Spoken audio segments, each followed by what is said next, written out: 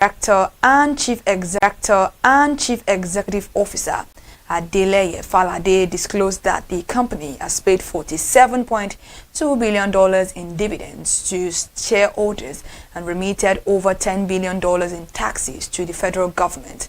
Falade noted that the company owns an asset base valued at approximately $23 billion, making it one of the largest corporate contributions to national revenue.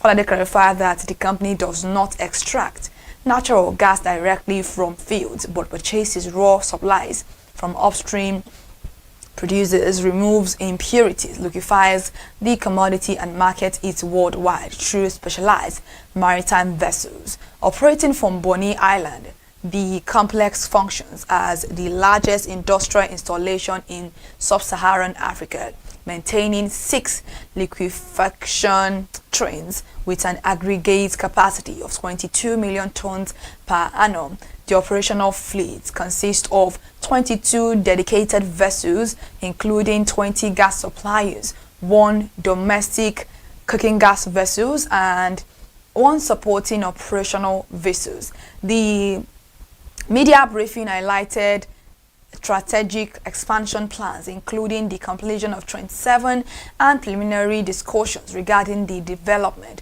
of Trains 8, 9, and 10 to strengthen global market position. Falade emphasized that the company continues to process and transport gas efficiently to serve buyers across Europe, Asia, and Middle East. NLNG reiterated its commitment to deepening domestic economic contributions while maintaining safe maritime delivery standards across international trade destinations. And customs authorities from Nigeria, Benin, and Cameroon have renewed commitment to coordinated border management, trade facilitation, and regional integration following a strategic benchmarking mission to the Bridge border post between Zimbabwe and South Africa. Organized with support from the African Export-Import Bank, the initiative aimed to deepen intra-African trade under the African Continental Free Trade Area.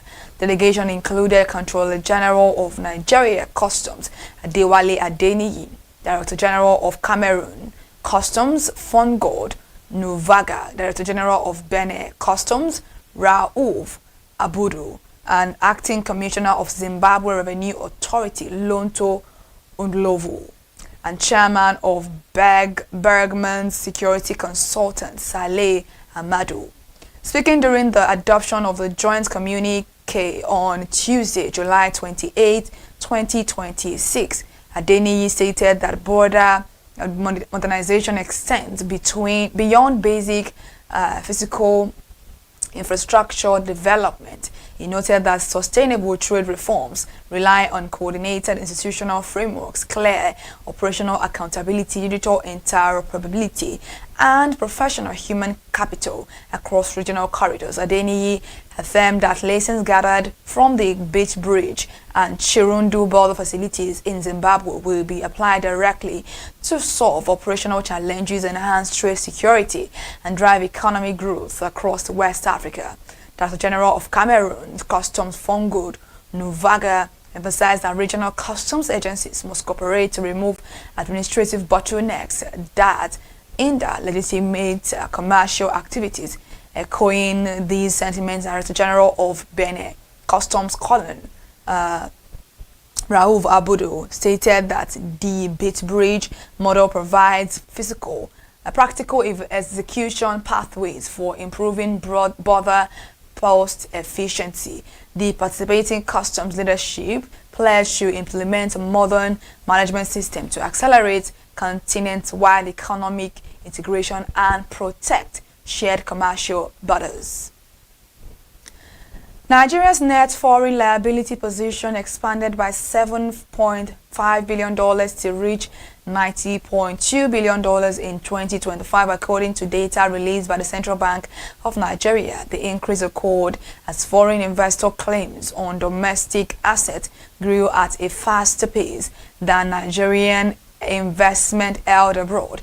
The Apex Bank's international investment position report revealed that total external financial liabilities stood at $215.8 billion, offset by total external financial asset of $125.6 billion. The expansion in total external financial liabilities was primarily driven by a $10.1 billion increase in portfolio investment liabilities, fueled by foreign capital inflows into government debt instruments such as open market operation bills. Foreign investors were attracted by high investment yields resulting from the country's elevated interest rate environment. Additionally, direct investment liabilities grew by $6.7 billion year-on-year, reflecting expanded foreign equity ownership in local enterprises across key commercial sectors. Unlike balance of payments reports that measure continuous trade and capital flows over specific periods, the international investment position measures the total stock of foreign financial assets and liabilities at a specific point of time. The Central Bank of Nigeria noted that while external liabilities increased significantly, the overall position was partially buffered by growth in national reserve assets and increased foreign asset holdings by Nigerian residents.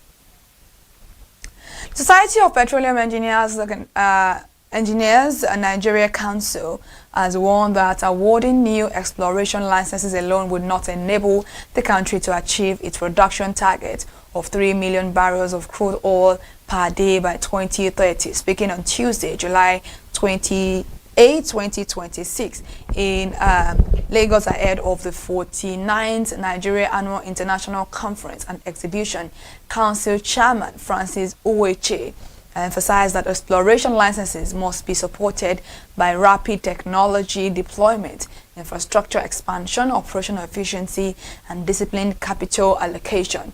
Uweche acknowledged that the conclusion of the 2025 licensing round by the Nigerian Upstream Petroleum Regulatory Commission, which awarded 37 oil and gas blocks to 31 preferred bidders, was a positive step, but stressed that converting award into daily output remains the primary challenge. He noted that achieving national production targets requires more than restoring odds in capacity, calling for new field development, subsea tiebacks, and advanced reservoir management alongside close collaboration between regulators, operators, service companies, and financial institutions. The council highlighted ongoing structural changes in the upstream sector, where indigenous companies now account for approximately 60% of national crude oil production following the divestment of asset by international oil companies, while Chi stated that local firms must demonstrate technical excellence, financial bankability, and effective environmental stewardship as they manage decommissioning liabilities and optimize field operations across domestic assets. The Central Bank of Nigeria's directive requiring payment transaction data generated within the country to be restored locally is expected to accelerate digital infrastructure development, according to the co-founder of GFA Technologies Group, Adebowale Omololu. The regulatory policy mandates banks, fintechs, firms, mobile money operators, and payment service providers to store and manage transaction data within national borders in compliance. Payment service providers to store in compliance with data protection laws, with full operational enforcement scheduled for January 1, 2027.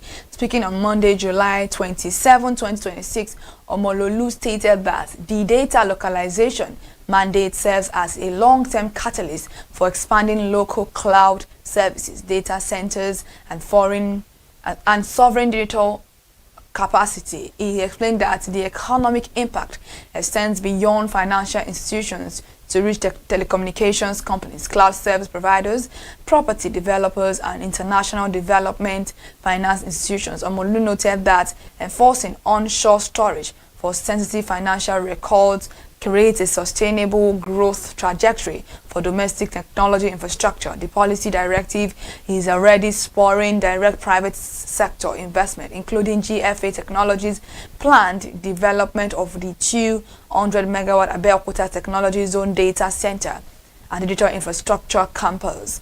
Industry analysts project that local processing and storage requirements will strengthen national digital sovereignty, enhance regulatory oversight, and attract long-term institutional capital to Nigeria's technology ecosystem.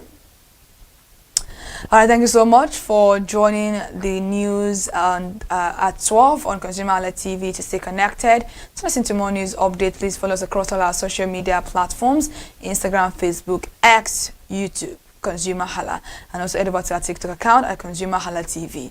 I'm Kike Lamo at Jibola. Good afternoon.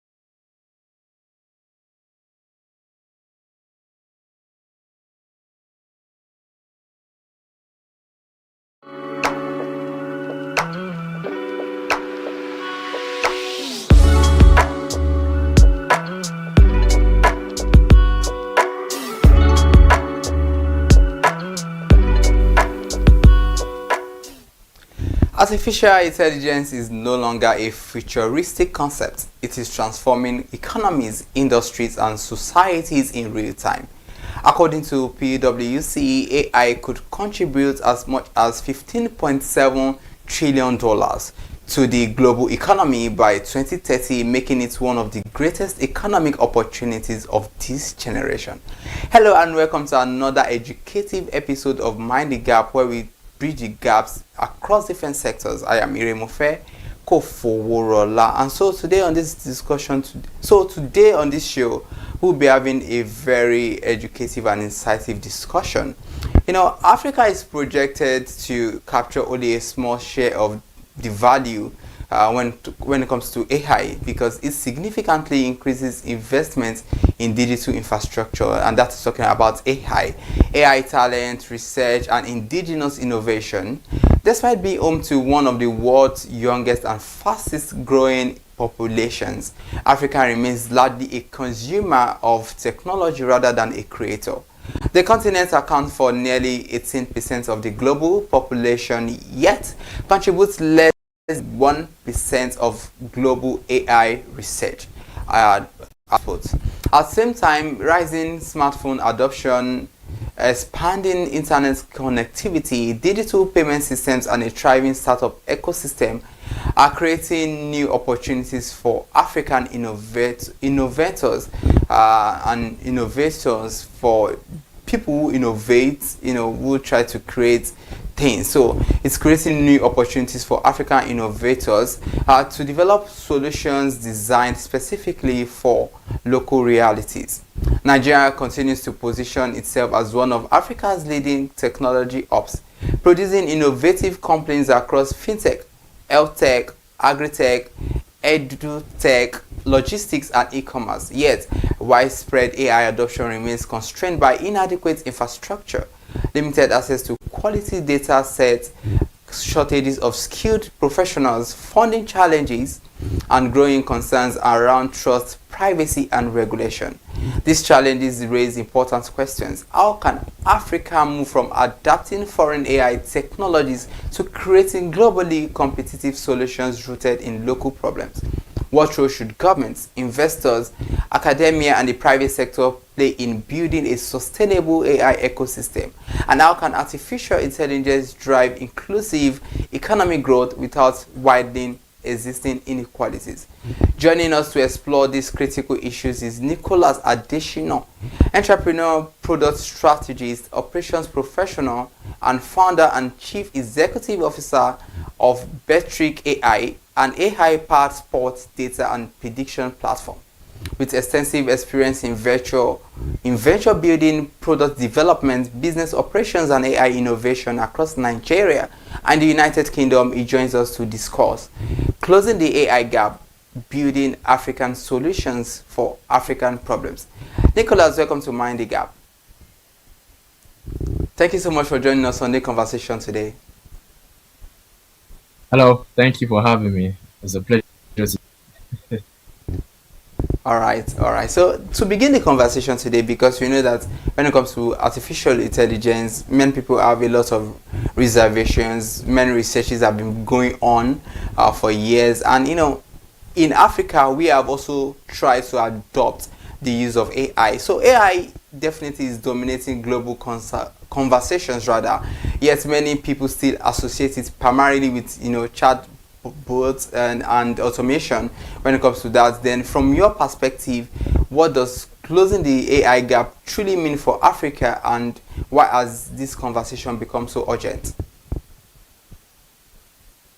Well, I will start from my own perspective of what closing the gap means. I would say we have to start from the infrastructure. We have very limited to no data centers within Africa with low power supply within this data sets. That's a very massive field. Then aside that, we also have to factor in the skills. I would suggest high investment in training stakeholders who have interest in building AI models. The next thing I would say would be, okay, one might have the skill, but if he lacks the information to act on the skill, then he just has potential. So there has to be great investment in passing these informations to the right minds that need them. Creating opportunity is also another angle that we'll look at. Um, in the terms of grants, building an enabling environment for those who have these skills to grow instead of taking these skills outside the country, rather or outside Africa, they put that skill back into the community. So the environment must be conducive enough for these professionals.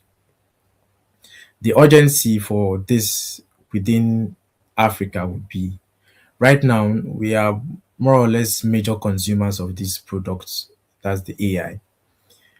I believe this first decade we should be behind in building, because if we miss out this window as builders, building products that are more related to the African economy, to the African story, that are more related to our own African realities, rather than picking up solutions for um, researches that have been done for elsewhere. These solutions should be more genuine to the African story. I feel that's something that we should hold in serious regard at this point in time. Oh, thank you so much for that insight. And looking at the fact that you mentioned that these gaps, they need to be closed, and which is very important. And if you look at it, Africa faces unique challenges across healthcare, education, agriculture, finance, transportation, and sport. Why do you believe African entrepreneurs are better positioned than foreign companies to address and develop AI solutions that face African realities? Um, I would simply say it's because this is our story. We have lived these problems. We have lived this in this environment. We understand it better than foreigners or foreign investors would understand it to be. These foreign investors rely heavily on reports and data from consultants, whatever the case might be. But for an African investor who has lived this problem and who understands that this is a problem that exists within this community, I believe we would be able to provide more intentional solutions by, for example, looking at what we did with Petric AI. We understand how the consumer behaves within the country. We understand what it Mm. means. We understand the mindset behind gambling. And it's the same reason why we have also tried to there's a model that we're going to introduce in the version 2 of the product whereby there's going to be support for those who have a certain level of addiction or lack control within this field. So I feel this is something that only those who have lived that experience and understand the problem that we face can have intentional solutions to them. All right, yeah, I quite agree. It's just like telling African stories.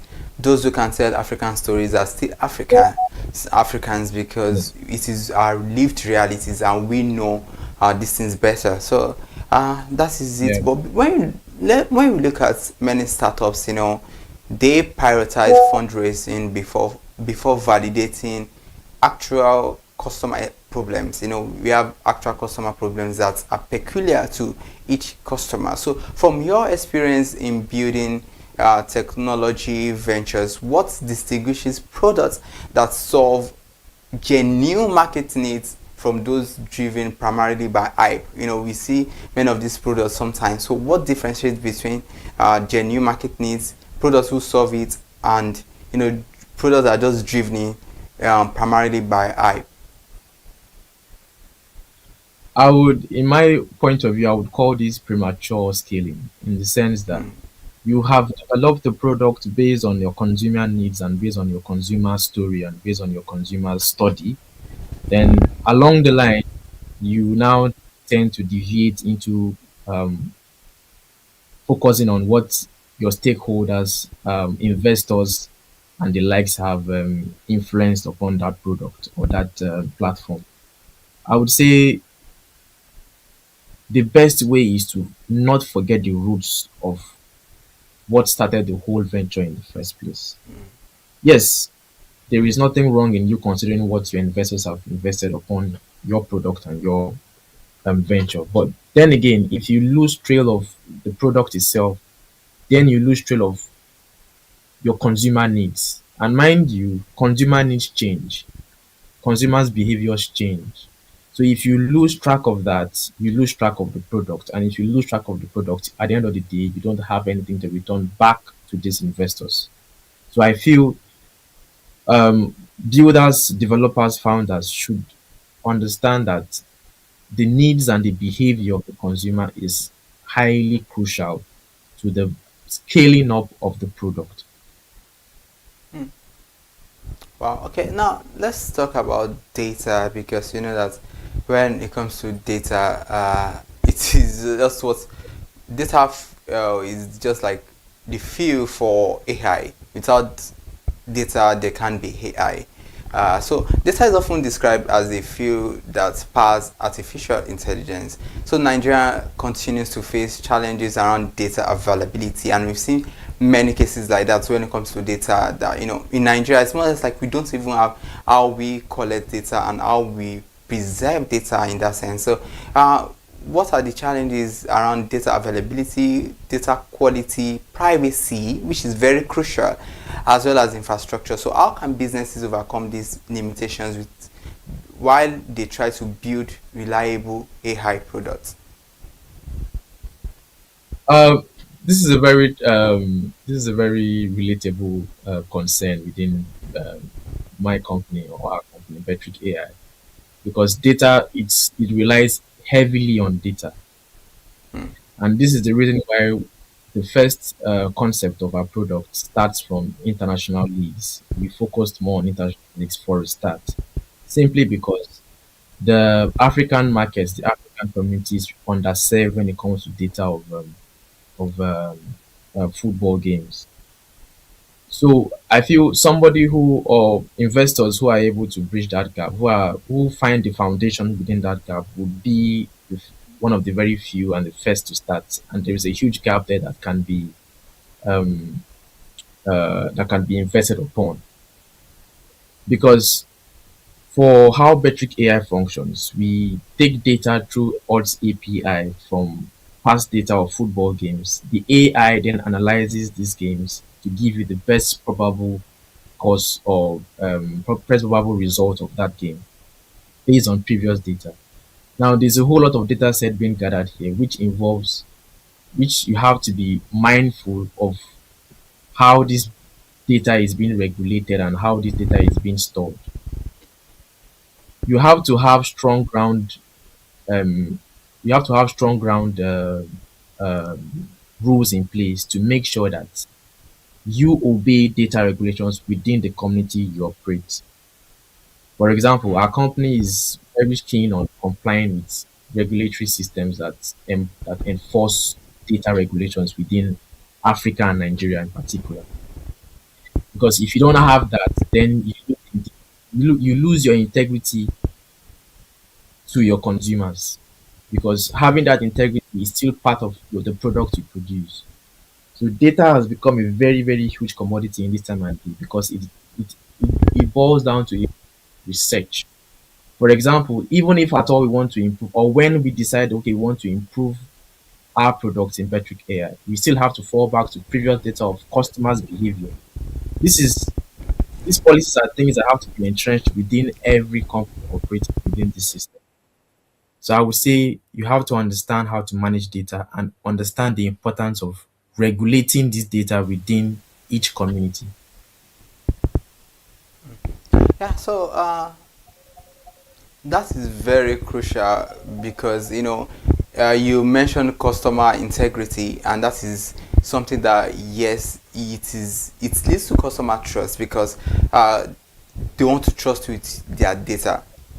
Everybody loves their privacy, and at the end of the day, if my data is being collected, so there must be something to ensure that yes, I trust you enough to give out my data and all that. So when you look at consumer now, consumers generally, consumer trust remains one of the biggest barriers to AI adoption because how well can we trust these investors? How well can we trust even these brands or organizations willing to adopt all of this data? So many people, as they are concerned about misinformation, privacy, algorithm bias, and job displacement. So what practical steps should innovators and regulators take to build public confidence in AI powered solutions, especially when it comes to innovations? Um, the government and stakeholders involved should create an enabling environment whereby consumers and developers, with builders, are able to operate and understand each other. Um, Instead of the government or regulatory bodies institutionalizing laws that place constraint on all actors, the consumer and the developer and the builder.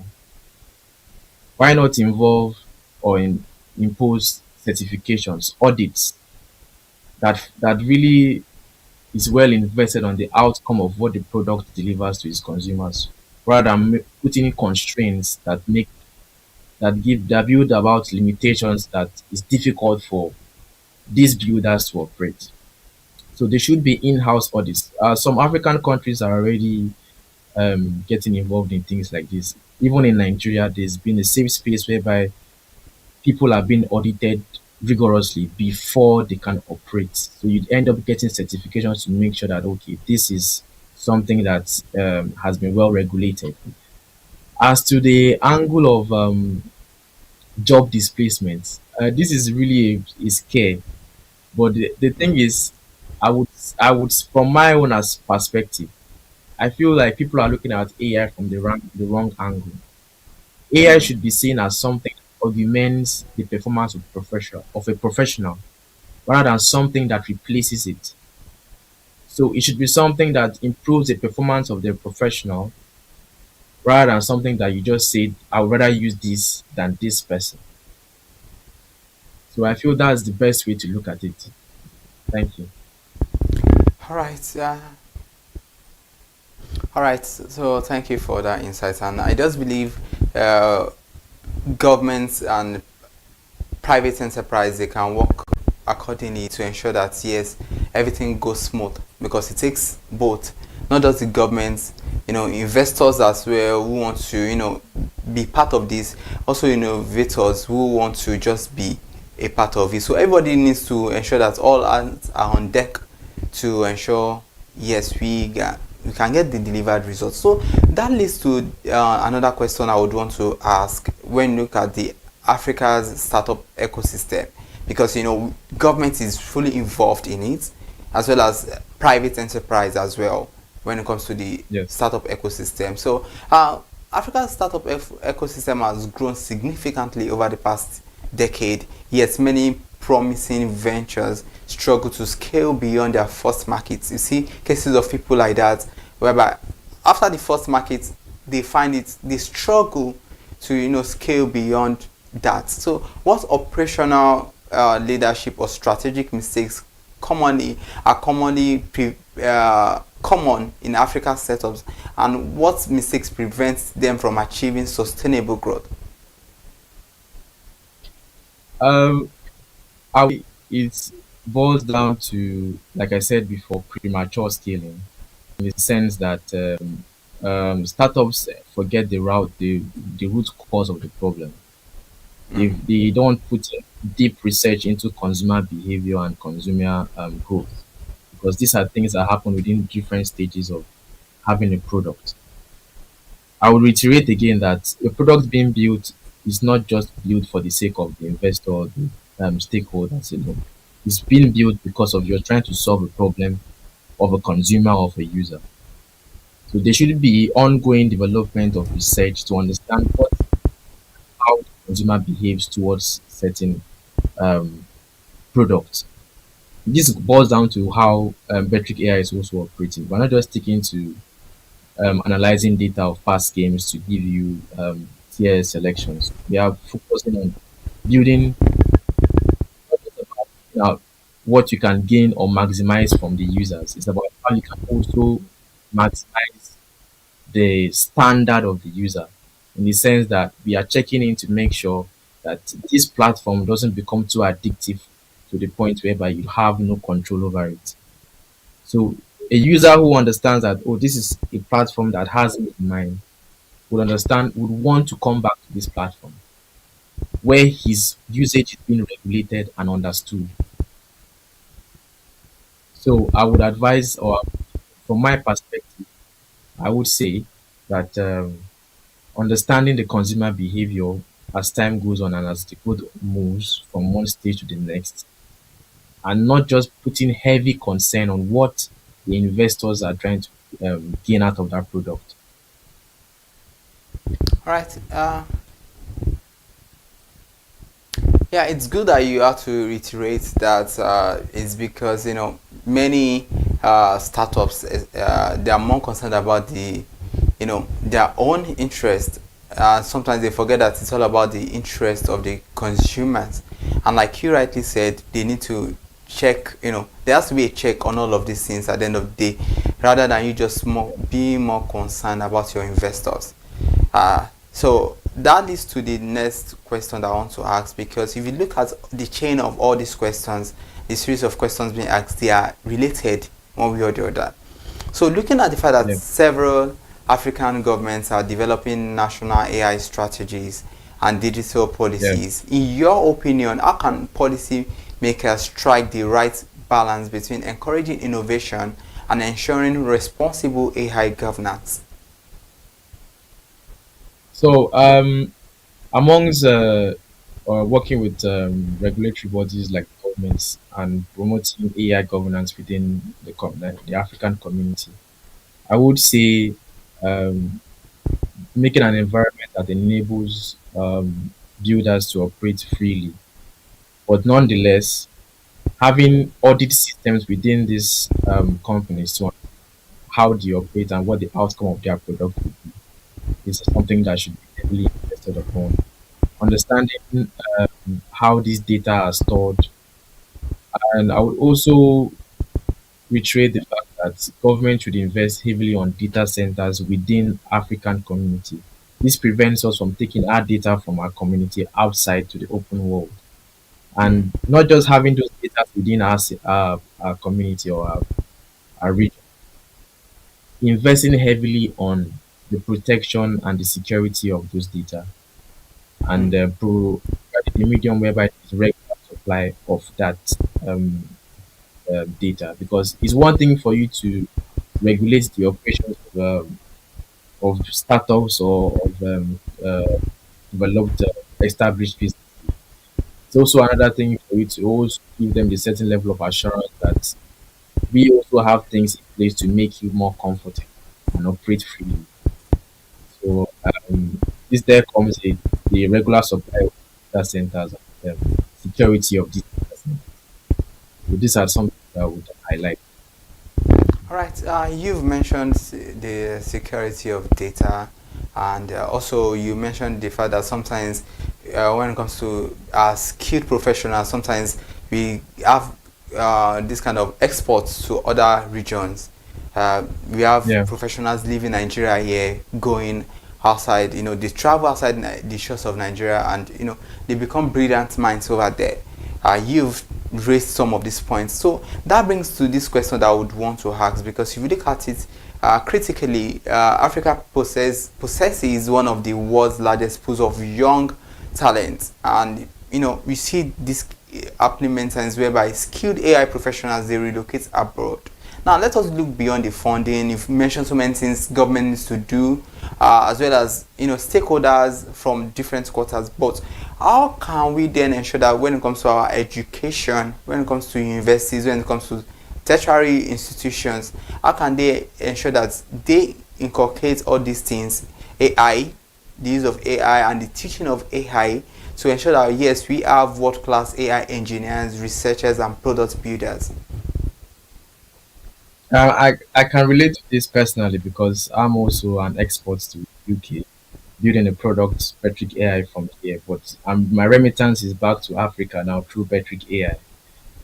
I would say, in terms of education, universities need to have more concrete partnerships with companies. Concrete partnerships in the sense that they should be transferable. These skills could be transferred right from university straight to the companies, and there's a working relationship between these companies that invest heavily in this sector.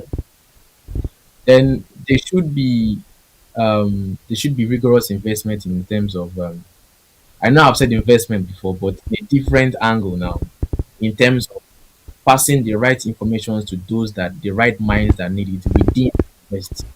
So catching the minds early and making sure that you harness that knowledge before they then get exposed to the consumer world itself. Um, we need to understand that if we don't build an enabling environment for these skills, eventually we would end up at the consumer edge of the cane for God knows how long. And I feel the first decade that we are in now is the best, is one of the best times to invest heavily in the production of this in the is the best is one of the best times to invest heavily in this product in this in this industry. All right. All Yeah. right. Okay, thank you so much. We will have to go on a short break right now, and this has been Mind the Gap. The conversation has been closing the AI gap, building African solutions for African problems.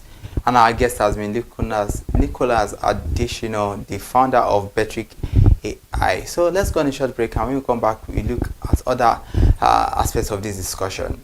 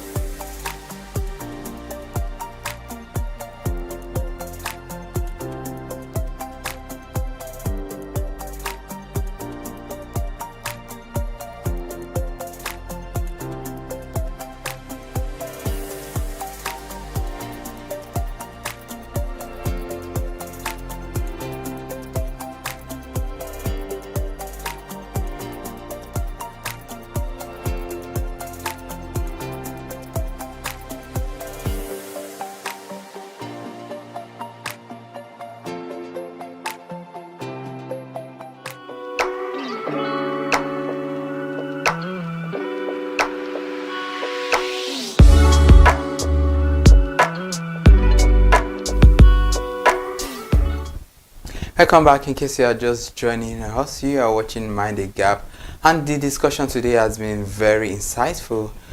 We have been discussing how to close the AI gap, building African solutions for African problems. It is very mandatory and important that we look into this conversation because we speak the African language, and definitely when solving AI issues or when trying to bridge the gap in the world of AI, we also have to speak the African language. So in case you have not subscribed to our channel, this is an opportunity for you to do so across all social media platforms on Facebook, X, TikTok at ConsumerHalla.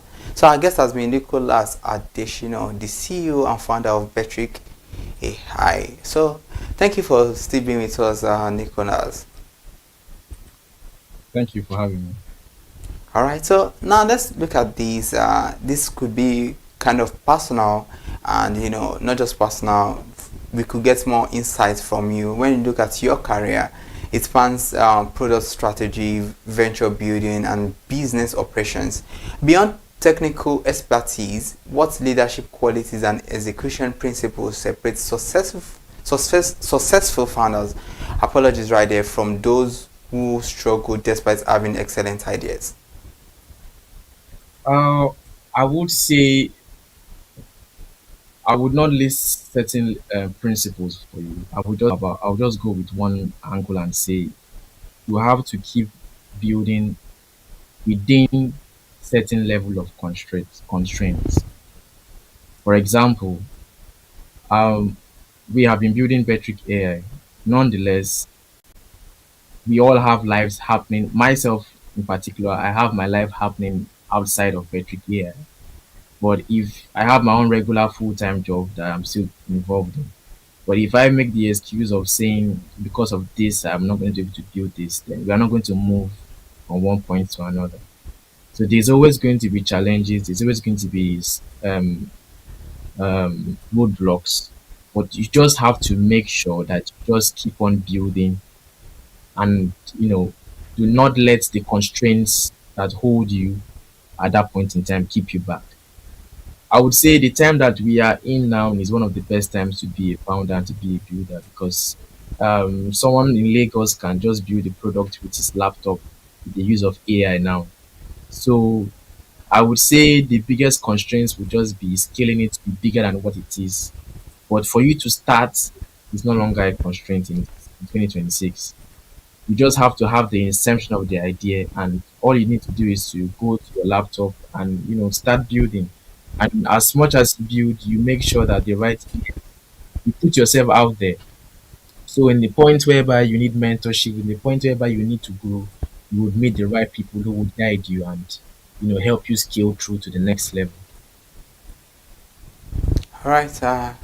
So for anyone who is a startup founder, that is a word of advice for you.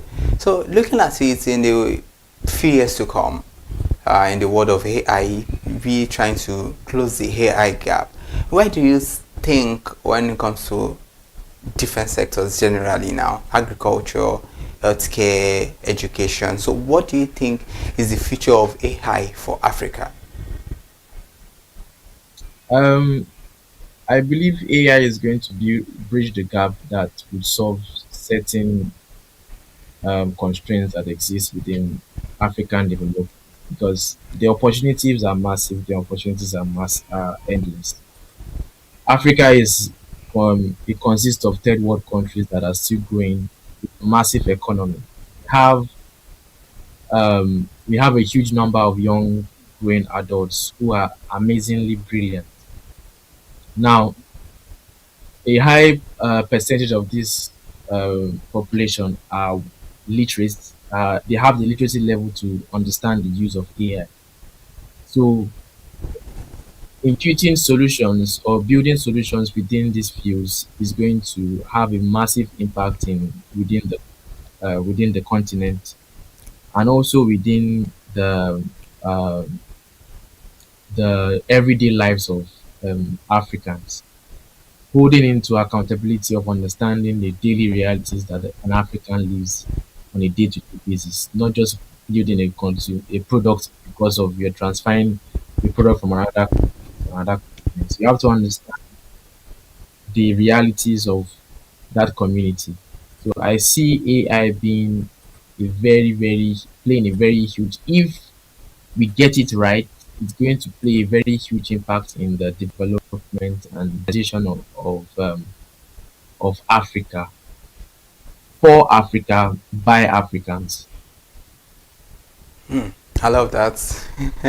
Yeah, you just have to build, AI capacities, AI solutions for Africans and by Africa. You understand? That's very Yeah. powerful, and also it also involves the use of storytelling and powerful illustration to achieve that. You mentioned leadership qualities earlier on. You've just talked about the future of AI for Africa generally and what we need to do as Africans. So now finally, before we allow you to go on the show, if you were advising the next generation of African entrepreneurs hoping to build globally competitive AI companies, because that is just the future.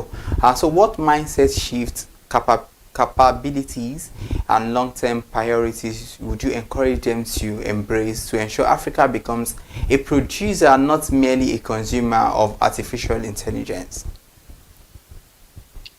I would simply say build now and scale later. Hmm. We are in a we're in a time and age whereby we just have to start some, because if you don't start, there's nothing to build upon, to scale upon.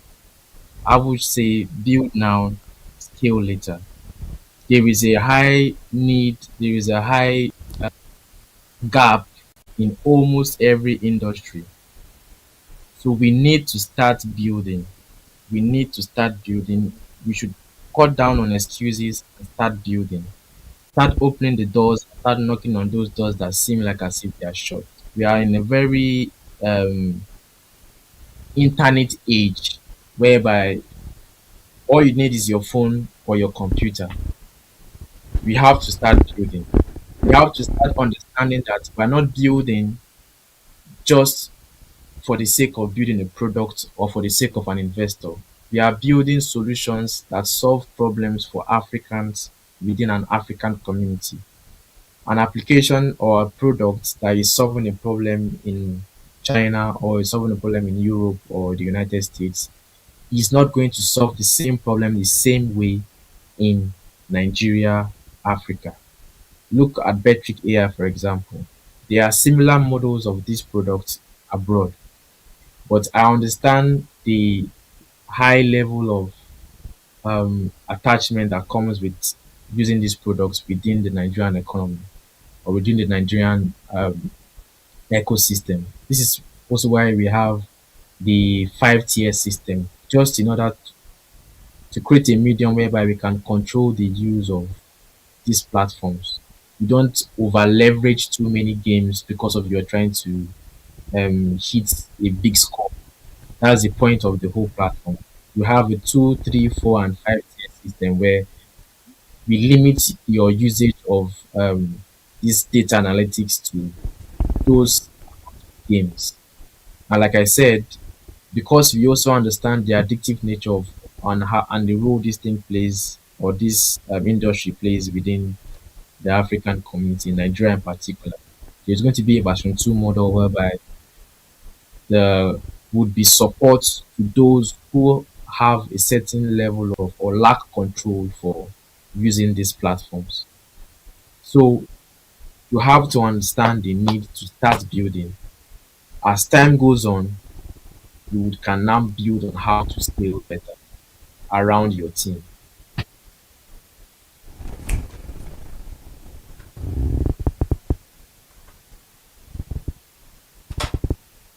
All right.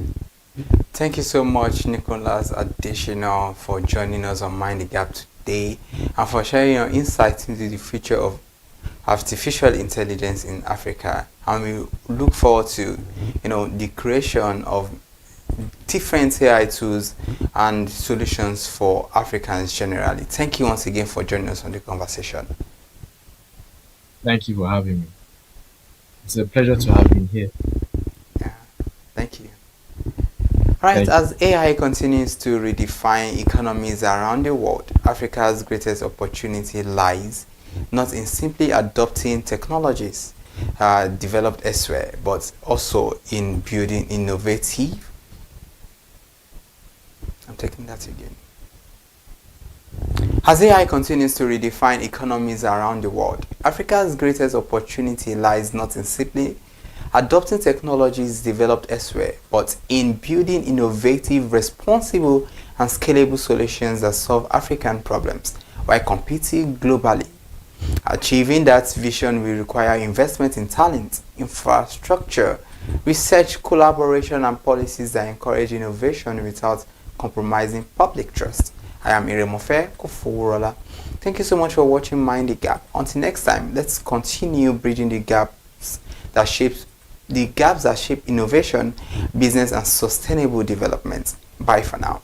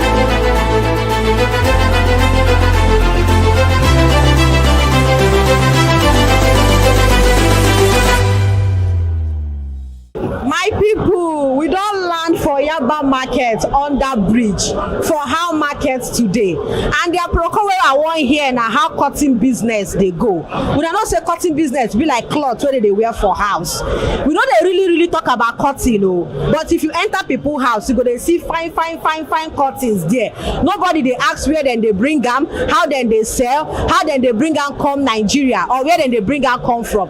Na this gist wey I wan bring give una today. Make una no go anywhere o, stay kampe and follow me. Make we go hear this story together. Make we dey go.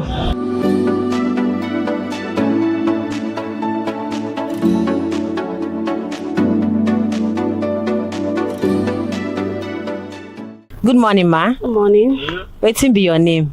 My name is Chioma Jen. Okay, Miss Chioma Jen. Where we dey so? Iyaba, under bridge, beside Access Bank. Okay, so wetin you dey sell for this place? We sell cotton and cotton material. In fact, interior decoration. Anything that has to do with interior decoration, both cotton, bedsheet, duvet. At all types, we sell them. Okay, so how this cotton business dey go? It's a very nice business, but it's not something that comes constant. Understand? Because after building house, you just decorate once. Maybe you just live like 4 years, you want to renovate the house, that kind of stuff. But it's not something that comes constantly. But there is still season for it. Okay, so this cotton, it gets grade by grade. Yes, we have different grades. We have high quality, we have VIP, we have to be VIP, depending on the one that you want to go for. Okay, so the highest price for your cotton wey dey this place na how much? We have the one of 50,000 naira per yard, like this type. These are VIP, and we still have semi-VIP. So it depends on the one that you have. Then you go for it. Okay, maybe we talk how market today. Not bad, I thank God, but still, we are offloading our container, so everywhere is a bit scattered. We are trying to arrange our goods in order, so not much customers today. Okay, compare cotton business last year and this year. How you don rate them? I know. Well, this year is better. You know how business is. You keep growing. That's what business is all about. You keep growing. You keep expanding. You get to know people more. People will get to know you more. You get more contact. So it's something that expands. In all business, you keep expanding. As well as you're pushing further, you got to meet people. Okay, you talk about business keep growing, keep expanding. Yeah. So wetin be the challenges where una dey face for this cotton business? Abi the business just dey smooth, dey go like that? Not that smooth, but sometimes customers do stress us because some will come with like 7,000 naira, thinking they will get a material of 10,000 for that 7,000 naira, and try to explain to them, they might not understand it. Understand? Maybe they will price somewhere else. They'll give them like 4,000 naira, forgetting that there's what we call qualities. Understand? The person will give them lesser qualities and lesser price, and they'll be comparing it with our own materials. Okay, you don't talk about quality now. Where would they bring una material? Where then they bring and come? From China. Okay, when they import from China, okay, I make the price the day where it's not even that high. It's not high. Just that we go for quality materials. It's not high because we import from China and Turkey. Okay. When be una cash out period for this business? Anything that has to do with month, they there because they try to renovate their house, that kind of stuff. Those that are building house, they try to finish up their house because of a Christmas celebration and New Year. And thank you, man.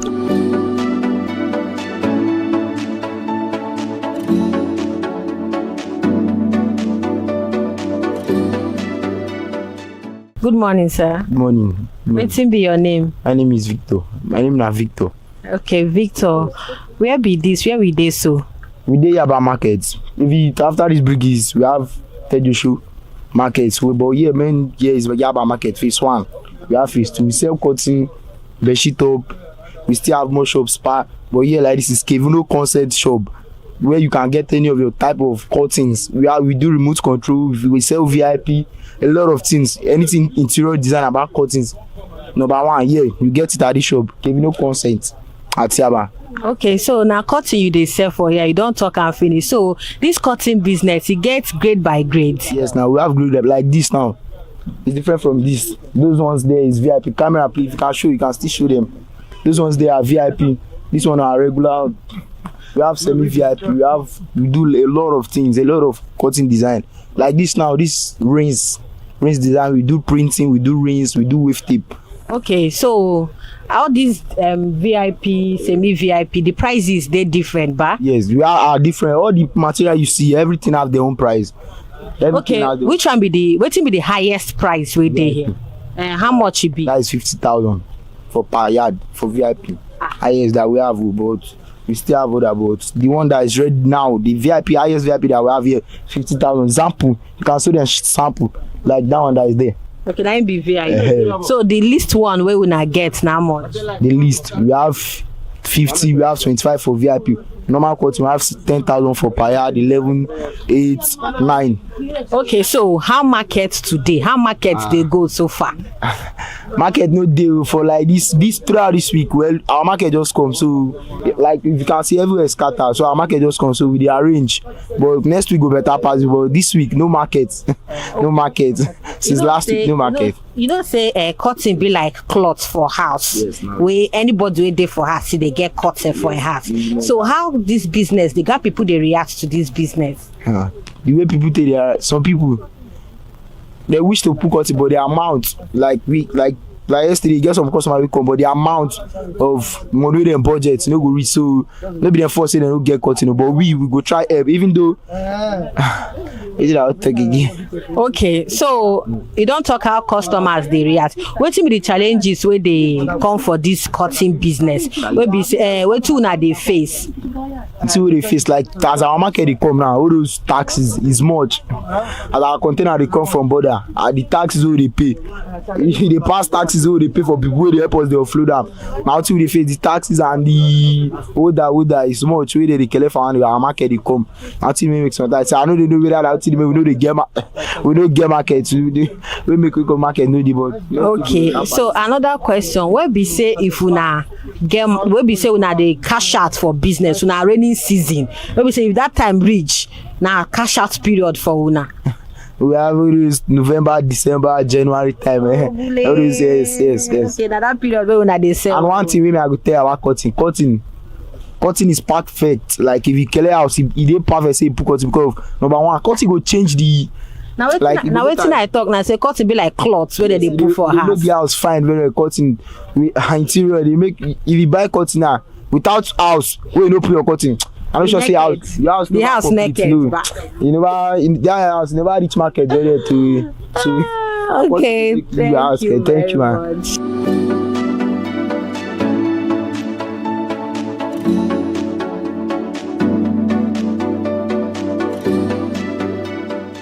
Good morning. Hi, good morning. Wetin be your name? My name na Oyinyechi Mary, or you can call me Mary. Okay, so where be dey so? We dey Yaba, under bridge side, close to Access Bank, Yaba. Okay, so wetin you dey sell for this place? Na cotton, so anything interior, curtains, cotton accessories, tie back. We deal on anything home interior. Okay, so for this your business, this cotton business, it gets grade by grade. Yes, na e get grade, we get smart, we get heavy, we get matte, and we can't get VIP. Na VIP be the highest of the grade for cottons. And the highest price wey dey here na how much? Depend though. VIP na 50,000. Heavy fit be like 10,000. Smart, you can get smart for 5,000 and other prices and above. It depends on the range of material you're looking for. Okay, since when you did this cotton business, how markets they be for cotton business?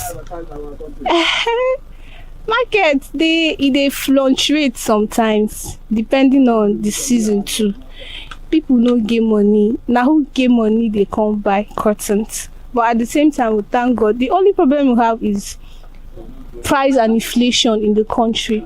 Because for these people to they clear goods. When they clear goods finish, they go put price for where they clear goods. So that one will be challenge for cottons and other stuff. So okay, now the challenges where when they get with that. And the challenges where they clearing and forwarding can be something very stressful. They will come put money for clearing and forwarding. The people who get shop go on come put money for their own goods, making the business a little bit difficult to move forward and price. Okay, so what do you want to tell your customers outside now? May God bless you now. No, now come buy cotton from us. Because now when God bless you now with money, we go see money, come buy cotton from us. Okay, thank you. Thank you very much.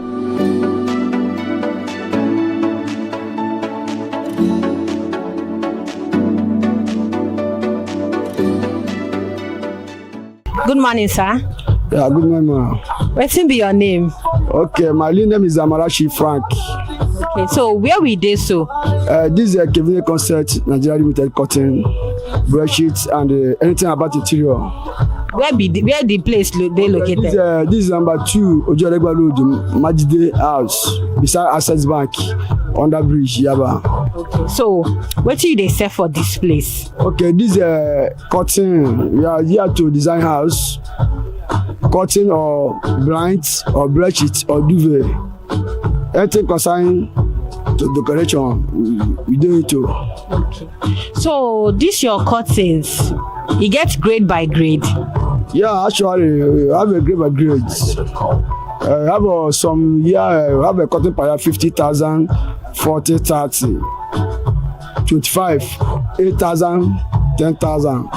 But some of our customers will be at home and get budget that you can get cotton of 3,000. You cannot get cotton of 3,000 for now. You know, say something, the cotton have grade by grade, in fact. You have grade, you know, so something that says 5,000 and 8,000 is not the same level. Yeah. So how markets today? Thank God for today because our cotton lands on Sunday we will float 40 feet. Today we are already make a float 40 feet again today. Okay, so there's not much customer today. Okay, so compare business last year and this year. This your cotton business. How you don't go so far? I cannot lie for God. Last year is good, very well. This year is much better. This year is much better, but it's not like that. But everything cutting too hard. You understand? Yeah. Okay, you say cutting too hard. What do they affect this business? So they make them slow, or what do you feel say they make this business? No, they go fast. And the economic of country, the economic for the country. You understand? Now they make the business cannot move. No, it's not only my business. Everywhere, as Nigeria did, I ain't cause them. The country too hard. In fact, that's why everything too slow. So cotton business no be waiting person. Don't be like cloth wey they wear for house. No be waiting person go job. No be everybody. No be waiting they change all the time. So when be your cash out period for this business? I want to use the opportunity. Like Salah time I have a lot of customers, Muslim. They patronize me very, very well. At December time, and cotton holding have season. But towards Sarah time, all the whole Muslims, they come in markets and change. Yes, and some Christians also coming. So I appreciate all my customers. You understand? Yeah, thank you. Okay, thank you.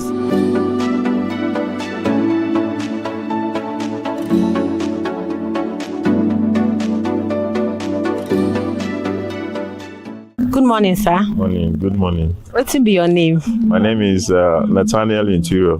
Okay, Mr. Nathaniel. Interior, yes. Okay, where we dey so? We dey about like this. Okay, so what do you sell for Yaba? I sell curtains. As you can see, it's curtains. We sell Turkish fabrics. Okay, you don't call Turkish. Not only for Turkish material you get, or you get other ones? We have other ones, but we based on Turkish mostly. Okay, this particular store, Abi warehouse now, Turkish material. Turkish fabrics we deal with. Okay, so you get anything where they affect this Turkish material? Really, yeah, their prices. Because some people compare you with other people on thinking they are the same. They are not the same. Just like clothes. If you see mass production and the one you see in boutique, they are different and different makes. As they are different make, their prices are differs. Okay, so this your Turkish material, it they last long, Abi get grade by grade? They last long. All of them, they are the same lifespan, but they still have grades. We have VIP and we have normal fabrics, and they have different lengths. As you can see, look at this one, has a very long length, and we have some that you can see this is shorter length. So their prices are differs. Okay, the highest price where you get for all this material and how much were they here? The highest price I have here is 25,000. Okay, 25,000. Yes, the lowest price now much? The lowest price is 8,500. Okay, 8,500. Yes. Okay, so make I come to my question. How market today? Well, as you can see, the economic is affecting the market somehow. You know, sometimes you sell. It's only when you sell that there is market. When you don't sell, there is no market. That is just it. That is the philosophy of it. When you compare last year and this year business rates, I know say this year don't go half. Yes. How market be so far? Well, we thank God anyway, but this last year is better than this year. But you know, we are just at the half of the year now, so we don't know what will come up for the remaining months of the year. You know, say cotton now waiting people they use, you know, once no be just they be like clothes where they wear for house. So waiting be the challenges where they face, where customers they. Most of the challenges are the prices. Do you understand? Because many people, you know, for the standards of this company as it is, we deal with mostly on Turkish, and you will see somebody that will come and say, I need a material of 3,500, which is very difficult to get it in our own company. So these are the challenges we are facing. So we are trying to see how we can come down to the masses, that they can have their normal prices. Okay, so that we'll be selling every day too. Okay, if you come down to the masses, it go affect your business. Like when they price you below waiting you, because Turkish material no small now. If you come down to the masses, it go affect your business. Not in Turkish fabric. We can go to China and request for a lower quality for other masses that they can afford, so that we'll be selling steady. Because sometimes we lose customer when they don't have their own price here. They can decide to go elsewhere, and it's affecting us somehow. So we are planning to go to market, maybe China, to get a lower quality for them, so that we'll be selling always. Okay, no say as it bad, you no go too bad. Yes. So when be your cash out period for this business?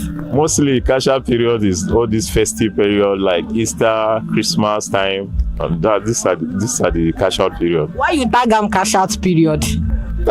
People they want to make some changes in their house, and Christmas some people will build their houses. They want to furnish the house to look good, and they want to go home for Christmas. So these are the time I think we sell most. Thank you, sir. You're welcome.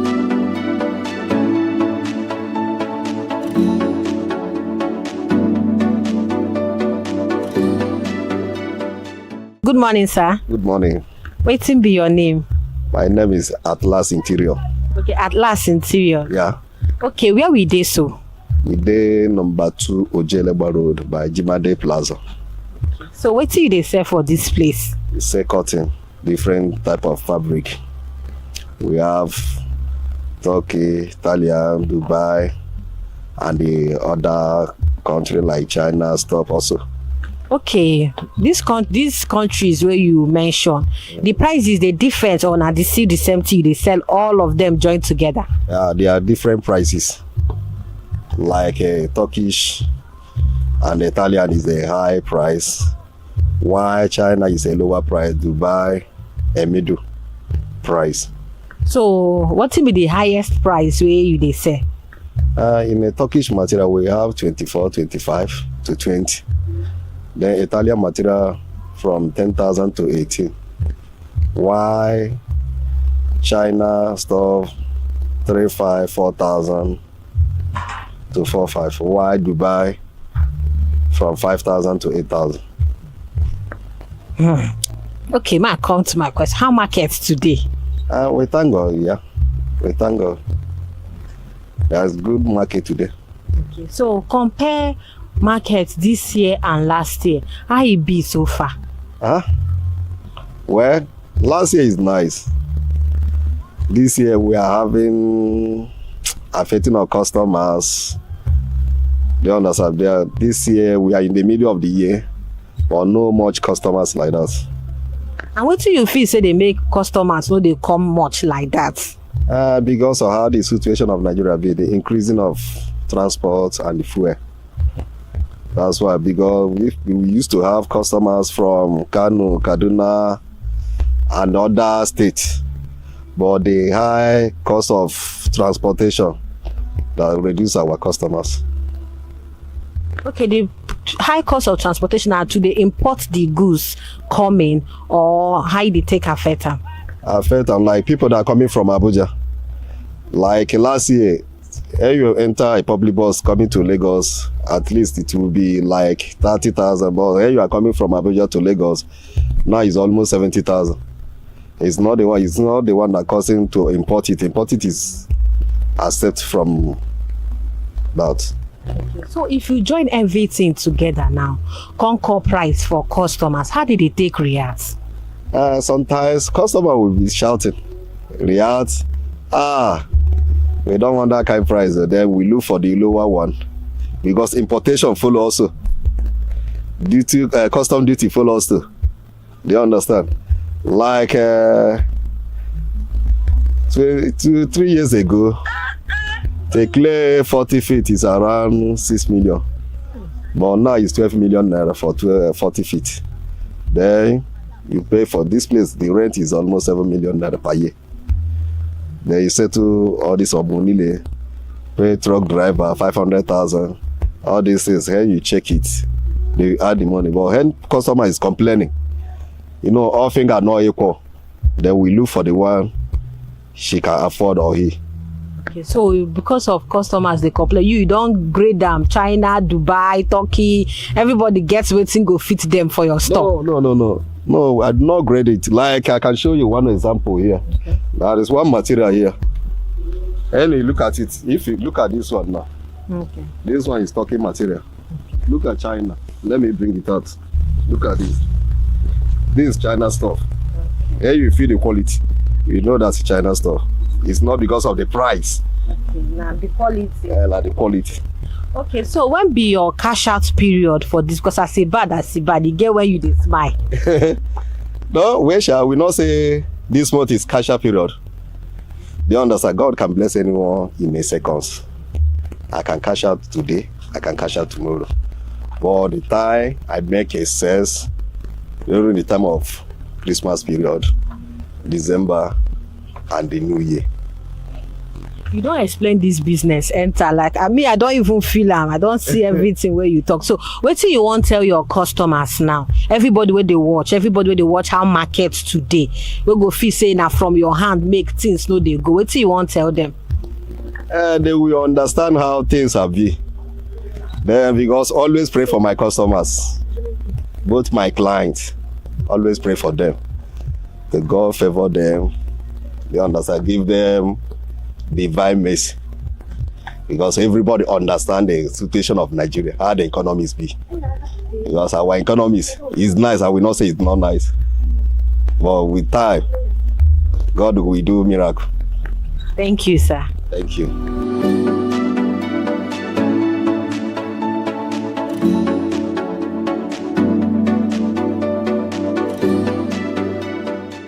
My people, I still dey market, so and now even inside one person shop I still dey like this. We don't hear from everybody mouth how cotton business be. Cotton business no be small money o. The wetin they call, they bring am from Turkey, they bring am from China, they bring from Dubai. Everything na still from under cotton. So cotton business e get as it be. As we all know, say cotton be like say na cloth wey they wear for house, and they don't tell us how the business they go. You know, be business where they too calm, you know, be business where they too slow. Now anytime where people get their time for house, they go come buy cotton. So now wetin we come yaba under bridge can't do today. Oh yeah, now make we wait for another episode on how markets today. Follow us on all our social media: Instagram, Facebook, TikTok, ConsumerHallaTV, and subscribe on our YouTube channel, ConsumerHallaTV. My name na Elizabeth Eze. See you on our next episode. Bye.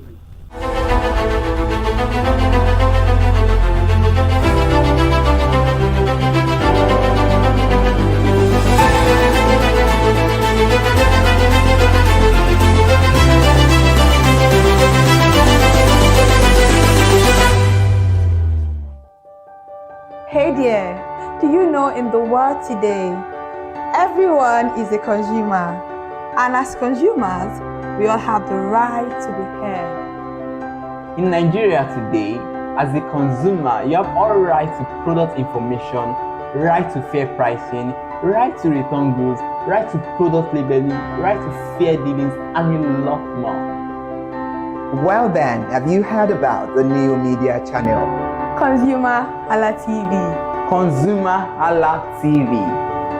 ConsumerHallaTV.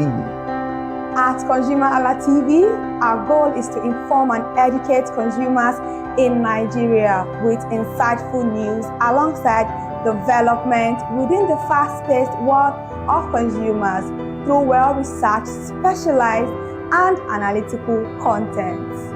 Our vision at ConsumerHallaTV is to create an engaging platform that provides right connections for meaningful brands in Nigeria, thus creating a more caring world for consumers where business thrive. And guess what? Our ConsumerHalla brand is the first consumer complaint resolution portal in Nigeria, powered by a 72-hour feedback mechanism. We offer consumer advocacy, informative talk shows, branding promotions, advertising, and lots more. Connect with us via our YouTube channel at ConsumerHallaTV. Follow us on our Facebook page, ConsumerHallaTV, our Instagram page, ConsumerHallaTV, and do well to subscribe to our YouTube channel. Subscription is free. ConsumerHallaTV. At ConsumerHallaTV, you deserve to be heard. At ConsumerHallaTV, you deserve to be heard.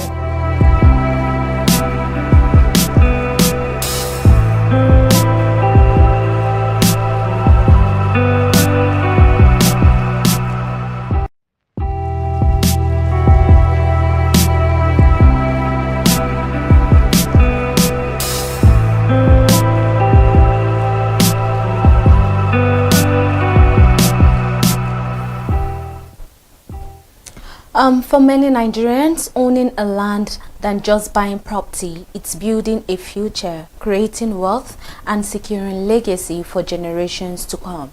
But for some, that dream has turned into years of regret, from fake documents and multiple sales to government accusation and costly legal disputes. Many land buyers only discover the truth after they have made payments. So the big question is, how do you protect yourself before investing your hard-earned money? Hello and welcome to another informative edition of Real Estate Today, where we simplify property matters and help you make informed real estate decisions. I am Elizabeth Abefe. And I am Irimofe Kofoworola. On today's program, we are discussing 10 risks to avoid when purchasing land in Nigeria.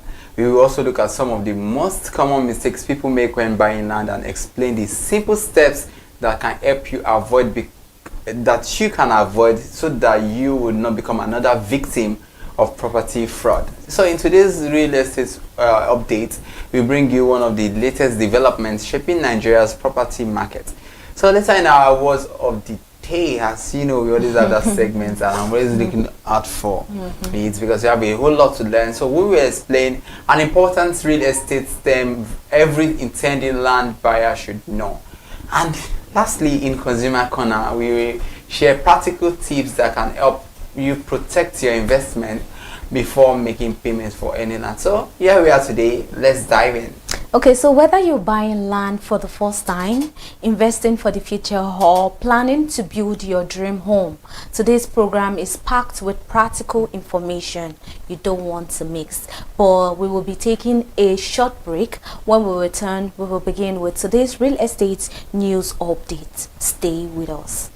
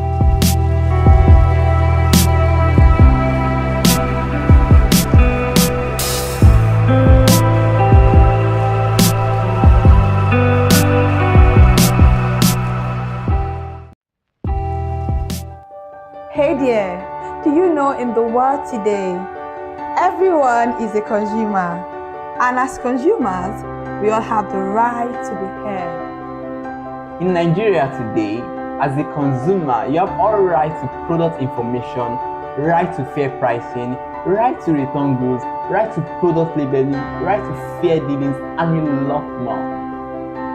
Well then, have you heard about the new media channel? ConsumerHallaTV. ConsumerHallaTV. ConsumerHallaTV. At ConsumerHallaTV, our goal is to inform and educate consumers in Nigeria with insightful news alongside development within the fast-paced world of consumers through well-researched, specialized, and analytical content. Our vision at ConsumerHallaTV is to create an engaging platform that provides right connections for meaningful brands in Nigeria, thus creating a more caring world for consumers where business thrive. And guess what? Our ConsumerHalla brand is the first consumer complaint resolution portal in Nigeria, powered by a 72-hour feedback mechanism. We offer consumer advocacy, informative talk shows, branding promotions, advertising, and lots more. Connect with us via our YouTube channel at ConsumerHallaTV. Follow us on our Facebook page, ConsumerHallaTV, our Instagram page, ConsumerHallaTV, and do well to subscribe to our YouTube channel. Subscription is free. ConsumerHallaTV. At ConsumerHallaTV, you deserve to be heard. At ConsumerHallaTV, you deserve to be heard.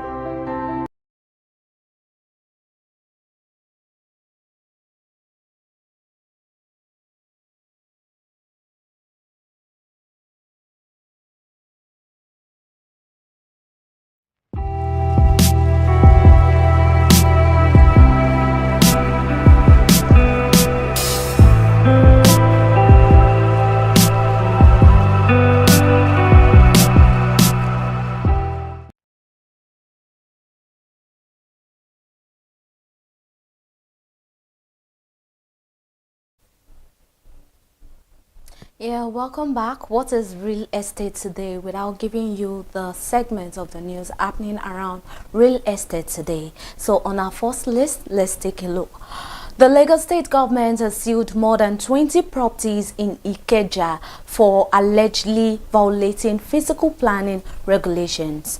The enforcement exercise carried out by the state planning authorities targeted buildings to have been developed without the required approval or in violation of the approved building plans.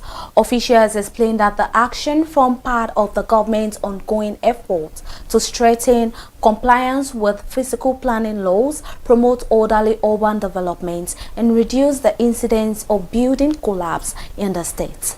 The government also warned developers and properties owners to obtain all necessary planning permits and comply with existing regulations before commencing constructions, stressing that violators would continue to face sanctions.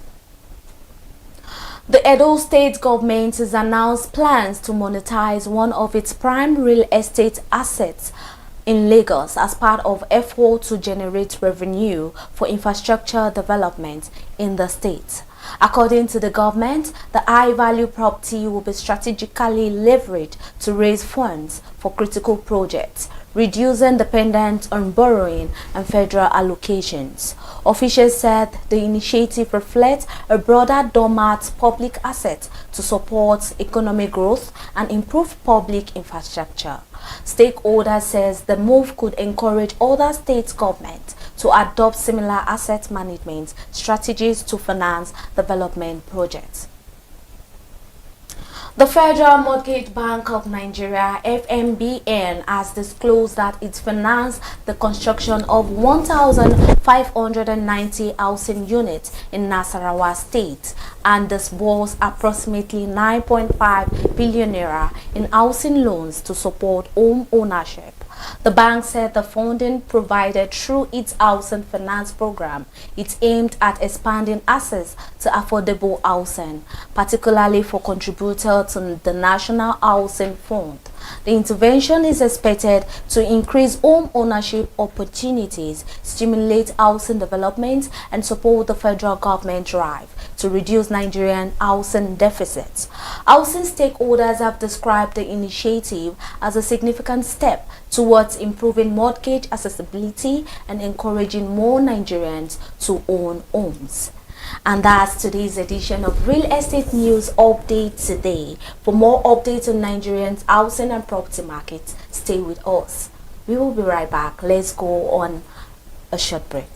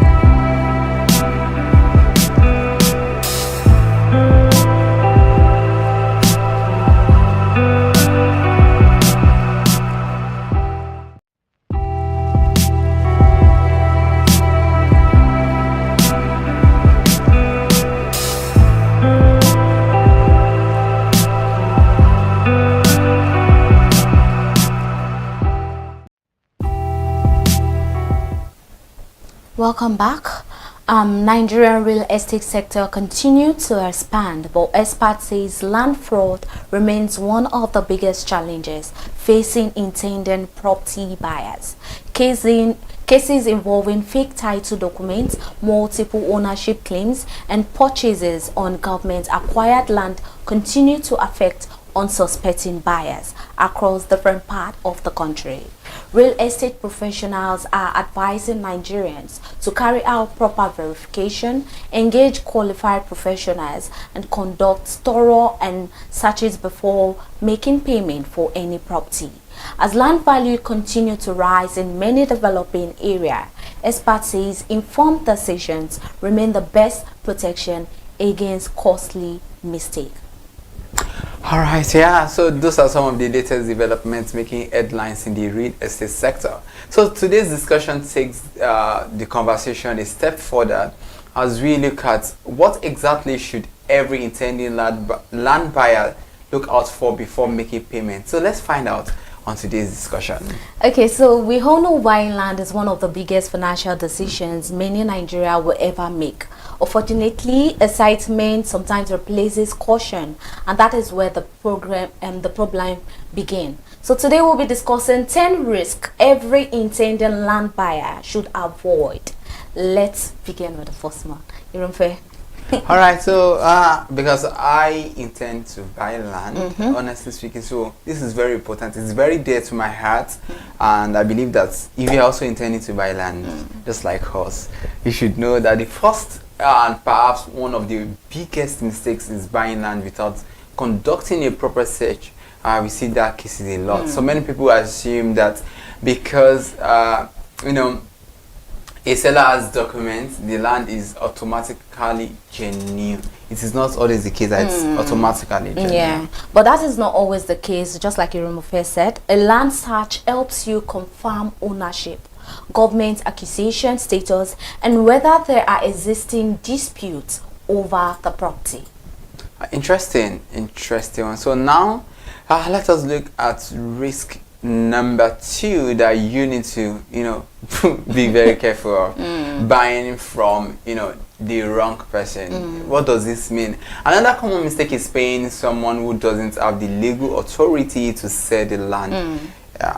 Before making payments, confirm the identity of the owner or ensure the seller has the legal right to act on behalf of the owner. So to buttress this point, a visual video will be projected on the screen so you can understand better. Receipt from Omonile is worth nothing in court. Nothing. If you are buying land, make sure that they transfer ownership to you. The receipt only says they paid me money. Do you understand? You buy land from an Omonile in 2011 when the land was 75,000 naira. Okay. Now the land is worth 75 million naira. You take that receipt to court. The best you ever get is a refund of that 75,000 naira plus interest. I could have killed a lot. You will not get the land because nothing in the thing that happened between you and that Omonile says you bought land. What are you saying? Only if a deed of assignment is written, signed, that transfers the rights of that Omonile in that property, in that land, to you. If not, time wasted, man. A land transaction is not complete when you pay. It is complete when all the documentation is in order. Stay safe out there. So do not forget this of assignment is very important in this case. So do not just pay and you're giving receipts and say Mutirale. You've not bought land until when there is transfer of ownership. That is very important, and always make so much emphasis on the deed of assignment. Very important. Now let us look at the risk 3 that people always make when it comes to buying land, and you should not ignore all of these. Ignoring title documents, because it's very important when it comes to title. Okay. So let's look at this. Many buyers hear terms like certificate of occupancy without understanding what they mean. So they do not understand that it has deeper meaning. Yes, never assume.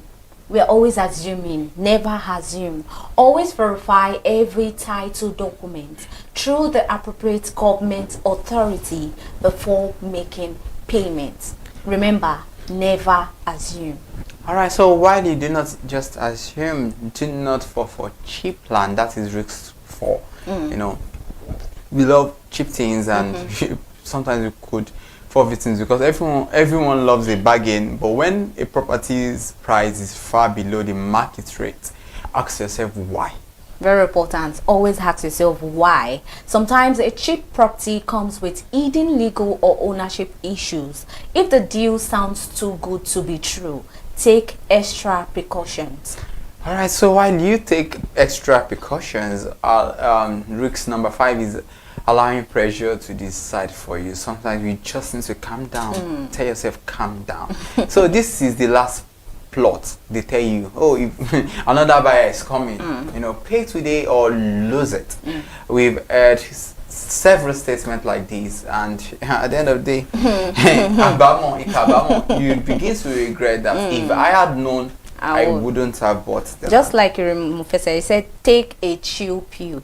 Never allow pressure to replace due diligence. A genuine investment will still be worth verifying.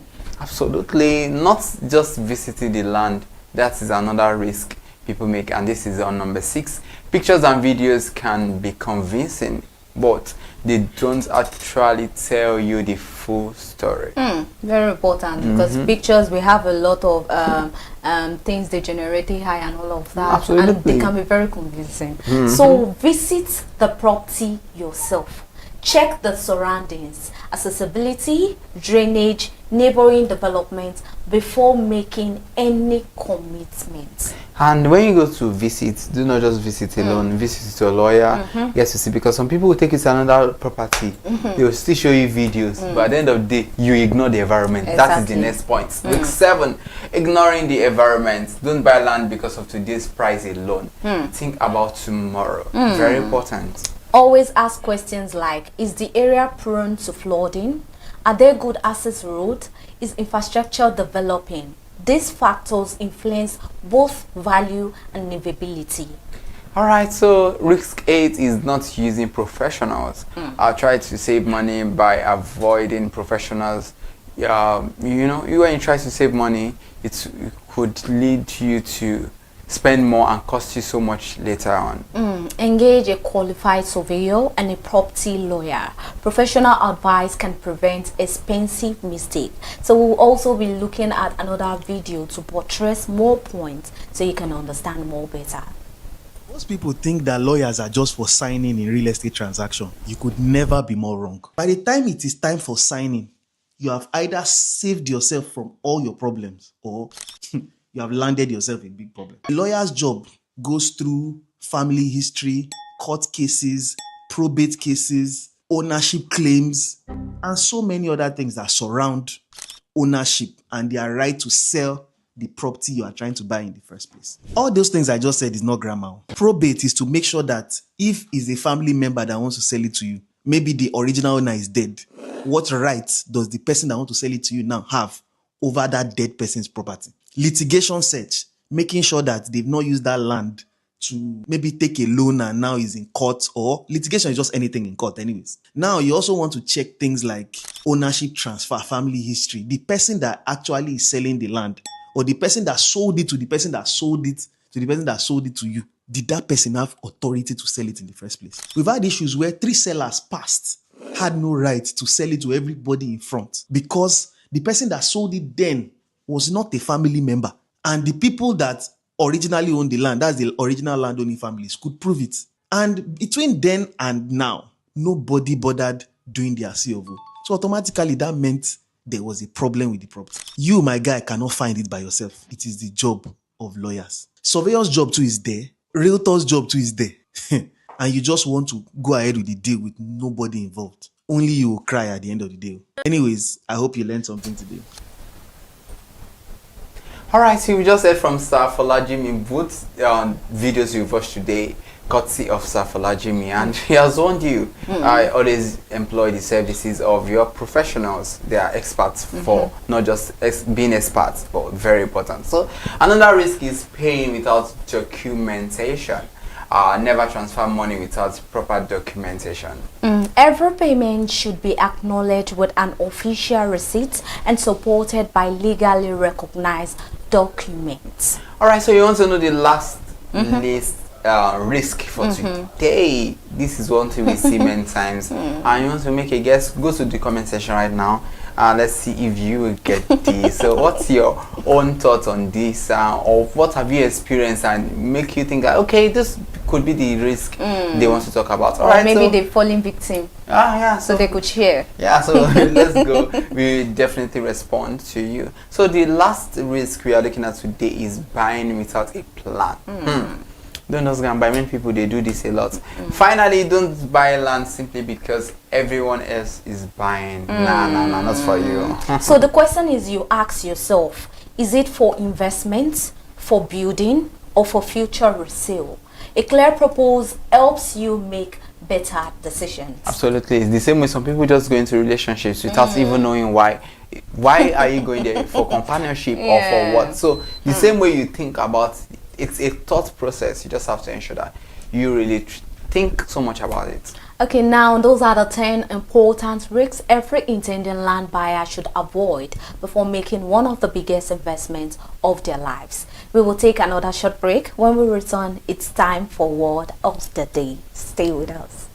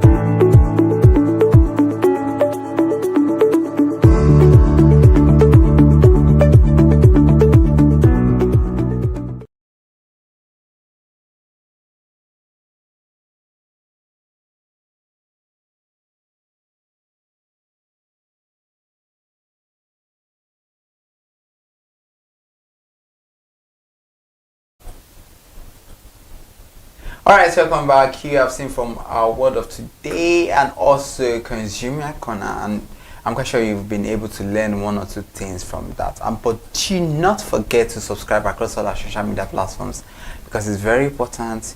Remember, as you are doing a few extra checks today so that you can save yourself years of stress tomorrow, do the same by clicking on subscription button so that you get to subscribe and you know about all our contents when we drop them. So buying land is one of the most rewarding investments you can make, but only when you make informed decisions, and that is why we had to enlighten you more. Every day is not always to be too serious, guest on the show and all of that. This one too is very important, it's very serious, but then I hope you learned one or two, and we hope today's program has equipped you with practical knowledge to avoid common mistake and protect your investments. Join us again, not against us. Join us again next time as we continue to simplify property matters and bring you the information you need to make confident real estate decisions. I hate to go, but Mofe, this is all saying. I am Elizabeth Afefe. And I am Mofe Kufurola. See you next time, and thank you for watching Real Estate Today. Goodbye. Bye.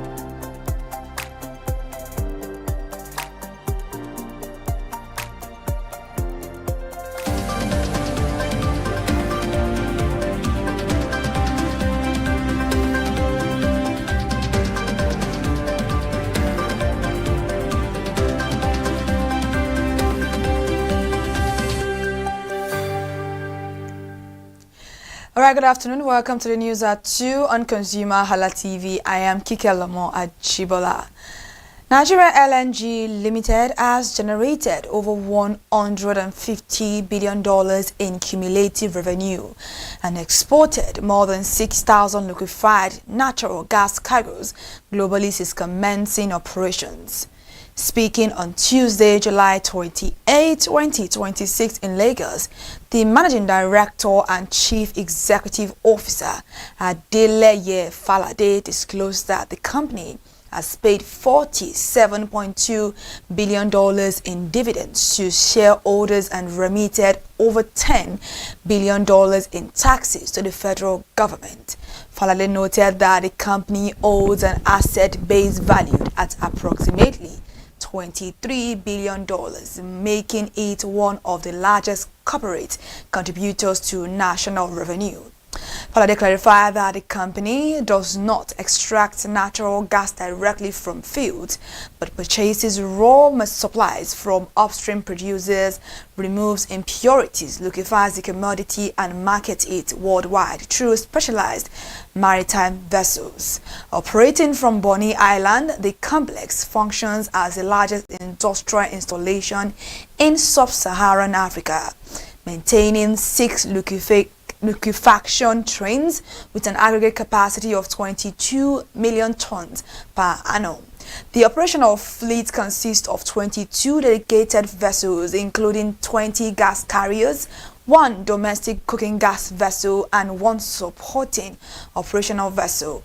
The media briefing highlighted strategic expansion plans, including the completion of Train 7 and preliminary discussions regarding the development of Train 8, 9, and 10 to strengthen global market position. Falade emphasized that the company continues to process and transport gas effectively to serve buyers across Europe, Asia, and the Middle East. NLNG reiterated its commitment to deepening domestic economic contributions while maintaining safe maritime delivery standards across international trade destinations. Custom authorities from Nigeria, Benin, and Cameroon have renewed commitment to coordinating border management, trade facilitation, and regional integration following a strategic benchmarking mission to the Beat Bridge border post between Zimbabwe and South Africa. Organized with support from the African Export-Import Bank, the initiative aimed to deepen intra-African trade under the African Continental Free Trade Area.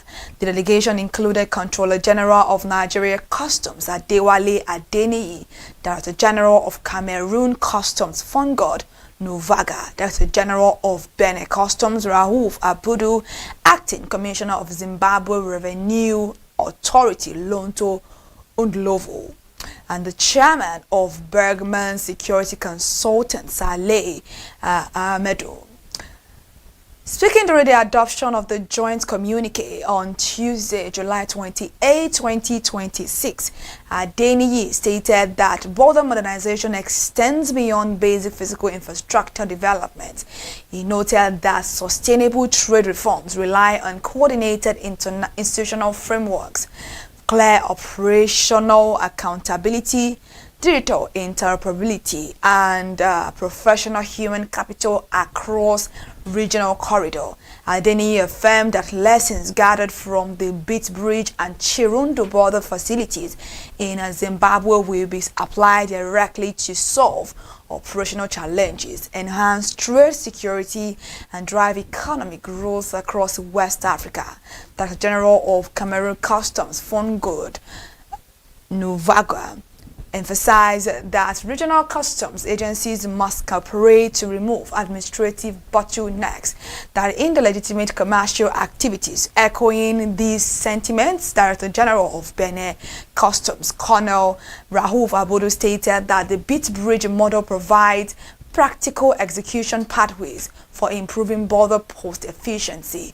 The participating customs leadership led to implement modern management systems to accelerate continent-wide economic integration and protect shared commercial borders. Nigeria's net foreign liability position expanded by $7.5 billion to reach $90.2 billion in 2025, according to data released by the Central Bank of Nigeria. The increase occurred as foreign investor claims to domestic assets grew at a faster pace than Nigerian investment held abroad. The Apex Bank's International Investment Position Report revealed that total external financial liabilities stood at $215.8 billion, offset by total external financial asset of $125.6 billion. The expansion in total external financial liabilities was primarily driven by a $10.1 billion increase in portfolio investment liabilities fueled by foreign capital inflows into government debt instruments such as open market operation bills. Foreign investors were attracted by high investment yields resulting from the country's elevated interest rate environment. Additionally, direct investment liabilities grew by $6.7 billion year on year, reflecting expanded foreign equity ownership in local enterprises across key commercial sectors. Unlike balance of payments reports that measure continuous trade and capital flows over specific periods, the international investment position measures the total stock of foreign financial assets and liabilities at a specific point in time. The Central Bank of Nigeria noted that while external liabilities increased significantly, the overall position was partially buffered by growth in national reserve assets and increased foreign asset holdings by Nigerian residents. The Society of Petroleum Engineers in Nigeria Council has warned that awarding new exploration licenses alone will not enable the country to achieve its production target of 3 million barrels of crude oil per day by 2030. Speaking on Tuesday, July 28, 2026 in Lagos ahead of the 49th Nigerian Annual International Conference and Exhibition, Council Chairman Francis Nwauchi emphasized that exploration licenses must be supported by rapid technology deployment, infrastructure expansion, operational efficiency, and disciplined capital allocation. Nwauchi acknowledged that the conclusion of the 2025 licensing round by the Nigerian Upstream Petroleum Regulatory Commission, which awarded 37 oil and gas blocks to 31 preferred bidders, was a positive step, but stressed that covering award into daily output remains the primary challenge. He noted that achieving national production target requires more than restoring in capacity, calling for new field development, subsea tie-backs, and advanced reservoir management alongside close collaboration between regulators, operators, service companies, and financial institutions. The council highlighted ongoing structural challenges in the upstream sector, where indigenous companies now account for approximately 60% of national crude oil production following the divestment of assets by international oil companies. Nwauchi stated that local firms must demonstrate technical excellence, financial bankability, and effective environmental stewardship as they manage decommissioning liabilities and optimize field operations across domestic assets. And right now, the Central Bank of Nigeria's directive requiring payment transaction data generated within the country to be restored locally is expected to accelerate digital infrastructure development, according to the co-founder of GFA Technologies Group, Adebowale Omololu. The regulatory policy mandates banks, fintechs, firms, mobile money operators, and payment service providers to store and manage transaction data within national borders in compliance with data protection laws, with full operational enforcement scheduled for January 1, 2027. And speaking on Monday, July 27, 2026, 2026. Omololu stated that the data localization mandate serves as a long-term catalyst for expanding local cloud services, data centers, and sovereign digital capacity. He explained that the economic impact extends beyond financial institutions to reach telecommunications companies, cloud service providers, property developers, and international development finance institutions. Omololu noted that enforcing onshore storage for sensitive financial records creates a sustainable growth trajectory for domestic technology infrastructure. The policy directive is already spurring direct private sector investment, including GFA Technologies' planned development of the 200 megawatts Abeokuta Technology Zone Data Center and Digital Infrastructure Campus. Industry analysts project that local processing and storage requirement will strengthen national digital sovereignty, enhance regulatory oversight, and attract long-term institutional capital to Nigeria's technology ecosystem. Nigeria's microfinance banking sector is preparing for operational expansion following the ongoing recapitalization and regulatory reform initiative introduced by the Central Bank of Nigeria.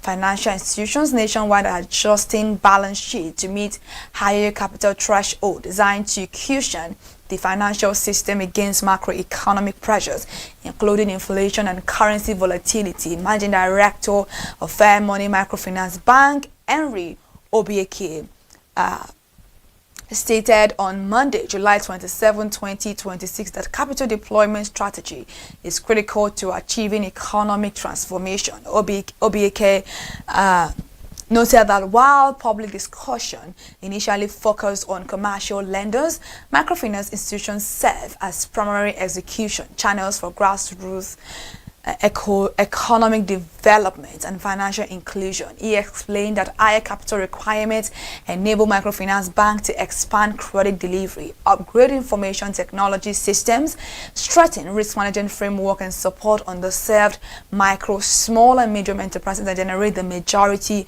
of domestic employment. Industry stakeholders affirm that stronger capital bases will allow micro lenders to scale operations and absorb macroeconomic shocks while extending sustainable credit to low-income households.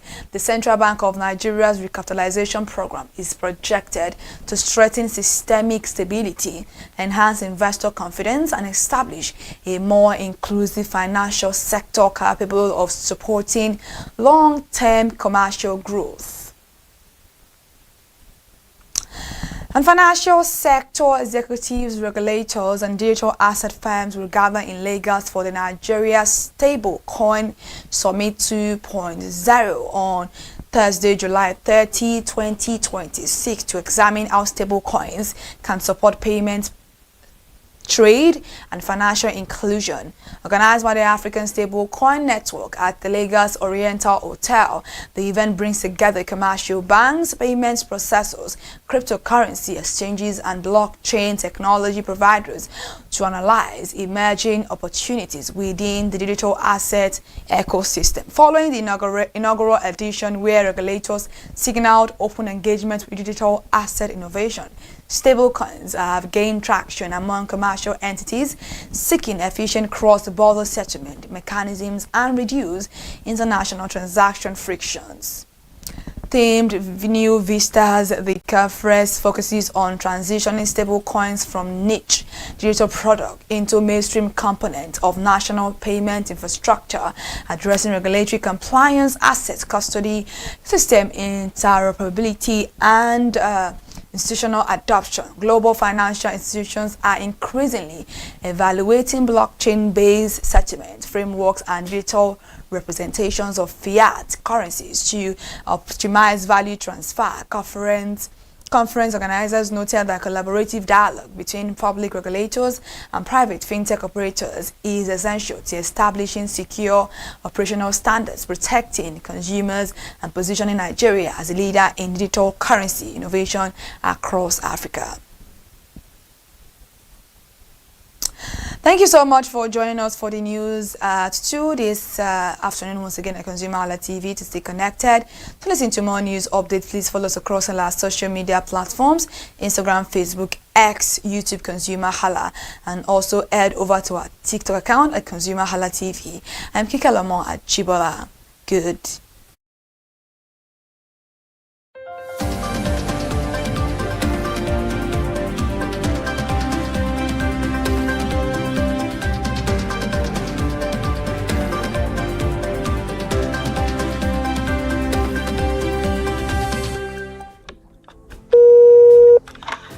Hello consumers, you have the right to be heard, absolutely. So join us on the conversation, share your brand experience, where you tell us all your experiences about brand on the outer world via our YouTube channel every Wednesday from the hour of 4:20 to 5:20. You can watch us via our YouTube channel, ConsumerHallaTV, and subscription is free. Follow us on all our social media platforms, ConsumerHallaTV. Share your brand experience. It's about storytelling. It's about experiences. Hello consumers, you're welcome to another exciting episode of Consumer Voice on ConsumerHallaTV. I am Matilda Omenai. As you already know, Consumer Voice is a show where we'll be visiting different places in Lagos to check out people's preferences, hear what the consumers have to say about different leading brands that they make use of. Hello, it's your boy here, Iremofe Koforola, and you know what? They call me the AUF General Overseer. Every day is a blessing and it is meant to be enjoyed maximally with AUF packages that put a smile on our faces. And guess what? That is why this show AUF is for you. You can get to know about trending market slashes, promos, offers and juicy deals that put a smile on your faces, and you can always enjoy them maximally. And you know one thing that is so interesting about this show? It is a blend of English and Pidgin. As I dey run you English, now I go dey marry am with Pidgin, make am spicy. So catch me every time on the show to enjoy more about trendy AUF packages. Peace. Public service announcement. Hello consumers, I am Kikelomo Ajibola and welcome to the Scam Alert segment on ConsumerHallaTV. Scam Alert educates viewers about various scams affecting consumers. We learn tips on how to identify fraudulent activities and provide advice on protecting our personal information. We aim to raise awareness and empower viewers to avoid falling victim to scams. We cover various topics such as phishing, identity theft, fraudulent investment schemes, and many more. You want to catch up on how these scammers invade our lives? Join us every Tuesday by 12:30 p.m. for Scam Alert on our YouTube channel at ConsumerHallaTV. Subscription is absolutely free. And in case you are not following us across all our social media platforms, follow us on Instagram, Facebook, X, TikTok at ConsumerHallaTV. Don't say I didn't do anything for you this 2025. Bye. Welcome to In the Marketplace. We are taking you on a journey behind the scene of Nigeria's most vibrant market. From the sight and sound of the market to the stories of the people who makes it thrive. We will be sharing the untold stories that brings this market to life. Join us as we explore the history, challenges, and triumphs of the market vendors. We will dive into the daily lives of the people who call market home and uncover the secret that makes this market special. You will get to see the passion, energy, and dedication that goes into making this market success. Tune in to the In the Marketplace on ConsumerHallaTV on Thursday by 11 a.m. to experience the sight and sound. Don't forget to follow us on all our social media handle on ConsumerHallaTV. I am Elizabeth Abefe. Hello fellow consumers, are you looking for a program where we give analysis about brand and a program where we project the voice of the consumer? Join my team and I on Consumer Analytics and Resolution Box by calling on the program to get your issues resolved. And in case you are wondering where Consumer Analytics and Resolution Box will be showing, please join us on our YouTube channel at ConsumerHallaTV. Subscription is free. By 2 p.m. to 4 o'clock p.m. every Mondays and Wednesdays, Consumer Analytics and Resolution Box will be airing and will be here to provide you any information on brands and also issues that you have pending for us to resolve. Also follow us across all our other social media platforms, Instagram, Facebook, X, TikTok at ConsumerHallaTV. And that is why at ConsumerHallaTV, you deserve to be heard. Hi everyone, I am Iri Ayomikunle Eke. Join me live on Perspective every Mondays to Friday from the hour of 9 to 10, where we have meaningful and engaging conversations about all the burning and pressing issues making the round. Issues related to our economy and consumers.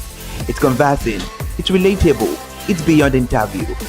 We have expert analysts who gives updated analysis about all aspects of a conversation. Join the moving train by subscribing to our YouTube channel, ConsumerHallaTV, and do well to follow us on all our social media platforms, ConsumerHallaTV. Stay informed. Thank you. I am Matilda Omenai. As you already know, Market Today is the show where we visit different markets across Nigeria, Lagos, to check out the prices of different things, ranging from household items to foodstuffs to cosmetics, electronics, every other thing. In a world of hustle and bustle, entertainment keeps us alive, and that is why at ConsumerHallaTV, we ensure you enjoy all around 360-degree entertainment program. Screen Time is the show for you, where you enjoy top 5 countdown, celebrity of the week, exclusive interview, and other segments. Don't mind him, he's just a jealous person. Oh, His new God. movie release, update and screen time.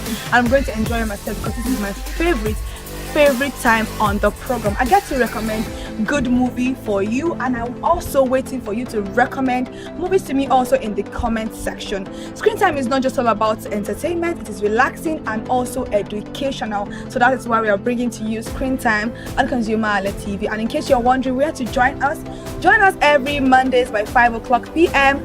at ConsumerHallaTV on our YouTube channel. Subscription is very, very free. And in case you have not followed us across all our social media platforms, please do so. We are begging you, on Instagram, Facebook, Twitter, and also TikTok at ConsumerHallaTV. What are you waiting for? Click on that follow and subscribe right now. And from the I to the R to the E to the M to the F to the E, my name is Iremofe Koforola, the man always clothed in wealth and strength. And I'm Kikelomo Ajibola. Toodles!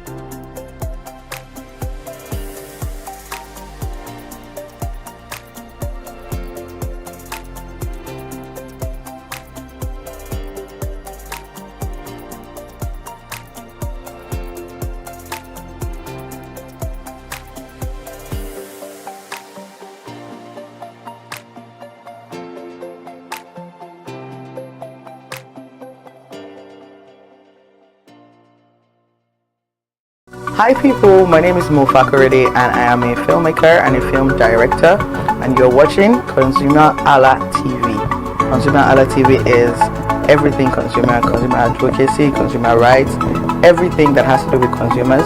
On this TV, you'll watch, you'll learn, you'll be educated, and you'll be entertained. Keep watching ConsumerHallaTV. My name is Olubukola Ozone, a photographer and a social media enthusiast. You're watching ConsumerHallaTV. It's a consumer advocacy TV. If you have a problem, any consumer related problem, just holla at them, just like their name implies, and they're going to get it sorted for you. Keep watching, stay tuned. Thank you very much. Hi guys, my name is Joba Jalabi. I'm a marketing communications professional. I currently lead marketing at Flash Change, a fintech startup. Keep watching ConsumerHallaTV, a consumer advocacy channel. Hello, my name is Sharon Rotimi. I'm an actor and I am on ConsumerHallaTV. Now, ConsumerHalla TV is a consumer advocacy channel. So if you have any issues, consumer-related issues with brands and services, you can reach out to them, and they will be sure to handle it or to cater to you. Thank you so much. Hi guys, my name is Iyebiye Adeton. I'm a film poster designer and illustrator. This is ConsumerHalla TV. It's a consumer advocacy channel. We show content on consumer-based news, entertainment, and all of that. So I urge you guys to stay tuned to ConsumerHalla TV. My name is Anoluwapo Alao, a sales consultant for Star Times Nigeria. This is a ConsumerHalla TV, where they discuss anything consumer needs, and you get knowledge about anything about consumer. So keep watching it. Hi, my name is Adebola Ogushino. I'm a filmmaker, and you're watching ConsumerHalla TV. Any consumer-related issues, they've got you. Hi, my name is Stephen Olorunshisi. I'm a strategy and sales professional, currently working with Obey, and you're watching ConsumerHalla TV. I mean, this is one of the channels that you don't want to but stay on. Consumer advocacy, brand promotion, everything consumer, what you need to learn for your business to grow. This is a channel where you learn, where you experience entertainment too, but it's good for businesses, for brands, and for an entrepreneur. If you want to know more about businesses, want to know more about brands, please stay watching. Alright, thank you so much, ConsumerHalla TV. Keep watching. Hello, good day. My name is Tunde Balogun. I'm the lead pastor at the Kingsborough Church in London. And you're watching ConsumerHalla TV, which is a new initiation into the TV industry in Nigeria, the first of its kind in Nigeria. And I know that it's going to bring value and quality into the service industry.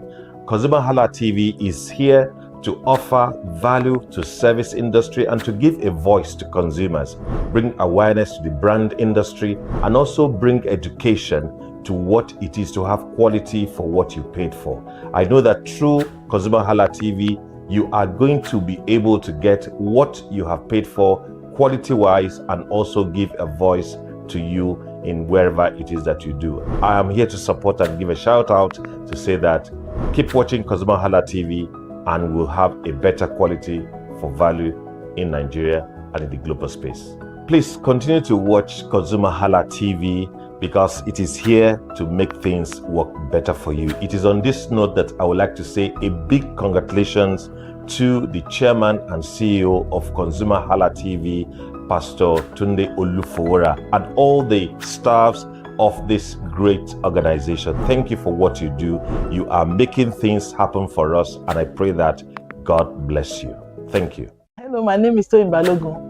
I'm here to give a shout out to ConsumerHalla TV, #1 platform helping you to shop smart, spend wisely, and live better. Anytime you have any kind of issues with your shopping, or you want to know a very honest review, please contact ConsumerHalla TV, here to help you. And please join the community where we can all make life easy and better for all of us. Hey there, do you know in the world today, everyone is a consumer.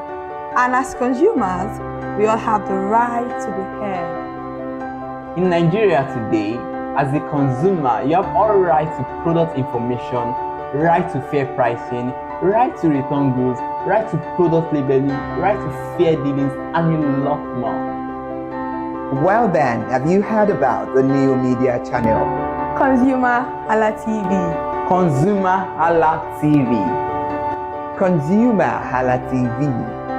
At ConsumerHalla TV, our goal is to inform and educate consumers in Nigeria with insightful news alongside development within the fast-paced world of consumers through well-researched, specialized, and analytical content. Our vision at ConsumerHalla TV is to create an engaging platform that provides right connections for meaningful brands in Nigeria, thus creating a more caring world for consumers where business thrive. And guess what? Our ConsumerHalla brand is the first consumer complaint resolution.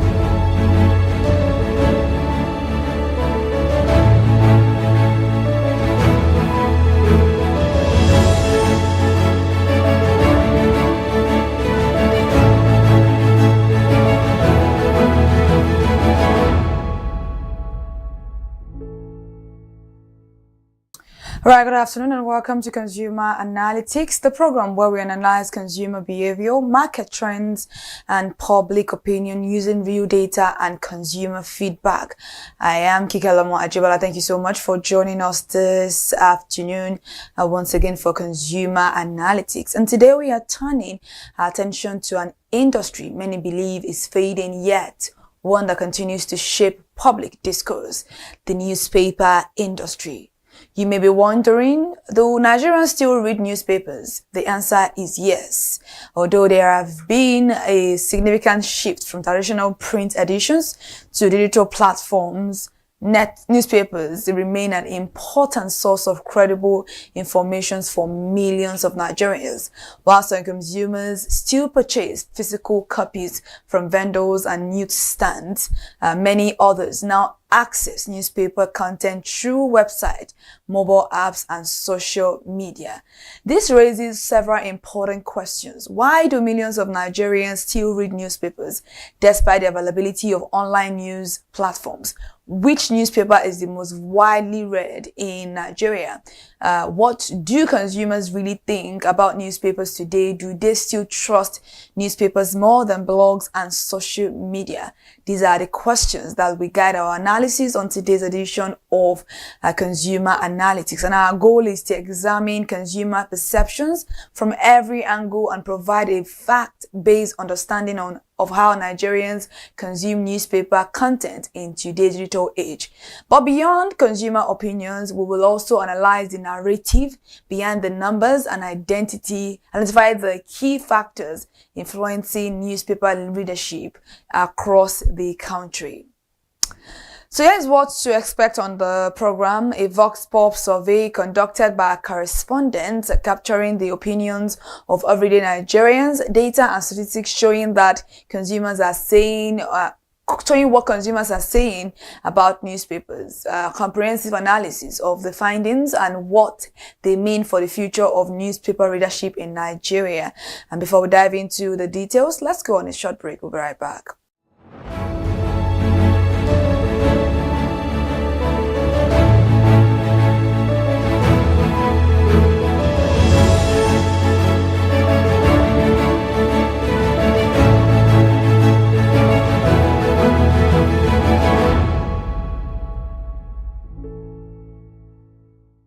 Welcome back to our program, your program Consumer Analytics. And just in case you're just joining us in the middle right here, you have not missed really much. You can always go back if you want to watch from the beginning to check on our playlist on Consumer Analytics. You'll find this edition there very, very shortly.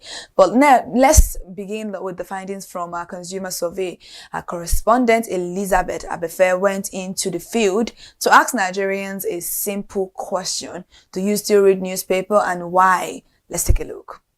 Hello consumers, for decades, newspaper has been an important source of news, information, public discourse in Nigeria. But while some still prefer the printed version, others also still look at the same publication online and go to their online website to read from them through their devices. And on today, with several brands of newspaper that we have, today we'll be asking consumers what influenced their choice of reading and which one do they read the most. We at ConsumerHalla TV, we are on the street of Lagos today to find out people's reading habits and what influenced their choice when it comes to newspaper. Do you know what? Come, let's go find out.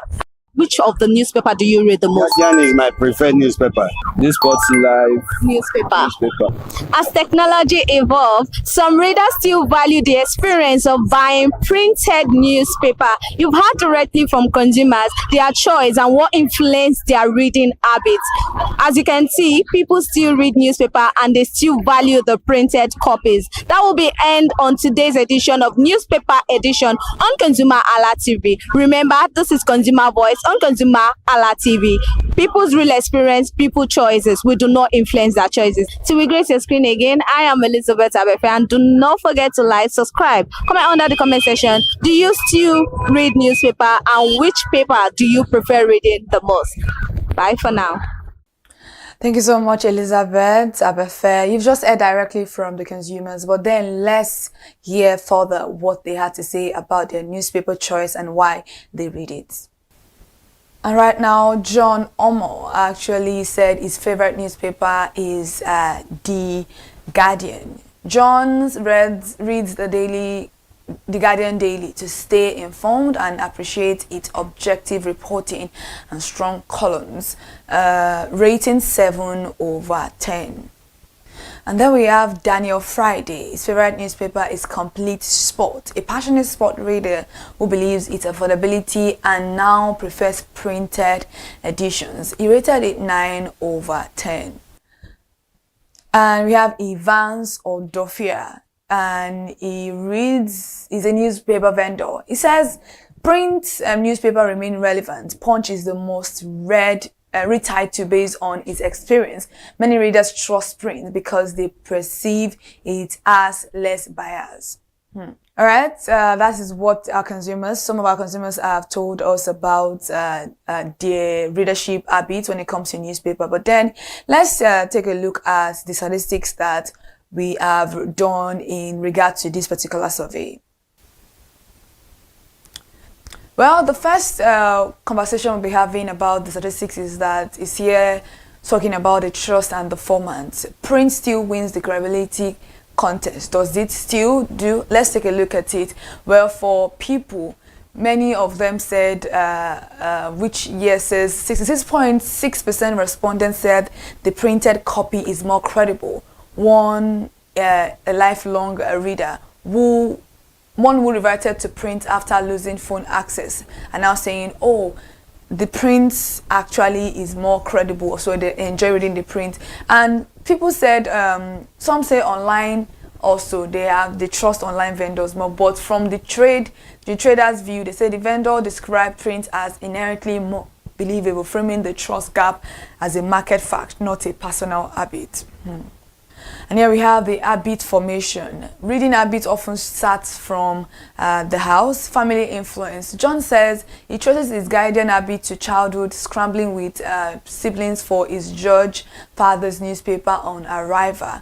And this takes about 34% of the chart. And personal interest, Daniel reads sports scene live purely to follow football and his club Argentina, driven by his own interest, not upbringing. And personal interest here it sums up to the total of 33%. And for the trader's perspective, he's a 43-year-old man and has been in the industry, and he said that the industry frame habits as market behavior rather than personal history. So it's more of what the consumers are demanding for, and this takes about 33% also from the charts.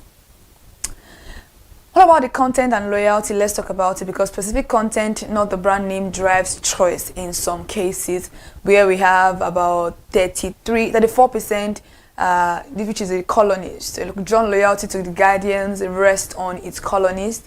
He named Pat Utomi and Escort Toyo directly as his draw. And when it comes to sport coverage, we take about 33%. Daniel reads Sporting Life exclusive for football news and Argentina/Messi update.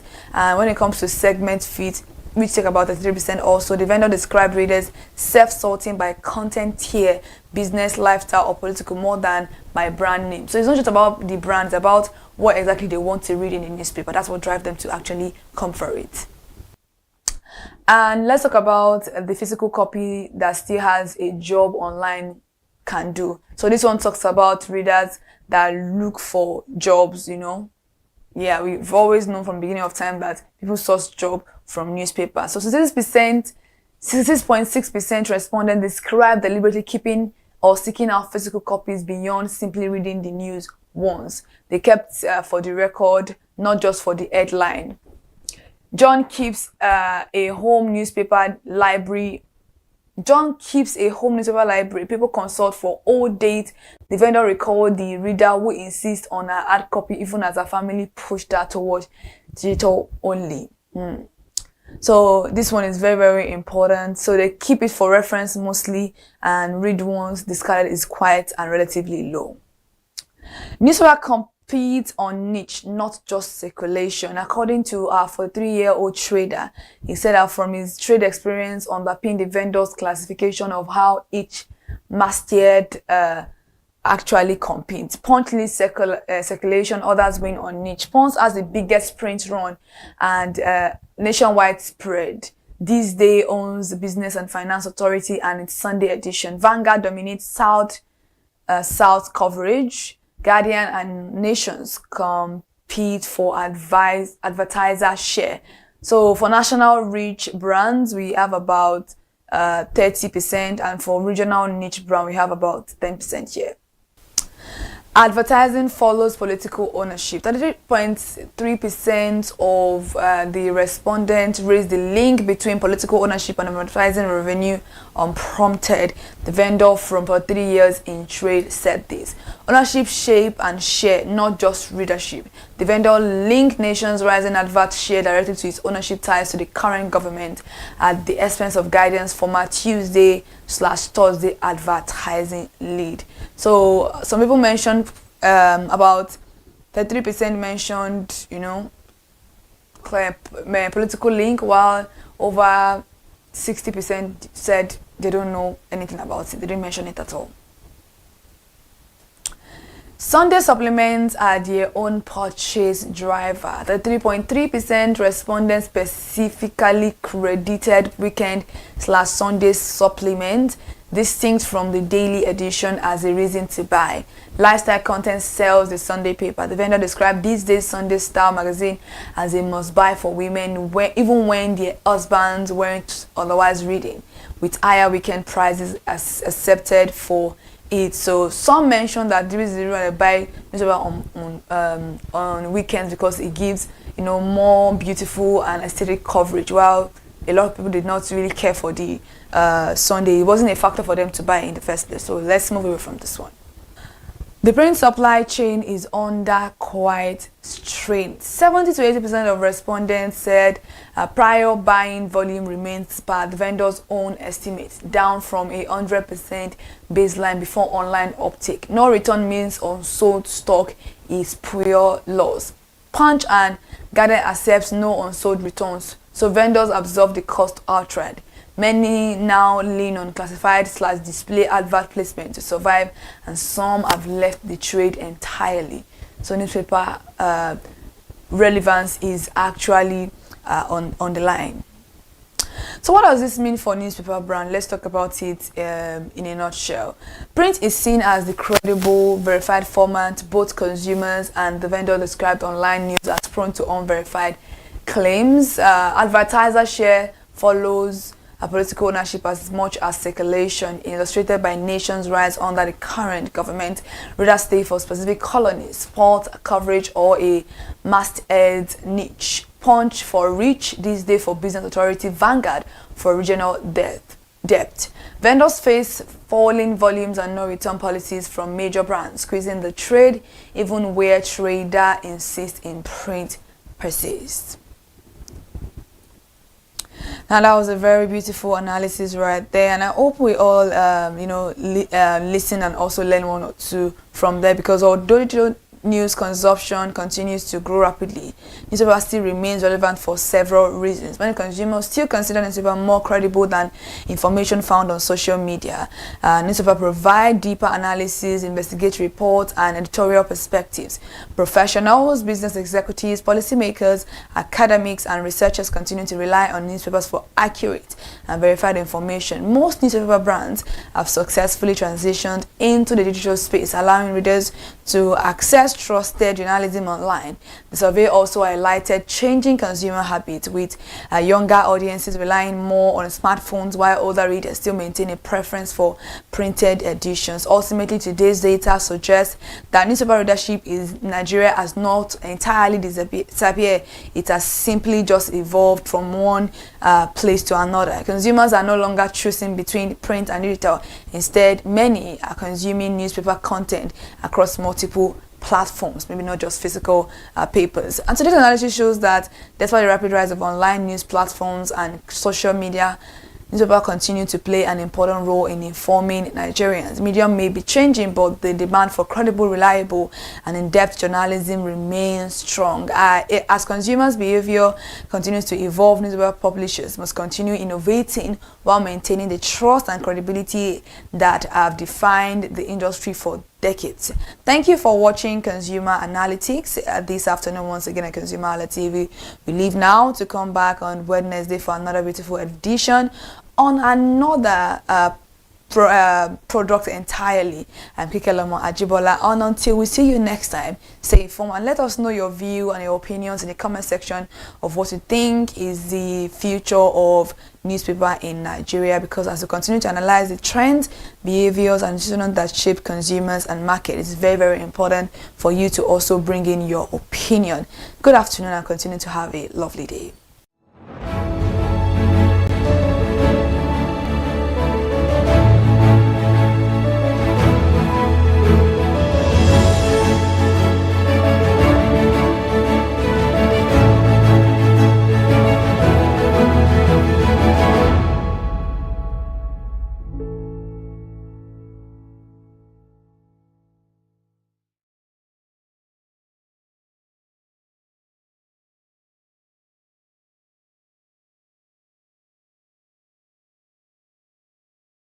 Right, my name is Korede Peters and I am a product manager. So this is a very innovative idea, and first off, everybody is a consumer, and so this is the voice of the consumer, and this is the voice that is going to be heard. For the first time, the consumers in this country are going to be able to express their ideas and to get to know your rights, to know what belongs to you. And it's going to change a lot of branding. It's going to change a lot of things, because everybody knows that we're not just getting things out for the consumers. The consumers have a right to accept. You know, as they say, the customer is always right. So the customer is the consumer and the consumer is always right. So, you know, when there is control, when there is feedback, there is bound to be change. So so I said, I'm a product manager. When you develop products, sometimes you believe you know what the users want, and through different kinds of surveys. But when the users actually get the product, they can tell you their mind, how the product is, their feeling about the product. So it's good to definitely change how products are being designed, how services are being given to people, because you can get a feedback, and that feedback can make or mar a company, you know, and everybody wants to have good feedback. So it's definitely going to change the behavior of people that make products. One very good thing is information. Information is power. So the consumer is going to get way more powerful. The voice of the consumer will be heard, the opinions of the consumers will be heard, and that opinion will shape how products and services will be made in this country going forward. Be on the lookout. You are now in charge. Several things coming your way through this station. I'm very excited about it. The things is already brought out, and there will be many more things. But the bottom line, the consumer is now in the driver's seat. So ConsumerHalla TV, thank you for this innovative work. You're going to keep evolving and just follow the consumers. The consumers will lead you to what they want, and that's how it's supposed to be, always. They're going to have different types of consumers, and they're going to pander to the different needs, but you're going to be making consumers very, very powerful. So thumbs up, keep up the good work. My name is Korede Peters. Thank you very much.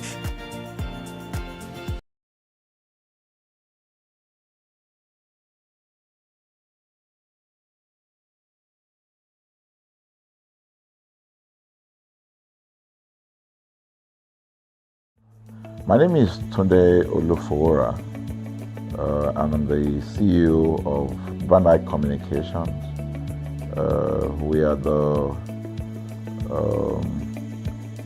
we call the publisher or the owner of the new initiative called ConsumerHalla TV. ConsumerHalla TV is actually Nigeria's first consumer-centered called a consumer-centric television platform that aims to bring voice to the over 220 million Nigerians. It was a vision that came to my heart about 10 years ago. I remember that I was traveling. I traveled out of the country, on airline, and I had this unpleasant experience. It was a trip to an African country from Nigeria, and I actually went with a local flight from Nigeria.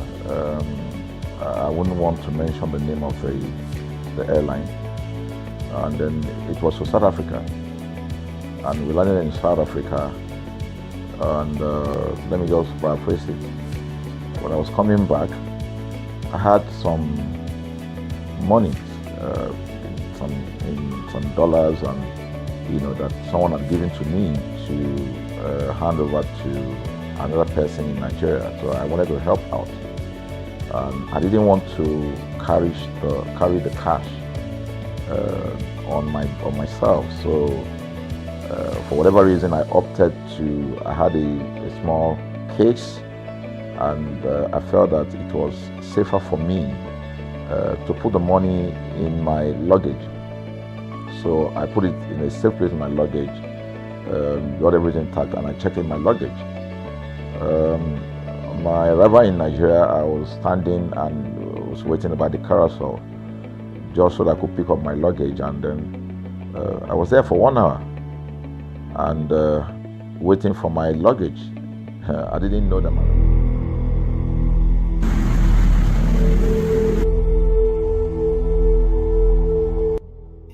That reminds me, you know robbers these days are not interested in stealing our phone anymore. Exactly. Many of them are now more interested in something more valuable, your money. Across Nigeria, victims have reported criminals forcing them to unlock their phones and transfer money from their bank accounts while under threat. It's becoming a serious safety concern. Let me show you what can happen. Don't shout. Give me your phone. Please, I will give it to you. Give me your phone and transfer all the cash. All right, please, I will transfer. I will do the transfer. Transfer all the money to my account. I've done it. Okay, let me see. Somebody help. Steve, somebody help me. Somebody help. My goodness, Jesus Christ. Somebody. Thank God I am Steve. Oh my goodness. I need to call my bank account officer right now. Hello? Am I talking to my account officer? Please, I've just been robbed. Please, help me secure my account. Please, yes. Thank you so much. I will send my details to you. Thank you. Police officer. Good afternoon. Calm down. What happened? Thank you. I've just been robbed. What? At this place. What happened? Are you okay? Calm Yes. down. I'm fine. I'm okay. safe. The person asked me to do transactions on my money. Oh my God. And I've done that immediately. In fact, I just called my account officer now to help me secure account. Okay. You are panicking. Calm down. We'll commence investigation as soon as possible, okay? Thank you. I will get your details and I'll commence investigation. Thank you. Calm down. Hope you're not hurt. No, I'm not. Calm down. Let's go. Thank you. It was just there. There? Yes, just like that? Okay. With this information and this profile, with this image, we'll be able to do a proper investigation and recognize these culprits. This is bad. Thank you. This is so bad. Thank you. We'll get back to you. Thank you. With this image and the profile from the bank, we'll get back to you. Thank you. Okay? Thank you. You don't have to panic anymore. Thank you. Yeah. Bless you. I'll do something about it.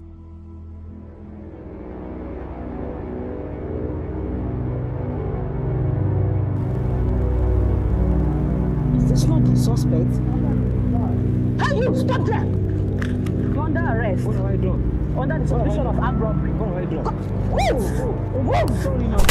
Let's pause right there. This is the mistake many victims make. When someone is armed with a weapon, your responsibility is to stay alive. Sometimes money can be recovered, but your life cannot. If you can safely comply with your attacker without provoking them, do so and immediately seek help once you are safe. So what should people do before leaving home? prepare before an emergency happens. If your provider offers a safety or a duress pin, activate it and understand how it works. Learn whether your bank or fintech provides emergency account lock or similar account features. Share your trips with trusted family or friends whenever possible, especially when using ride-hailing services. If you are ever attacked, get to a safe place first and immediately notify your bank and report the incidents to the Nigerian police. Yes, so knowledge is your strongest form of protection. Technology can help reduce financial losses, but cannot replace. Technology can help reduce financial losses, but cannot replace good judgment. Stay alert, stay informed, and above all, put your life first.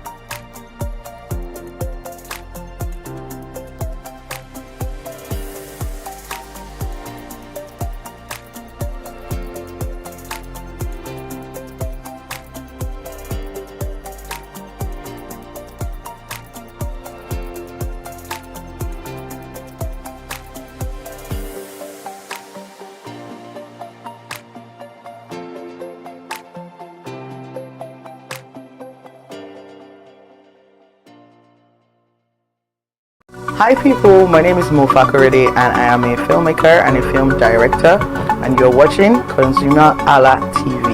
ConsumerHalla TV is everything consumer advocacy, consumer rights, everything that has to do with consumers. On this TV, you'll watch, you'll learn, you'll be educated, and you'll be entertained. Keep watching ConsumerHalla TV. My name is Olubukola Ozone, a photographer and a social media enthusiast. You're watching ConsumerHalla TV. It's a consumer advocacy TV. If you have a problem, any consumer related problem, just holla at them, just like their name implies, and they're going to get it sorted for you. Keep watching, stay tuned. Thank you very much. Hi guys, my name is Joba Jalabi. I'm a marketing communications professional. I currently lead marketing at Flash Change, a fintech startup. Keep watching ConsumerHalla TV, a consumer advocacy channel. Hello, my name is Sharon Rotimi. I'm an actor and I am on ConsumerHalla TV. Now, ConsumerHalla TV is a consumer advocacy channel. So if you have any issues, consumer-related issues with brands and services, you can reach out to them and they'll be sure to handle it or to cater to you. Thank you so much. Hi guys, my name is Iyebiye Adeton. I'm a film poster designer and illustrator. This is ConsumerHalla TV. It's a consumer advocacy channel.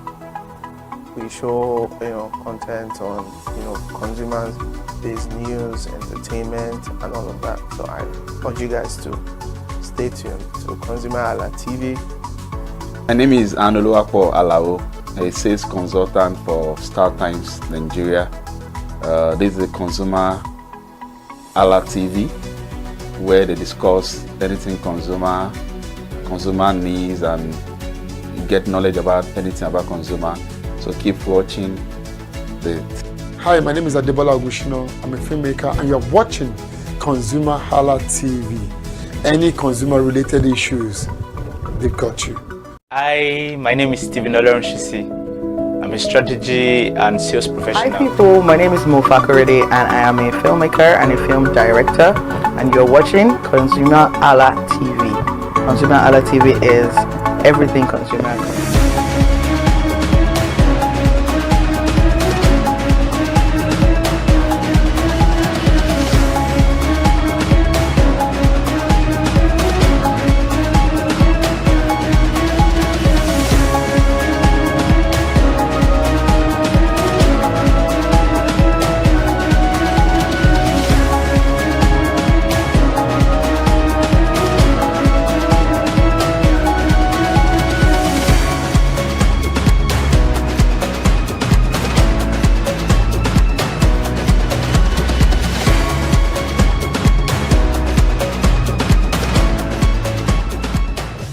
Hello and welcome to your innovative show, Market Innovators, where we sit down with entrepreneurs, innovators, business leaders, and visionaries who are transforming business and industries, creating solutions that improve lives.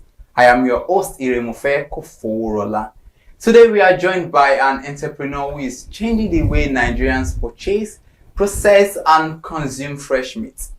In a country where concerns about food safety, hygiene, quality, and convenience continue to influence consumer choice, our guest has built a business that combines innovation, technology, and customer trust to modernize one of Nigeria's oldest food markets. He is the Group Managing Director of Agbeke Foodstock Limited, the company behind the consumer brand Agbeke the Meat Seller.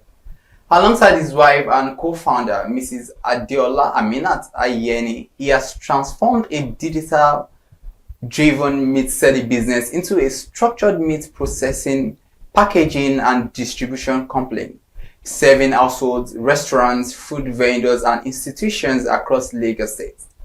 His business philosophy is built on solving everyday consumer challenges through quality, transparency, convenience, fair pricing, and dependable service. Please join me in welcoming Mr. Babashola Timothy Ayeni. Welcome to Market Innovators. Thank you very much. Yeah. Reading through your profile, I see that it's something that is very interesting, and considering the fact that you are a very sensitive sector, whereby when we talk about food, people are always careful. Yeah. For someone like me, I'm mostly concerned about the hygiene, because it's whatever goes into the body. Definitely. And all that. So we would want to know how the entrepreneurial spirit, let me say that way, how it all began and all that. So what inspired you to establish Agbeke Foodstock Limited? Oh, thank you very much. Mr. Kuforola. We started like going to 4 years now. Oh, interesting. Yeah. I've spent maybe around early 2013, 14. I was outside the country, and I saw the way things are done there. You know, everything is regularized, regulated. They have bodies that take care of everything, especially the meat and the food business. So, you know, we've always been used to growing up. Our parents, they go to the market, they haggle price. You know, they just buy meat. They don't even know the quality of the meat they are buying. And if they're not going to the market, we see our traditional, our baba, shukura, yeah, shukura, you know, they bring it to the streets and you see our parents, they buy from them directly. But, you know, getting exposed to another level of how this meat business is done outside the country, everything is skilled. You know, you don't need to haggle price. Everything is structured. You know, coming back into the country, I started my business. I was into consultancy. I was doing social media training and all for people. And along the line, you know,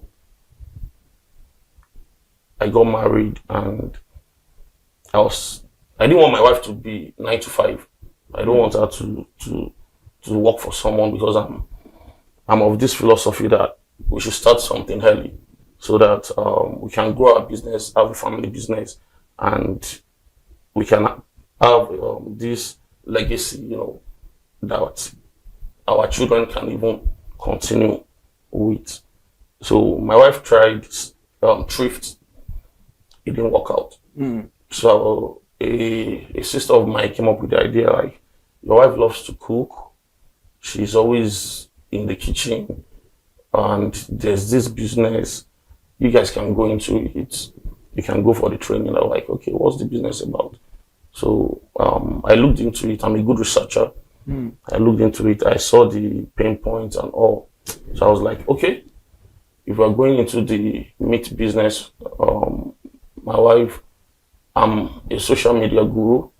Let's know about the business. Let's do the training.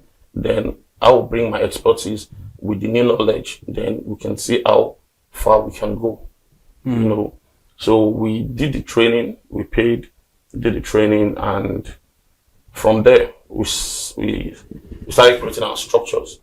But the thing behind Agbeke, the meat seller, you know, is that we want to provide our communities daily fresh meat. And we don't just want to sell to them. We want to sell at a price below the abattoir price, and also offering quality. You know, and it took us a while to get it right. But at the moment, in Lagos State, if you're counting 1 to 5, you have to mention Agbeke the meat seller. Wow, impressive. Yeah. Impressive. That's quite beautiful. Yeah, you have to mention us. From your journey, from the explanation and experience you said, you mentioned the fact that you traveled out there and you saw the structure in place. And you know, we grew up to know about the traditional and informal way of, you know, the way meat has been sold and all of those things. So I know you mentioned structure, you mentioned the way things are done there, but what actually were the gaps that you actually saw that prompted you to feel like, okay, I want to be trained, I even know how this business can actually thrive, and let me venture into it? What were the gaps you saw between the informal way of, you know, selling meat and the structured way? Yeah, I would start with telling you a story. You know, someone came to our store one day and saw the way my wife and myself was communicating, and the woman said if they would tell her that in her lifetime she would see graduates, people so knowledgeable selling meat, that they say it's not possible. Wow. So you know, trust. That's the number one thing. You know, and with the advent of internet, social media, we have access to real-time information, you know, and now we are more focused on wellness. You know, we looking into our health, and the first thing they will tell you, either nutritionist, your doctor, the first thing they will tell you is what you eat. That is where it starts from. Yes. And please tell me how many food we can prepare in this our Nigeria that if meat is not there, that you call balance meat. So absolutely, you need meat. You understand? So from majority of our livestock is coming from the north. You know, if you last year abattoir was closed, was shut down by the Ministry of Environment. Yeah. And one of the reasons is the way things are done there. Yeah. You know, but inside abattoir, most people don't know. But now, as a meat seller, once you buy your meat from the car, you take it to all this mechanized abattoir.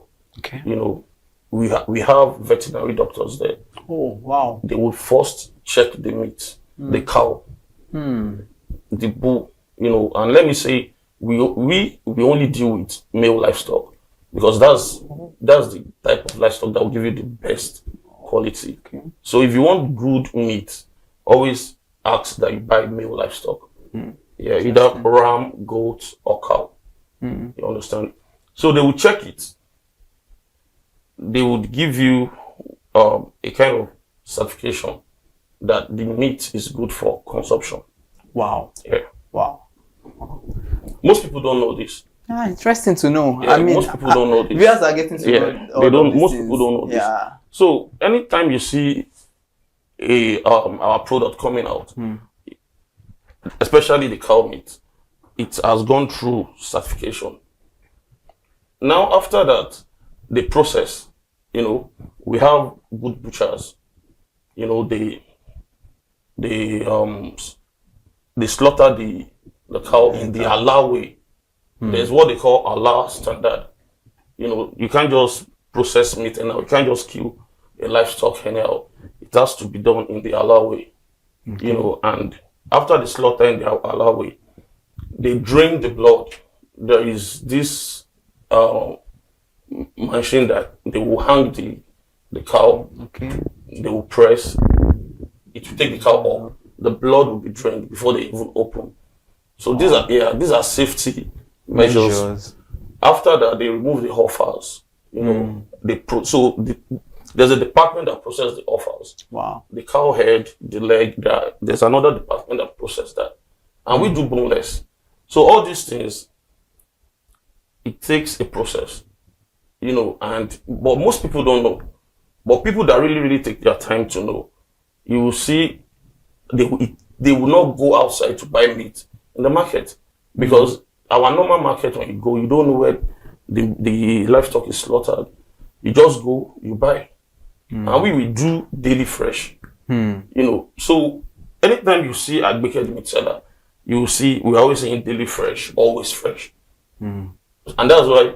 We don't daily just fresh, always fresh. Wow. Yeah. Beautiful. We don't just say, okay, today we are killing 2 cows. No, we take in orders, so we know what we are processing the next day. I will tell you, once it's 10 o'clock, that's our cutoff time. We stop taking in orders once it's 10 o'clock. Even if you go on our website, once it's 9, you have to wait till the next day. So these are the safety measures. These are the structures that guarantee safety. It guarantees trust. So when you're buying, you know, you're getting your fresh meat. You're not just getting anyhow meat. You are getting a meat from a very matured male bull or cow. Interesting. Yeah. Interesting. So it is bold to say that you observe the gaps when it comes to trust and safety. There's trust issue. The trust issue and safety. Wow, beautiful. You know, we live in a world whereby technology is very important. And you said, you know, when it comes to technology, you are inclined, you know, about all those things. So your business is built around this, and, you know, it's a fast-paced world and all that. So how have you been able to use this approach when it comes to technology to, you know, expand your business, your scale operations, and also improve customer experience? Yeah. Because you mentioned websites that people order. So how have you been able to use technology for all these things? Well, you know, I would say from day one, like I said earlier, I'm a social media strategist, and social media is technology. You know, what you can do, what in the days of brick and walls, you know, where you just have your store and you're praying to God to bring in sales. You know, technology now, I can put my product here. I can put, for example, 5 kilograms of cow meat, 2 kilograms of goat meat, 2 kilograms of ram meat, and I will say, okay, I'll call one of my social media guys. Let's do a video. Hello guys, you know how much 5 kg is, you know how much 2 kg is, you know how much 1 kg of ram meat is. Now I'm giving you a discount. A 30 seconds video.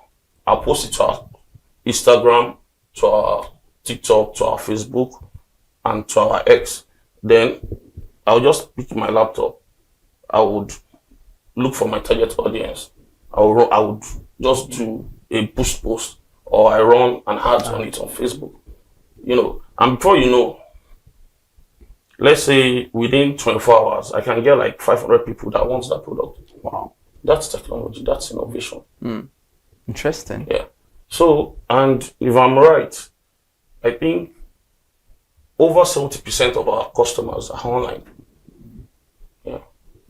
Yeah, interesting. So I'm going to take it from there, where you said over 70% of your customers are online, and we know that we still live in a space whereby we still have the traditional abattoirs, we have the informal informal quotes, meat sellers and all that, of which you mentioned them earlier on. So in this industry, they still dominate this industry. If you look at it, you see the regular people who sell on the road, people call them to buy. I'm not saying the structured one is not in place. So how do you see them?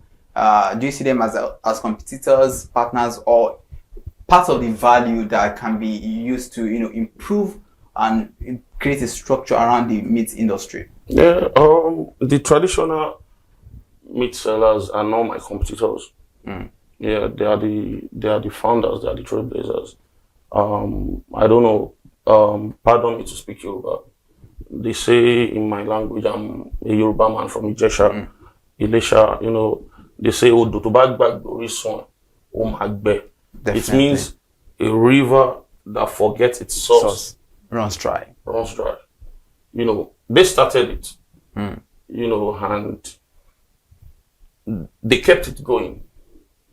But like with the emergence of technology, social media, and all, people are evolving. Yeah. You know, and things we don't put priority on in the past, we're now placing priority on them. And that's why you start seeing these stores coming up. You know, while I was growing up, I grew up in Ibadan, Oyo State. The 2 stores that we have there in Ibadan was Leventy store and UTC. And UTC belongs to UAC. Leventy store belongs to Leventis, you know, and it was a big deal. If you are not rich, you can't go there. Yeah. You understand? And it's so funny now that you can see the way all the stores are springing up now. We have Gender, we have Just Right, we have Blenco, we have, you know, that's how we evolve. That's innovation. When you go into a market, you see Dangote, we have in cement, we have Dangote, we have Bois, we have Lafarge. Now, Chinese are coming into the industry. The stakeholders are still there, they are respected. But believe me, the Chinese will break the market. They will want to sell for 12,000 cement per bag, 12,000. Yeah. They want to sell for like 9,000. Yeah. You know, it's revolutionized the market. You know, Dangote will not go out because they have the market. Bois will not go out That's the same way. This, our traditional meat seller, they already have their customers, you know, and they won't go into extinction in one day. You know, they would pick their meat from abattoir, they will take it to their customer, they will sell. We have our customers, but you see, out of their customers, because of more exposure, we now have 70-year-old man, 70-year-old woman buying from us. Do you understand? Yeah, absolutely. Yeah. Now they are still in the business. We are also in the business. Yes. We have our market. It's just like Ocean Strategy. Yeah. But believe me, our market, we are also taking from their market. Yeah, absolutely. You understand? Just building on that. Yes. And it will get to a point in the next 5-10 years, it will be hard for you to hawk meat on the roadside. We are getting there. We are getting there. The training now, they are learning from us. Now you see them, they are wearing gloves. They are covering, all these are changing now. You know, because of people like Advocacy meat seller and those that started this innovation before us. Yeah. Interesting. All right, my guest has been Mr. Timothy Ayeni, and we have been talking about Advocacy, you know, the meat seller, and you know, a lot of things going around this conversation. And when we come after the break now, because we are going on a break, we try to look at how you have been running the business with your wife, because you know the Bible says, "Who finds a wife has found a good thing." So we go to that. Favor from God. Yeah, absolutely. So after the break, we look more into this conversation. Go nowhere. This is Marketing Inventors.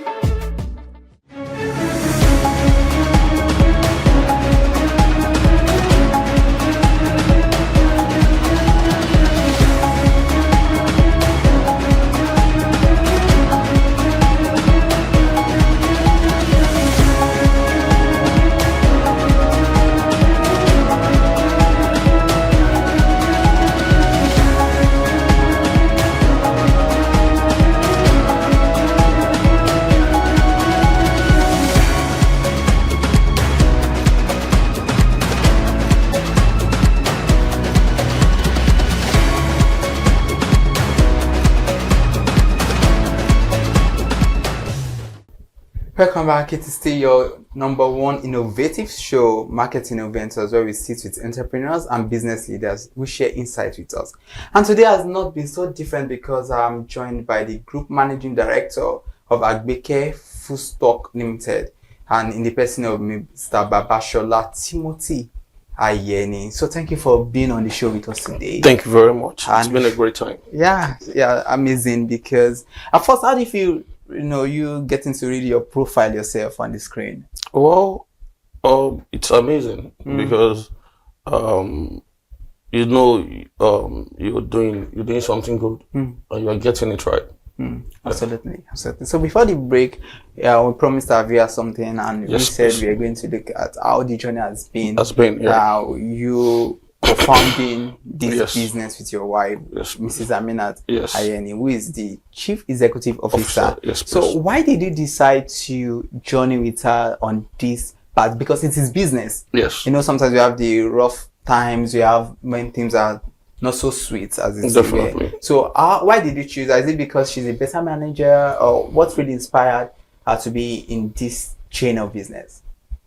Well, like you said before we went for the break, you said him that finds a wife has found a good thing and obtains favor from God. You know, I would like to add to that man is the only person, the only creation that God said this man needs a helpmate, he needs a helper, you know.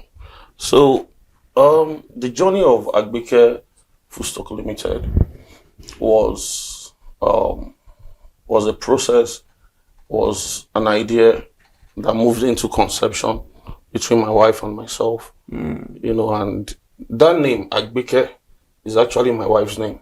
Oh, because I was going to ask, because thank you, because I was going to ask, like, what really bettered that name? Yeah, we're looking for a very, very good selling name, like a creative name that when people hear it, they want to look at it again. You know, and we're coming up with so many ideas, and I was like, babe, why don't we just say Agbeke the meat seller? You know, and everybody in that brainstorming fell in love with the name. You know, I said, so Agbeke the meat seller it is. Yeah. So how has it been journey with her? Well, it's been a good journey. It's been a learning journey because I've been into the business world. She is just starting, you know. She graduated, I think, 2019, you know, so she's just coming up and she looks up to me a lot, you know, and the vision of Agbeke Food Stock Limited, it's for us to become a conglomerate, you know, so, and I still run my business where I'm still the chief executive officer, so I want her to learn. I want her to be able to know how business is grown, you know, so, okay, babe, be the chief executive officer while I will be the group managing director. So as we are growing, you stick to that position while as the group managing director, we keep growing together. Definitely. I love when men support their wives and when it goes both ways. A strong man would always empower his woman. Interesting. So Yvette, a strong man will always empower his woman, because once that is done, every other thing is settled. It's to your advantage. All right. So you are a leader in your company. So what leadership qualities do you possess that enable you to do things in such a distinct way and a very unique way? Well, I would say I'm a catalyst. I'm a charismatic leader. You don't just follow me because of what I say. You follow me because of what you see me do day in, day out. You know, and I've been in the business of training people, you know, young men. Even in our company, 90% of our staff, they are maybe from 22 upward, you know, because I believe in empowering the youth, because that's one of the ways we can change this nation, give them the right perspective, make sure they understand what value is, because not everything that glitters is gold. You know, so, and to teach them the good in hard work, you know, the benefit of hard work. You don't cut corners, you know. So that's me. I'm an innovative leader. You know, if you're under my tutelage, you have to be innovative, you have to be resourceful, you have to be creative, because I don't see a problem, I see an opportunity to make impact. You know, so I'm results oriented, you know, and I have a very, very creative mindset, you know, which is my main strength. Except I don't want to do something. If I want to do something, I get it done. Interesting. Now let's look at the case of inflation. You run a business, and we know the way the economy has been in recent times, and also we have inflation, we have high energy costs, logistics, foreign exchange rates, all of these pressures, and it affects businesses generally. So how have these factors, these realities influenced, your operations expansion and, your profit margins? Yeah, it's, inflation is really affecting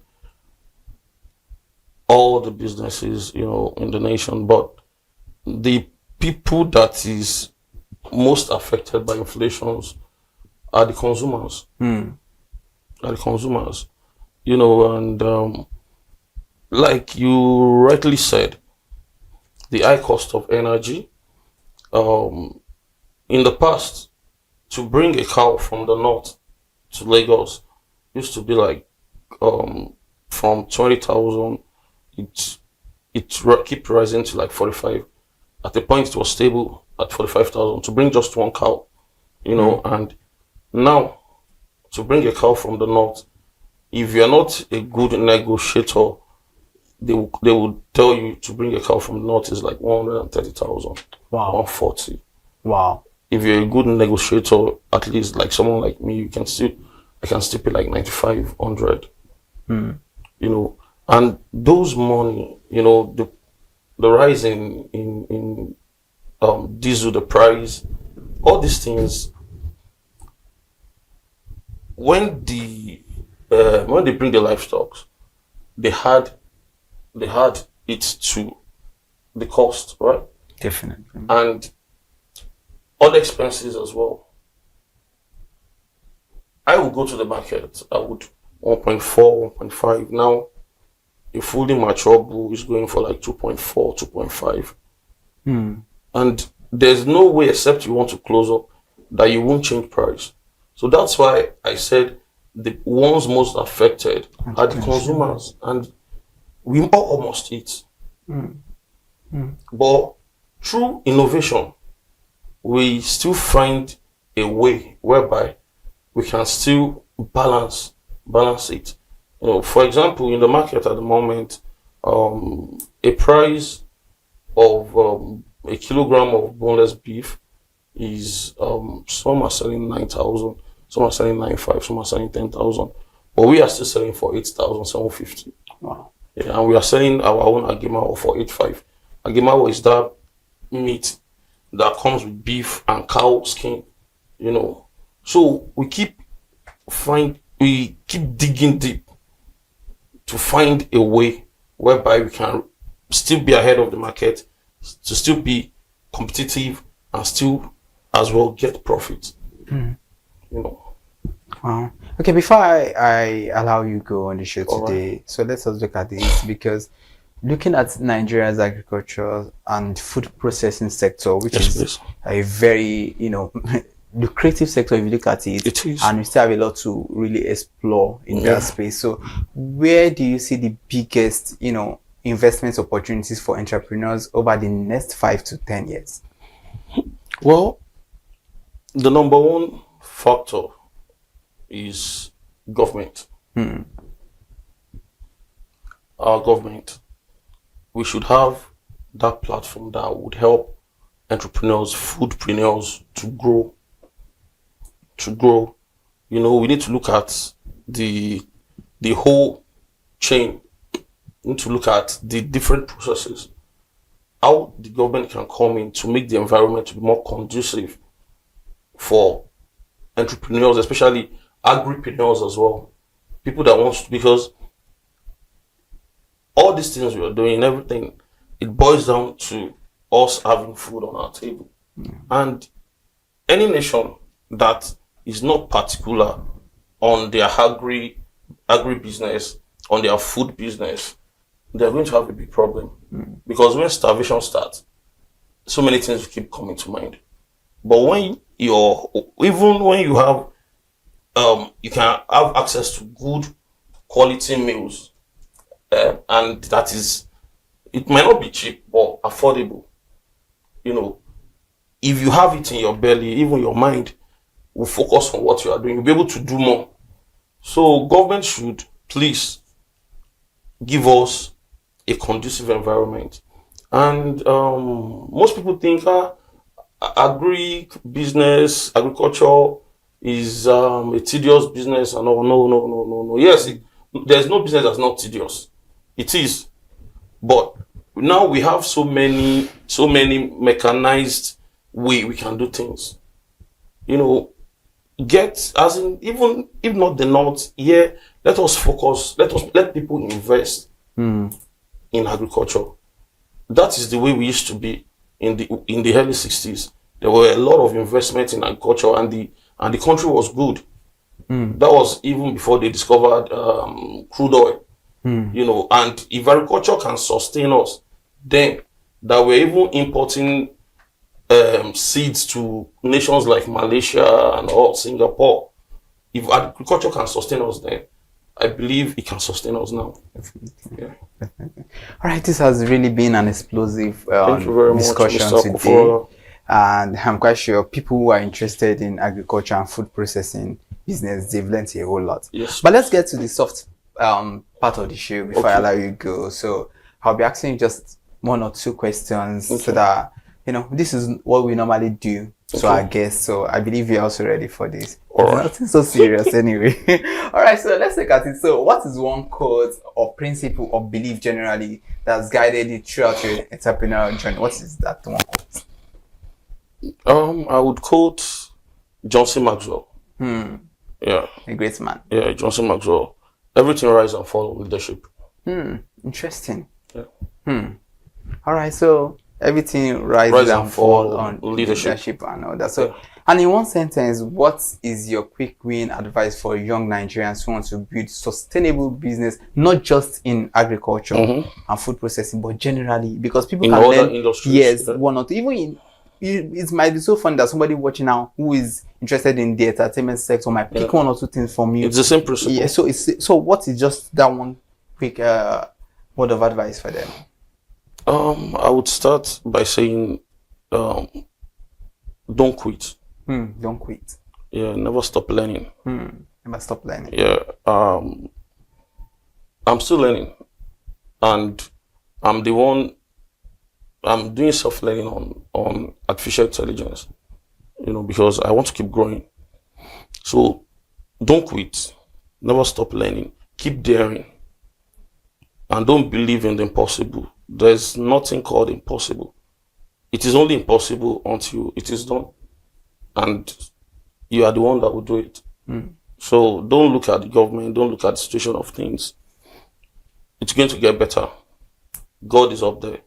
And if you are here in this nation at this time, then God has a plan for you. And you are the ones we are waiting for. And I believe in the next 5-10 years, you will be where you are. You will liberate your own community the way we are doing ours. God bless you. Keep dreaming. Absolutely, I love that. So today we have Mr. Timothy Ayen. Tomorrow it could be you. So we heard from him and just speak as you would always want to learn. So that is very important. So we have been speaking with Mr. Babashola Timothy Ayen, the Group Managing Director of Advocacy Foodstock Limited and the visionary behind the consumer brand Advocacy the Meat Seller. So it's our prayer that whatever dream you have for this brand, it will be so and beyond that. Amen. All right, so his journey reminds us that innovation is not always about creating something entirely new, but sometimes it's all about improving everyday experiences, building trust with consumers and embracing technology, as well as delivering consistent value where it matters the most. Thank you so much for joining us today, and I am your host, Iremofe Koforola. Thank you for watching Market Innovators. Today, remember, every successful business begins by identifying a problem, but lasting impact comes from consistently providing solutions that improve people's lives. And do not forget to subscribe across all our social media platforms on Facebook, TikTok, X at ConsumerHalla. You've just watched Market Innovators. Keep innovating.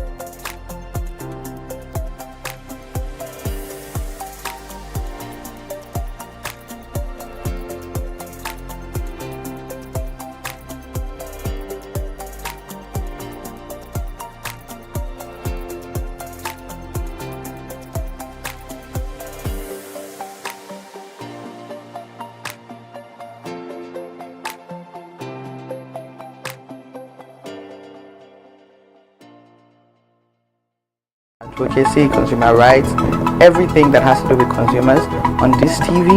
You'd watch, you'd learn, you'd be educated, and you'd be entertained. Keep watching ConsumerHalla TV. My name is Olubukola Ozone, a photographer and a social media enthusiast. You're watching ConsumerHalla TV. It's a consumer advocacy TV. If you have a problem, anything, any consumer related problem, just holla at them, just like their name implies, and they're going to get it sorted for you. Keep watching, stay tuned. Thank you very much. Hi guys, my name is Joba Jalabi. I'm a marketing communications professional. I currently lead marketing at FlashChange, a fintech startup. Keep watching ConsumerHalla TV, a consumer advocacy channel. Hello, my name is Sharon Rotimi. I'm an actor and I am on ConsumerHalla TV. Now, ConsumerHalla TV is a consumer advocacy channel. So if you have any issues, consumer-related issues with brands and services, you can reach out to them and they will be sure to handle it or to cater to you. Thank you so much. Hi guys, my name is Iyebiye Adeton. I'm a film poster designer and illustrator. This is ConsumerHalla TV. It's a consumer advocacy channel. We show content on consumers-based news, entertainment, and all of that. So I urge you guys to stay tuned to ConsumerHalla TV. My name is Anoluwapo Alao, a sales consultant for Star Times Nigeria. This is a ConsumerHalla TV, where they discuss anything consumer needs and get knowledge about anything about consumer. So keep watching Hi, my name is Adebola Ogushino. I'm a filmmaker and you're watching ConsumerHalla TV. Any consumer related issues, they've got you. Currently working with Obey and you're watching ConsumerHalla TV. I mean, this is one of the channels that you don't want to but stay on. Consumer advocacy, brand promotion, everything consumer, what you need to learn for your business to grow. This is a channel where you learn, where you experience entertainment to but it's good for businesses, for brands, and for an entrepreneur. If you want to know more about businesses, want to know more about brands, please stay watching. Alright, thank you so much, ConsumerHalla TV. Keep watching. Hello, good day. My name is Tunde Balogun. I'm the lead pastor at the Kingsborough Church in London. And you're watching ConsumerHalla TV, which is a new initiation into the TV industry in Nigeria, the first of its kind in Nigeria. And I know that it's going to bring value and quality into the service industry. ConsumerHalla TV is here to offer value to service industry and to give a voice to consumers, bring awareness to the brand industry, and also bring education to what it is to have quality for what you paid for. I know that through ConsumerHalla TV, you are going to be able to get what you have paid for quality-wise and also give a voice to you in wherever it is that you do. I am here to support and give a shout out to say that keep watching ConsumerHalla TV and we'll have a better quality for value in Nigeria and in the global space. Please continue to watch ConsumerHalla TV because it is here to make things work better for you. It is on this note that I would like to say a big congratulations to the chairman and CEO of ConsumerHalla TV, Pastor Tunde Olufowora, and all the staffs of this great organization. Thank you for what you do. You are making things happen for us, and I pray that God bless you. Thank you. Hello, my name is Toyin Balogun. I'm here to give a shout out to ConsumerHalla TV, #1 platform helping you to shop smart, spend wisely, and live better. Anytime you have any kind of issues with your shopping or you want to know a very honest review, please contact ConsumerHalla TV. Here to help you, and please join the community where we can all make life easy and better for all of us. In Nigeria, powered by 72-hour feedback mechanism, we offer consumer advocacy, informative talk shows, branding promotions, advertising, and lots more. Connect with us via our YouTube channel at ConsumerHalla TV.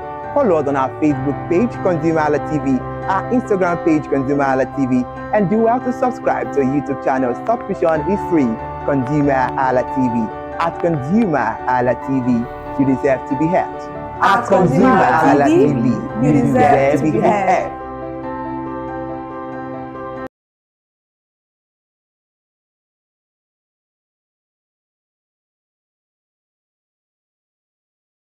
Hi people, my name is Fakorede and I am a filmmaker and a film director, and you're watching ConsumerHalla TV. ConsumerHalla TV is everything consumer advocacy, consumer rights, everything that has to do with consumers. On this TV, you'll watch, you'll learn, you'll be educated, and you'll be entertained. Keep watching ConsumerHalla TV. My name is Olubukola Ozone, a photographer and a social media enthusiast. You're watching ConsumerHalla TV. It's a consumer advocacy TV. If you have a problem, any consumer related problem, just holla at them, just like their name implies, and they're going to get it sorted for you. Keep watching, stay tuned. Thank you very much. Hi guys, my name is Joba Jalabi. I'm a marketing communications professional. I currently lead marketing at Flash Change, a fintech startup. Keep watching ConsumerHalla TV, a consumer advocacy channel. Hello, my name is Sharon Rotimi. I'm an actor and I am on ConsumerHalla TV. Now, ConsumerHalla TV is a consumer advocacy channel. So if you have any issues, consumer-related issues with brands and services, you can reach out to them and they will be sure to handle it or to cater to you. Thank you so much. Hi guys, my name is Iyebiye Adeton. I'm a film poster designer and illustrator. This is ConsumerHalla TV. It's a consumer advocacy channel. We show content on consumer-based news, entertainment, and all of that. So I urge you guys to stay tuned to ConsumerHalla TV.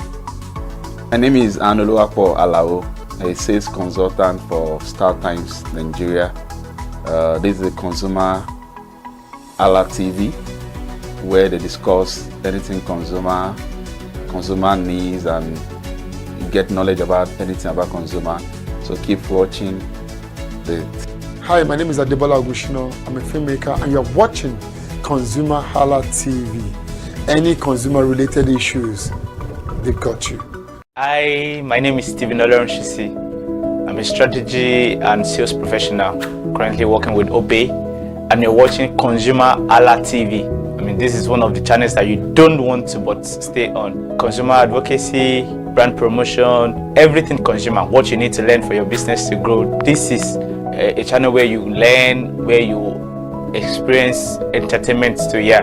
But it's good for businesses, for brands, and for an entrepreneur. If you want to know more about businesses, want to know more about brands, please stay watching. All right, thank you so much, ConsumerHalla TV. Keep watching. Hello, good day. My name is Tunde Balogun. I'm the lead pastor at the Kingsborough Church in London. And you're watching ConsumerHalla TV, which is a new initiation into the TV industry in Nigeria, the first of its kind in Nigeria. And I know that it's going to bring value and quality into the service industry.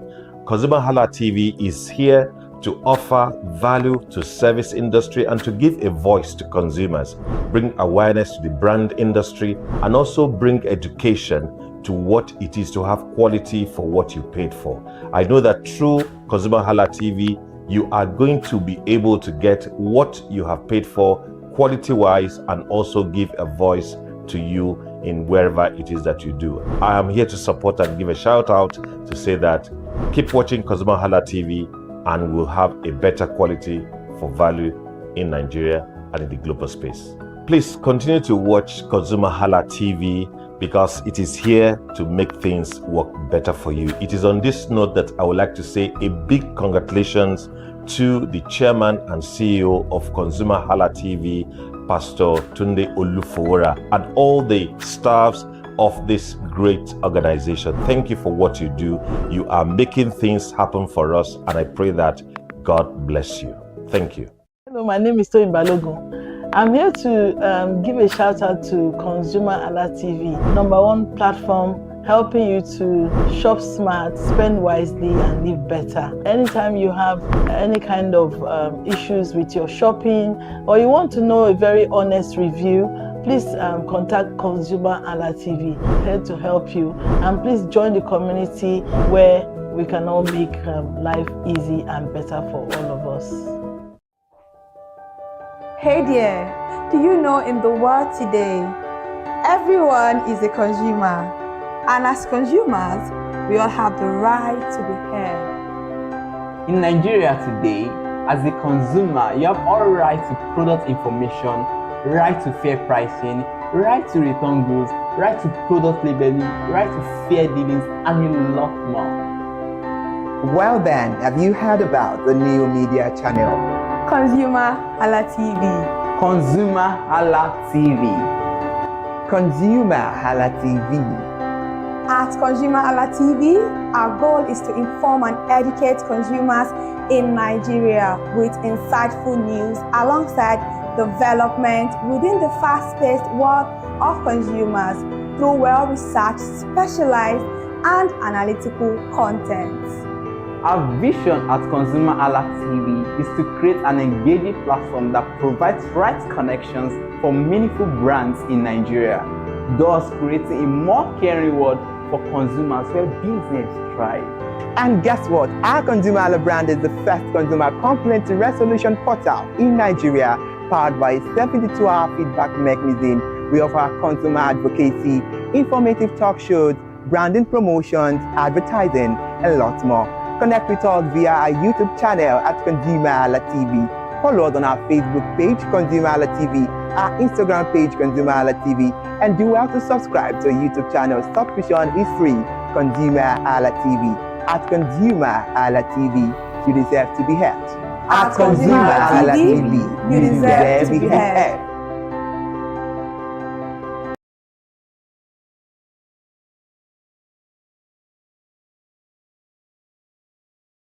Hi people, my name is Fakorede and I am a filmmaker and a film director, and you're watching ConsumerHalla TV. ConsumerHalla TV is everything consumer advocacy, consumer rights, everything that has to do with consumers. On this TV, you'll watch, you'll learn, you'll be educated, and you'll be entertained. Keep watching ConsumerHalla TV. My name is Olubukola Ozone, a photographer and a social media enthusiast. You're watching ConsumerHalla TV. It's a consumer advocacy TV. If you have a problem, any consumer related problem, just holla at them, just like their name implies, and they're going to get it sorted for you. Keep watching, stay tuned. Thank you very much. Hi guys, my name is Joba Jalabi. I'm a marketing communications professional. I currently lead marketing at Flash Change, a fintech startup. Keep watching ConsumerHalla TV, a consumer advocacy channel. Hello, my name is Sharon Rotimi. I'm an actor and I am on ConsumerHalla TV. Now, ConsumerHalla TV is a consumer advocacy channel. So if you have any issues, consumer-related issues with brands and services, you can reach out to them and they will be sure to handle it or to cater to you. Thank you so much. Hi guys, my name is Advocacy. I'm a film poster designer and illustrator. This is ConsumerHalla TV. It's a consumer advocacy channel. We show content on consumers-based news, entertainment, and all of that. So I urge you guys to stay tuned to ConsumerHalla TV. My name is Anoluwapo Alao, a sales consultant for Star Times Nigeria. This is a ConsumerHalla TV, where they discuss anything consumer needs and you get knowledge about anything about consumer. So keep watching it. Hi, my name is Adebola Agushino. I'm a filmmaker and you're watching ConsumerHalla TV. Any consumer related issues, they've got you. Hi, my name is Stephen Olorunshisi.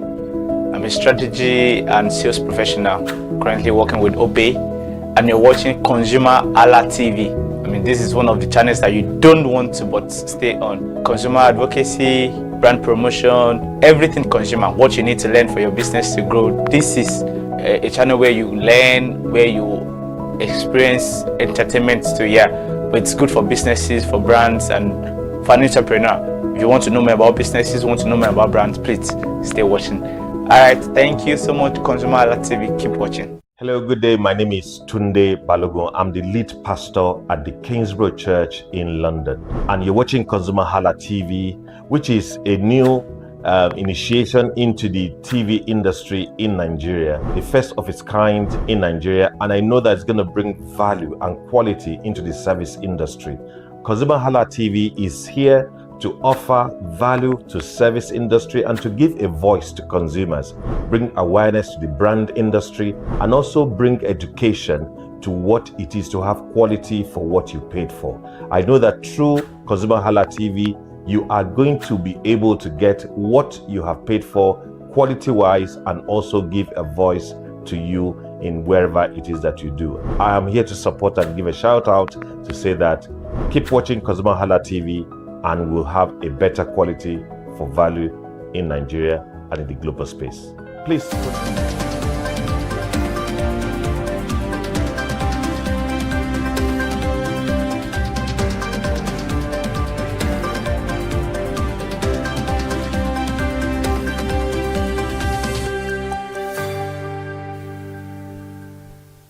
This is 4 o'clock. Welcome to News at 4 on ConsumerHalla TV. Let's take a look at the stories making headlines in Nigeria and across the world. I am Elizabeth Abefe. Nigeria LNG Limited has generated over $150 billion in cumulative revenue and exported more than 6,000 liquefied natural gas cargoes globally since commencing operations. Speaking on Tuesday, July 28, 2026 in Lagos, the Managing Director and Chief Executive Officer Adeleye Falade disclosed that the company has paid $47.2 billion in dividends to shareholders and remitted over $10 billion in taxes to the federal government. Falade noted that the company owed an asset base valued at approximately $23 billion, making it one of the largest corporate contributors to national revenue. Falade clarified that the company does not extract natural gas directly from fields, but purchases raw supplies from upstream producers, remove impurities, liquefies the commodity, and markets it worldwide through specialized maritime vessels. Operating from Bonny Island, the complex functions as the largest industrial installation in sub-Saharan Africa, maintaining 6 liquefaction trains with an aggregate capacity of 22 million tons per annum. The operational fleet consists of 22 dedicated vessels, including 20 gas carriers, 1 domestic cooking gas vessel, and 1 supporting operation vessel. The media briefing highlighted strategic expansion plans, including the completion of Train 7 and preliminary discussion regarding the development of Train 8, 9, and 10 to strengthen global market position. Falade emphasized that the company continued to process and transport gas efficiently to serve buyers across Europe, Asia, and the Middle East. NLNG reiterated its commitment to deepening domestic economic contributions while maintaining safe maritime delivery standard across international trade destinations. Custom authorities from Nigeria, Benin, and Cameroon have renewed commitment to coordinated border management, trade facilitation, and regional integration following a strategic benchmarking mission to the Bridge border post between Zimbabwe and South Africa. Organized with support from the African Export-Import Bank, the initiative aimed to deepen intra-African trade under the African Continental Free Trade Area. The delegation included Comptroller General of Nigeria, Custom Adewale Adeniyi, Director General of Cameroon Custom Fongod Nuvaga, Director General of Benin Custom Rifao Abudao, Acting Commissioner of Zimbabwe Revenue Authority Lonto Dovu, and Chairman of Bagama Security Consultant Salih Amadou. Speaking during the adoption of the joint communique on Tuesday, July 28, 2026, Adeniyi stated that border modernization extends beyond basic physical infrastructure development.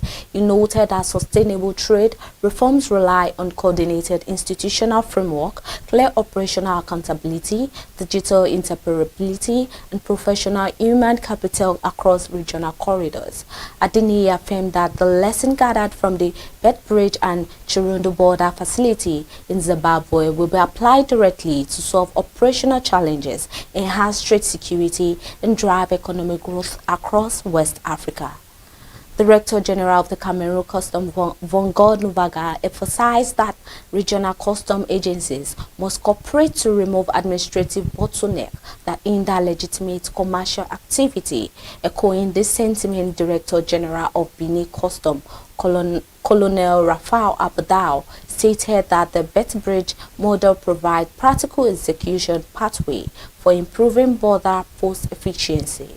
The participating custom leadership pledged to implement modern management system to accelerate continent-wide economic integration and protect shared commercial borders.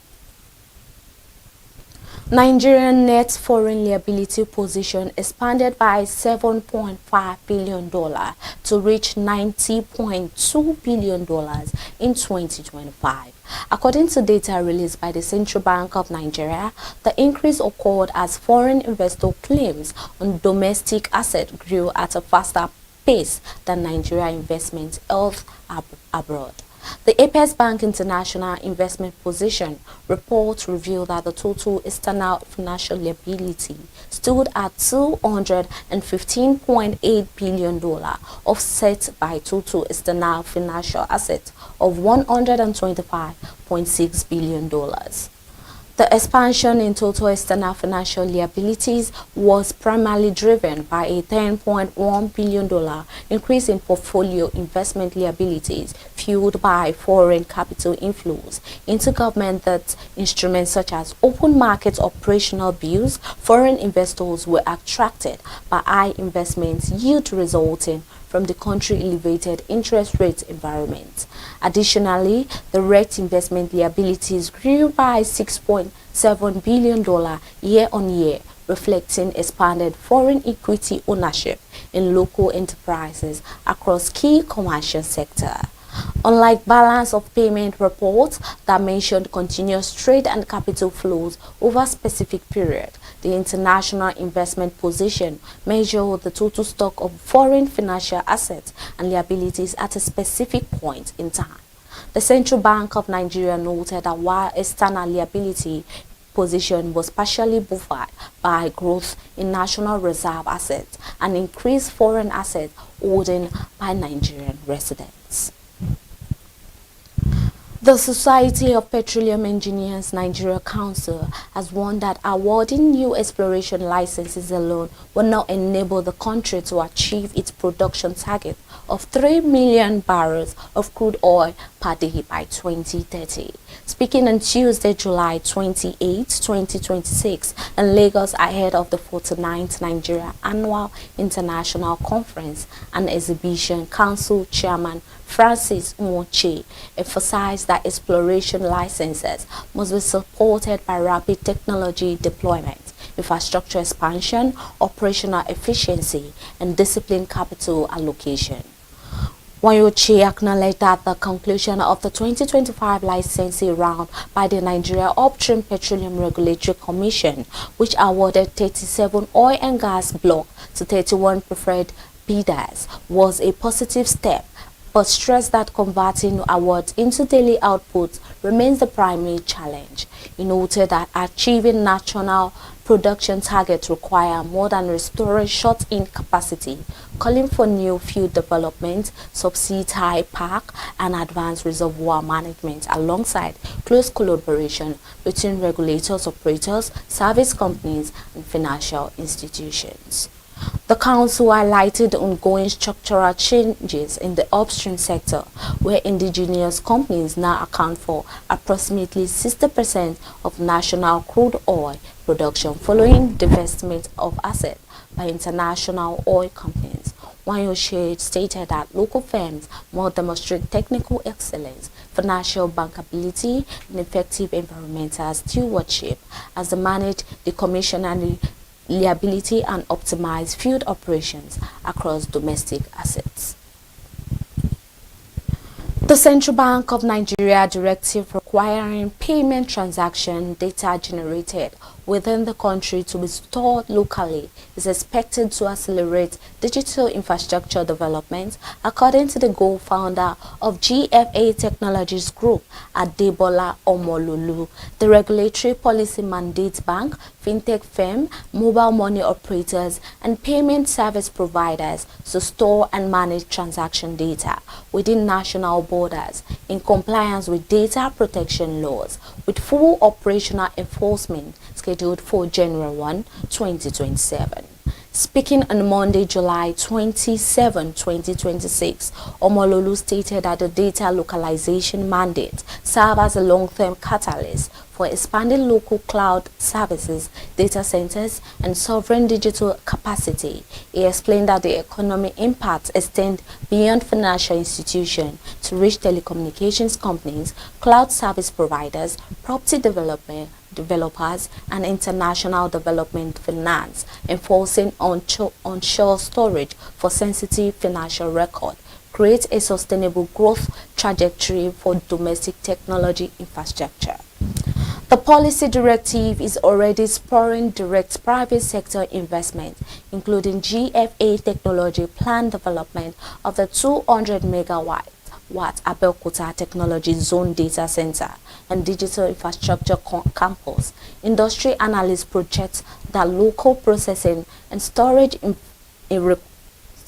national digital sovereignty has regulatory oversight and attract long-term institutional capital to Nigeria technology ecosystem. Nigeria microfinance banking sector is preparing for operational expansion following the ongoing recapitalization and regulatory reform initiative introduced by the Central Bank of Nigeria. Financial institutions nationwide are adjusting balance sheets to meet higher capital threshold design to cushion the financial system against microeconomic pressure, including inflation and currency volatility. Managing Director of Fair Money Microfinance Bank, Henry Obeke, stated on Monday, July 27, 2026, the capital deployment strategy is critical to achieving economic transformation. Obeke noted that while public discussion initially focused on commercial lenders, microfinance institutions serve as primary execution channels for grassroots economic development and financial inclusion. He explained that higher capital requirements enable microfinance bank to expand credit delivery, upgrade information, risk management framework, and support undeserved micro, small, and medium enterprises that generate the majority of domestic employment. Industry stakeholders affirm that stronger capital bases will allow micro-lenders to scale operations and absorb microeconomic shock while extending sustainable credit to low-income households. The Central Bank of Nigeria recapitalization program is projected to strengthen systematic stability, enhance investor confidence, and establish a more inclusive financial sector capable of supporting long-term commercial growth. Financial sector executive regulators and digital asset firms will gather in Lagos for the Nigeria Stablecoin Summit 2.0 on Thursday, July 30, 2026 to examine how stablecoins and support payment, trade, and financial inclusion organized by the Africa Stablecoin Network at the Lagos Oriental Hotel. The event brings together commercial banks, payment processors, cryptocurrency exchanges, and blockchain technology providers to analyze emerging opportunity within the digital asset ecosystem. Following the inaugural edition, where regulators signal open engagement with digital asset innovation, stablecoin have gained traction among commercial entities seeking efficient cross-border settlements mechanism and reduce international transaction friction. Team New Vistas. The conference focusing on transitioning stablecoins from niche digital products into mainstream components of national payments infrastructure, addressing regulatory compliance, asset custody, system interoperability, and institution adoption. Global financial institutions are increasingly evaluating blockchain-based settlement framework and digital representation of fiat currencies to optimize value transfers. Conference organizers noted that collaborative dialogue between public regulators and private fintech operators is essential to establishing secure operational standards, protecting consumers, and positioning Nigeria as a leader in digital currency innovation across Africa. The Economic and Financial Crime Commission is facing scrutiny from the Nigeria Association of Auctioneers over its plan to auction confiscated vehicles through an internally managed digital platform. Speaking on Tuesday, July 28, 2026, President of the association, Benjamin Isibo, accused the anti-graft agency of violating due process, arguing that acting simultaneously as investigator, prosecutor, and custodian and seller of recovered asset compromises transparency and public trust. Isibo stated that certified professional auctioneers are legally mandated and best equipped to conduct public asset disposals, noting that similar attempts to bypass independent auctioneers during previous commission leadership were altered following public outcry. He stressed that allowing an investigating body to control asset sales creates a conflict of interest, calling on federal authority to ensure that recovered proceeds of crime are disposed of thorough, open, competitive, and accredited professional channels. The criticism follows the Commission's recent seizure of high-value fleet of luxury vehicles linked to businesswoman Aisha Achimogo amid ongoing financial investigations. While the total monetary value of the seized vehicle remain unconfirmed, industry estimates place the asset at several billion naira. The Commission has not normally confirmed whether the newly recovered vehicle will be included in the proposed digital auction exercise. Thank you so much for staying tuned at News at 4. For more updates, stay with us across all our social media platforms at Instagram, Facebook, YouTube, TikTok at ConsumerHallaTV. See you again at News at 6. I am Elizabeth Abefe. Good afternoon.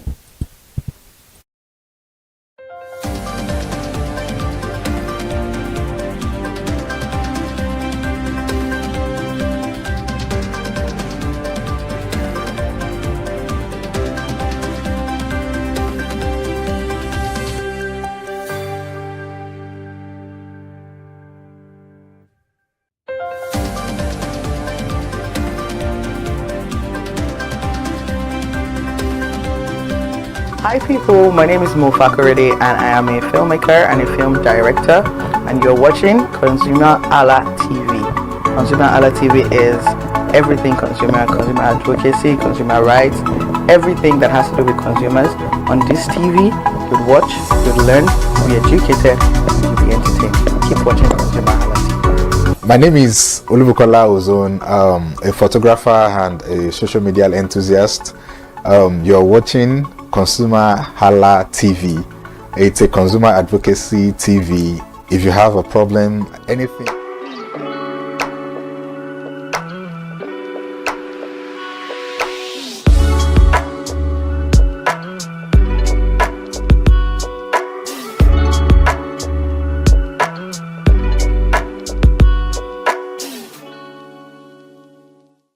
Hello, it's another beautiful day. Welcome to Mind the Gap, the show where we examine the disconnects shaping our society and explore practical solutions for closing them. I am Iremofe Kofoworola. It is no doubt that innovation is advancing faster than regulation across the world, and Africa is no exception. Across the continent, startups are transforming industries including financial technology, healthcare, agriculture, education, logistics, and artificial intelligence. Yet, while innovation continues to accelerate, The policies and regulatory frameworks need to support that growth as we are still catching up here in Africa. This growing disconnect has become one of the biggest challenges facing Africa's digital economy.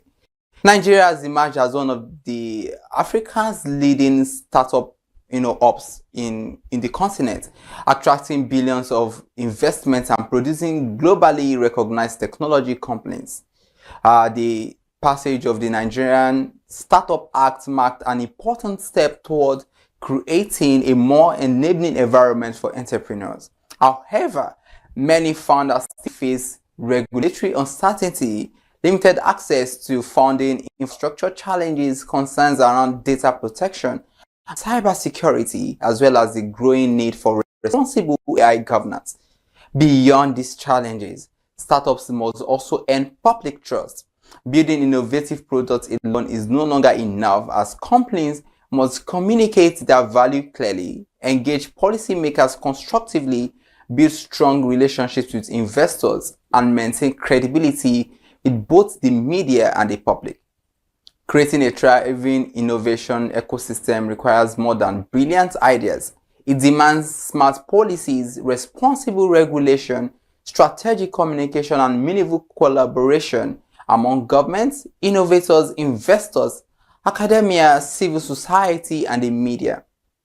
So how can Africa bridge the gap between innovation and regulation while remaining globally competitive? Joining us today to explore this important series is Nosike Inwi-Gene, a communications and public policy professional whose work spans startup ecosystems, also AI governance, innovation policy, media relations, and strategic communications across Africa and beyond. Nosike, welcome to Mind the Gap. Thank you so much. Can you hear me? Yes, absolutely, sharp and clear. Good afternoon. Awesome. Good afternoon. Forgive me for having this conversation in my car, but when in technology age, that's why we're here, right? So these are some of the things that technology allows. Yeah, that is one thing, and it shows that yes, this is all about innovation. So it's clear, it shows that. Yes, the beautiful thing where I can be on the expressway and park and have a conversation with you just on my phone with data, and that is to speak to how technology simplifies in our lives in very simple ways. In very, very simple ways. It doesn't have to be a car doesn't need to float for technology to impact society effectively. But thank you for having me on. I'm looking forward to the conversation. All right. So thank you. It's a pleasure. All right. So we know that Nigeria's startup ecosystem has grown significantly over the past decade. From your own perspective, what are the biggest gaps still preventing startups from reaching their full potential? That's an interesting question. As far as biggest gaps go, I would say, speaking from my point of view, Nigerian youth, right? They're amazing people.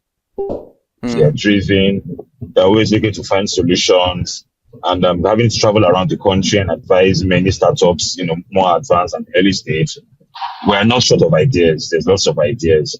I think, and where I find the biggest gaps is obviously capital for finance, which, despite the successes of the Startup Act, still, can be still difficult to access. But I know there are government programs working on that. And then mentorship and guidance. There are some things as a startup founder or as a startup co-founder that you will be doing that all the intelligence in the world will not prepare you for. Regulatory compliance, knowing when to turn left, knowing when to turn right, knowing when to hit your brakes. That has nothing to do with intelligence. And sometimes it just comes from speaking to older people who have the experience, who have security, and who are invested in you and your growth. So I guess as far as the gaps go, two things: mentorship and guidance, and capital, startup funding. Although everybody needs money in the world, that's why I focus on mentorship and guidance. Because if you can get that, you can navigate any murky terrain, so to speak. So yeah, of course, there's way more than that. But for the purpose of this conversation, let me say that from where I'm sitting, those are the two major gaps.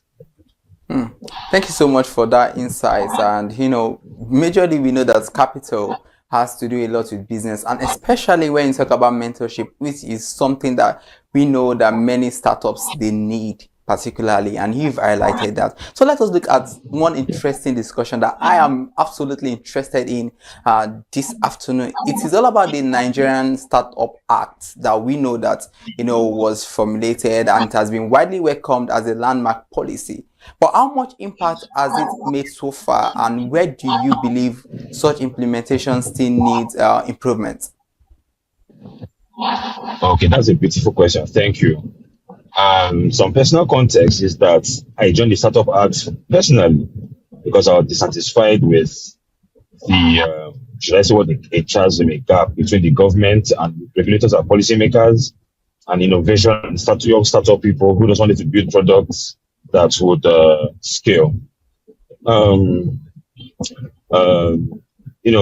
through the work and seeing what's been done so far, I want to say that Nigeria, we're a young country, and even younger is our tech journey. The frameworks that were built were not going to be a silver bullet that solves all the problems. However, you will notice, for example, that there are fewer tech-related bans now than there were maybe 5 years ago, number one. Number two, you will see that there's, and I'm telling you this as someone who has sat on both sides, that there is more uniformity in conversations, or not uniformity, more alignment in conversations between policymakers and startup founders on the other side. I understand that with this, no matter how intelligent or how much innovation the society possesses, governments, we're all in Nigeria, we must obey the laws of the country. And that means that regulators and policymakers must oversee activities of startups. Now, on the other side is that sometimes some of this overseeing might result in limitations to startup growth. It is just like any other relationship where two people want something and we must agree that, listen, you're not going to get everything you want. I'm not going to get everything I want, but this is the best result that we can get for the Nigerian people. So, no, the Startup Act will not fix every issue with tech, but it's like when you move into a house, right? You make it a home. It takes a little while. Everything aligns and all. And it's been only a few years, not been up to 5 years, or not up to a decade rather, since they've been signed. There'll be more feedback. People will generate more criticism of it. We're not here to say we're right. We're here to say this can be improved, right? So by the time we get more feedback from startup founders, from regulators on the problems with it, I do believe that we'll keep on building a document and a law that benefits all. Now, the one thing I can tell you from being an industry observer is that I find there's more alignment between startups and regulators. A lot of the work I do is with startup compliance messaging. That means as a startup, as a tech solution, you must speak government language that the government understands, and government will not feel threatened by the products you're providing, so that they feel good about what they do. Another thing is this, because sometimes tech can be very technical, and this is not limited to Nigeria. You will find that as professionals, as advisors, as ecosystem builders, it is our responsibility to educate our government people on, okay, this tech, it can be used for good, these are the advantages, and yes, there are disadvantages. So we educate them, and they educate us on the meeting point, and that allows the startup act to be better. So yes, it's not perfect. However, it is a growing, blossoming fruit that will yield, a plantation at, at some point. We're not unique. Everything has to do with tech policy one way or the other. So, I hope I've been able to answer your question. Yeah, absolutely, because we know that when it comes to that act, the Nigeria Startup Act is something that, it has been widely welcomed and it has been commendable. And like you said, it's all about startup founders speaking the language of the government, which is very important, and it goes both ways. Government also needs to ensure that they have all they need to ensure that the environment is smooth enough for their business to thrive. So that's very commendable. Thank you for that insight. So let's look at this the issue of AI governance and public policy, because it's very important. There's no way we talk about public policy that we won't talk about AI. And you know, AI is doing, you know, when it comes to magic, we see so many things being done with AI. Sometimes people even assume that AI is going to take their jobs. You understand? And we know that as someone who is a startup founder, definitely you are going to make use of AI, which is very important. So artificial intelligence, know that is evolving much faster than even governments can regulate it. We know that, and we've seen what people do with it. So how should African countries approach AI governance without, you know, slowing down innovation? Thank you. That's a brilliant question. We are age of magic, as I like to say. Things that were taken till I met a startup founder. She's a lead. In fact, she was one of the global. She's Nigerian, but she was one of the global organizations that we all hear about. So I don't want to mention any names. And she told me that work that would take her and her team would take her and the engineers 6 months with Claude and a few other integrations. Took her 2 days. Can you imagine what that does? So now, while it helps more productivity, you're finding out that you need fewer people in the workforce. Now, there are pros and there are cons for everything. The one thing that I want African governments to understand is that AI is here to stay. It's not disappearing because we don't like it or because we like it anymore. It is here to stay, and because it is here to stay, we must learn to work with it. It is ChatGPT is not going to turn off overnight because we're not going to use it, right? And if we're not using it and everybody else is using it, we're disadvantaged. Right? So if we understand this is here to stay, the question now becomes, how do we embrace it? And there's a lot of conversations in the country with the regulatory circles. They might not be big enough to reach it, but serious, hardworking, intelligent people in the tech ecosystem are coming together, asking these questions, drafting this policy. The digital economy has done considerable work with AI, needs that as well. So there's a lot of work, and you know, it's not just AI now. It's AI now helps startup founders do other things as well. So when you have a fintech, using AI to do their work. So it's not just the AI itself. You know, you have Coca-Cola, you have the fridge. They are seemingly unrelated, but Coca-Cola sells more when the fridge is on because of people like cold drinks, right? So, for example, look at AI as a fridge. You have the other products and you employ the use of AI to scale, be better, be faster, and help them bring solutions to us. I feel like the first thing to do is now that when we understand that AI is here to stay, the next thing we can do is approach professionals within the ecosystem to help explain to regulators. These are the pros, these are the cons, these are the dangers. And then, of course, every government has strategic plans. We figure out a strategic plan that helps and works for the benefit of the people. And when that happens, right, you see, anything tech and policy, you must put everybody on the table. The users, that's you and I, ecosystem builders, the tech founders and the government, just like we started that, you must put everyone on the table. Determine what the pros and the cons are. This is what startup founders and tech ecosystem feel is how AI should be implemented. The government will not tell you their fears. Okay, we know that we like AI, but about cybersecurity, we're worried about it being abused. What safeguards can be employed? How can we do this? How do we improve the pipeline? How do we ensure that it doesn't result in the loss of jobs? You know, everybody drops their concerns on the table. And only doing relations, you now see that you're now seeing laws, government posture, support, and funding that helps people understand that, okay, this AI is not our enemy. We can use it like others have used it, right?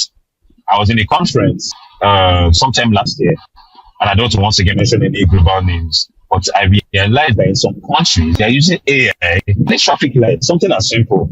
Remember how we started that conversation earlier, that tech doesn't have to be a flying car. But because of the AI has read traffic movement, it is obviously on a going basis adjusting to accommodate. In Nigeria, we know where that fits. There are places that 70 seconds in the afternoon will not suffice at night. But because it is permanently set, you see traffic building. All of a sudden, you use AI that has improved traffic, encourage people to move to that area. You are solving problems and providing, obviously, movement of people and goods is the economy. And so the quicker people and goods can move, the more there's economic productivity. So you can see how just providing AI for traffic lights adds to economic productivity. What happened in Nigeria?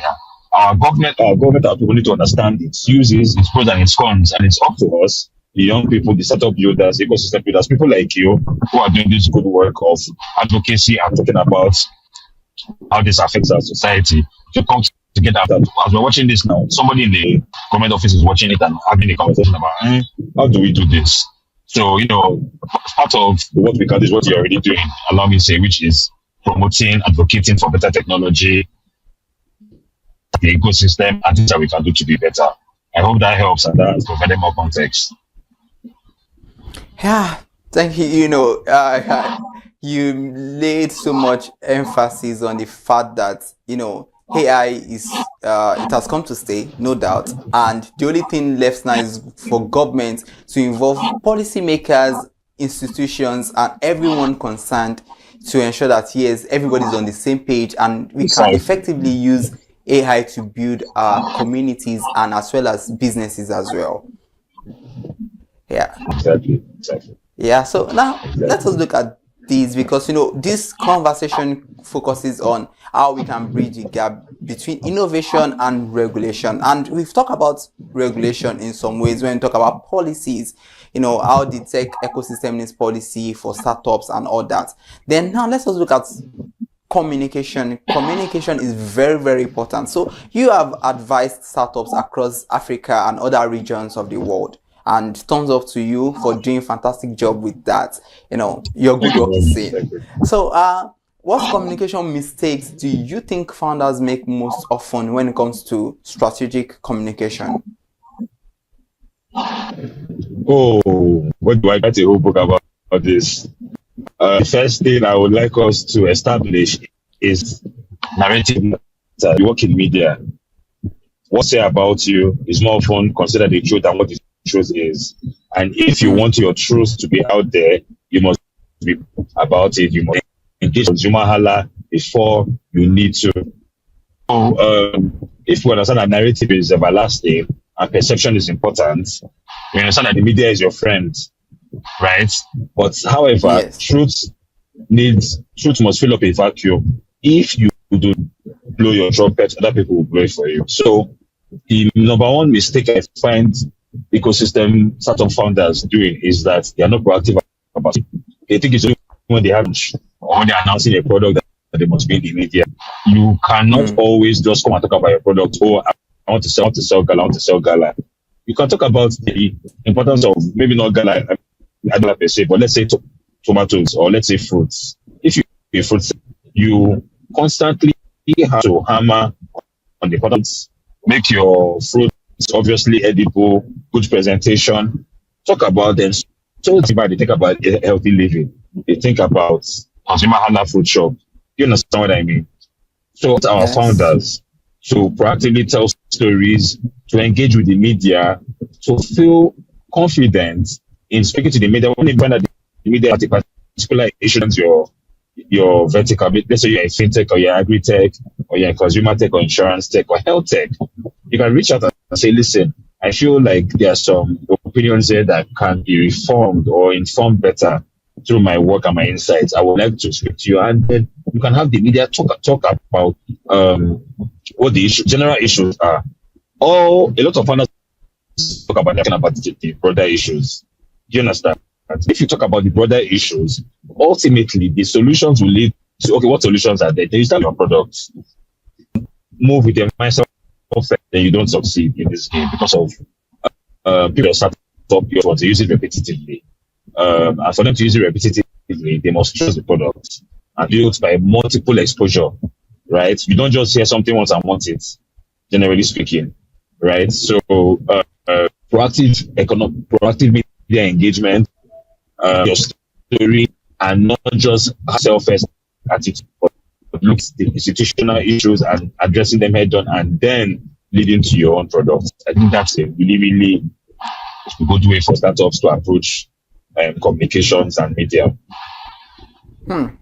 Yeah, because we know that media is very important, and you've highlighted many points that every startup founder, I think they need to watch this right now and pick one or two from this, because this is a big masterclass they don't have to miss. So you're talking about the fact that yes, the media has to be involved. They need to know it is not just all about building their product. It's all about also ensuring that reputation is very key.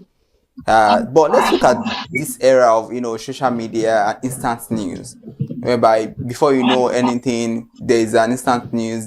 There's a breaking news even before the media itself is involved. You see the news on the social media pages, on different platforms. Somebody's broadcasting about it. Fake news here and there, and some startup founders, they've actually relied more on social media, neglecting the fact that they need to trust the journalists. They need to trust traditional media, the television, the radio, newspapers. But so how can they ensure that yes, they trust journalists now, then the customers also, and as well as stakeholders, to ensure that they maintain credibility, especially during difficult moments? Now let's look at difficult moments. Many times startups, they have issues, they have challenges, understand, and they want to resolve it. So how can they ensure that, away from just the social media buzz that they get to experience, how can they trust media, journalists, everyone, even stakeholders, to ensure that yes, they can have and maintain credibility when it is such a difficult time for them? Okay, thank you. That's a good question. I think the first thing is that all startups must have a media engagement team. It does not have to be people, it can be one or two people. The engagement team serve a purpose. They serve the function of external. When you are building as a startup and you have a media team, identifying the best good stories to tell, identifying journalists to engage with, right? You will find that the stories that appear in the media, core media, more, and people even go to those core media to get stories about you rather than the relevant on social media, because the way media can benefit you, it can also be a major disadvantage, because once the story flies, it also come back. And you see that sometimes when media, you see them running to media houses like yours to correct it. So start that from the beginning. Once again, it all ties to proactive media engagement, proactive media relations. Equip your team, let them do the work, let them find ways to tell, and let them engage with the media long before you need them. If, for example, I'm building a product and you understand all its features, A to Z, by the time we're in Z, I don't have to convince you of much, because of you've seen the story, you've seen the product in its infant, and you've seen it in its conclusion, and you understand its impact, and you're able to tell as a media house, story is better. And because of media institutions at our forte state, very important. Yes, we have political journalism, but it also means that we also need more institutional journalism so that we can fact check and produce authoritative and credible stories. Organizations like ConsumerHalla, we are at the forefront of talking about societal issues, not just tech. So when ConsumerHalla speaks to tech, for example, I'm more inclined to believe what a journalist has said than in a faceless Twitter account. So that is why this communication team must engage with the media from the beginning. Like I said, we need them. Yeah, because so much emphasis that needs to be, laid when it comes to media space and communication. We see a whole lot of, fake news, even unprofessionals trying to take the shine at the end of the day, because they do not even verify news before they post it on their social media pages and all that. So that's why we just need to lay more emphasis on that. Now let's still talking about strategic communication, because communication is everything. And we know that if a brand or a startup can effectively communicate, the right way, using the proper channels, investors would be, interested, probably in funding and so many things in the organization. So investors increasingly consider leadership, reputation, and public perception before even making any investment decisions, which is very crucial. So how influential is effective communication in attracting funding? Because startups, they need funding, but how can they ensure that yes, there's proper communication so that they can attract the right funding? Oh, very well said. I didn't want to bring that up, but the major attractors of funding You need to understand what you're building. You're not the only one building it. Someone else in another country or in another state or in another region is doing so. There's also some bias. Investors believe that the more visibility, there are two startups building the same thing. They're more likely to invest in the product with more visibility because they believe it transfers in many to other wins. The founder can share a shape, and they believe that the product building because of it has a lot of media engagement. So yes, there's an outsized impact of media and communication visibility. And that is another. I think I should have brought this up when you asked me the question about founders. They must, if they think that they are not doing it just to build with the journalists, they must know that it affects their investment. And when investors want to invest on you, just like you want to invest in any company, the first thing you want to know is what is being set up. How do people feel about this company? Do people trust this company enough to spend their hard-earned money with it? And that's why even sometimes when investors want to invest, people like us to say, listen, we need you to build the storytelling infrastructure so that these guys can stand on their own and engage with journalists on their own. So yeah, media visibility and investment definitely have an overlap, and which is why media houses like you play a role. Because of the more you advocate for good, powerful and startups that are helping solve our issues, the more investors, both local and foreign, see them as viable investment. So yes, that's another reason communication, or rather startup founders must invest in their companies, invest in their communications infrastructure and their perception. So the more you are more visible, the more speaker engagements you have, the more your thoughts are in public, the more investors feel comfortable lodging their money with you. Thank you so much for that insight. Inosike, that has been, impactful. All right, before we go on with the conversation this afternoon, we'll go on a short break. And when we come back, we look at ecosystem building and collaboration. Don't go anywhere. This is still Mind the Gap.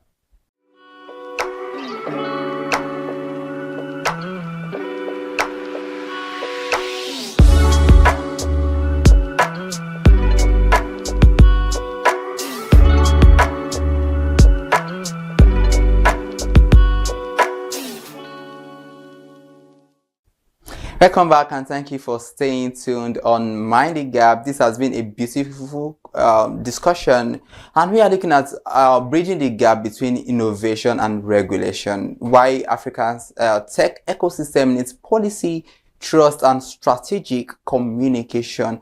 A very insightful discussion today, and our guest has been Nosike. He has been, doing so much justice. Nosike Nwigene, strategic communications advisor. So thank you so much for staying tuned with us on the show today. Can you hear me, Nosike? Thank you very much. Yes, I do. Yes, I do. Thank you very much. Yes. I hope I got that it right. Nosike, you took a very short time. Thank you so much. Now let's look at this, because before the break I talked about ecosystem building and collaboration, and because we have limited time right now, I just have to cover one or two segments before we round up the show. So strong innovation ecosystems depend on collaboration between startups, investors, universities, governments, civil society, and the media. You've mentioned the media, we've talked about the government, we've talked about several institutions. So where do you think Nigeria is making progress, and where do you think the biggest gaps still exist? So one of the things that the Startup Act did is I drew everyone together, right? Absolutely. There's all sorts of collaborations, all sorts of fellowships, all sorts of activities. I know of this by the government. All sorts of designed to bring people together. The one thing I know that government cannot do is bring you and I together.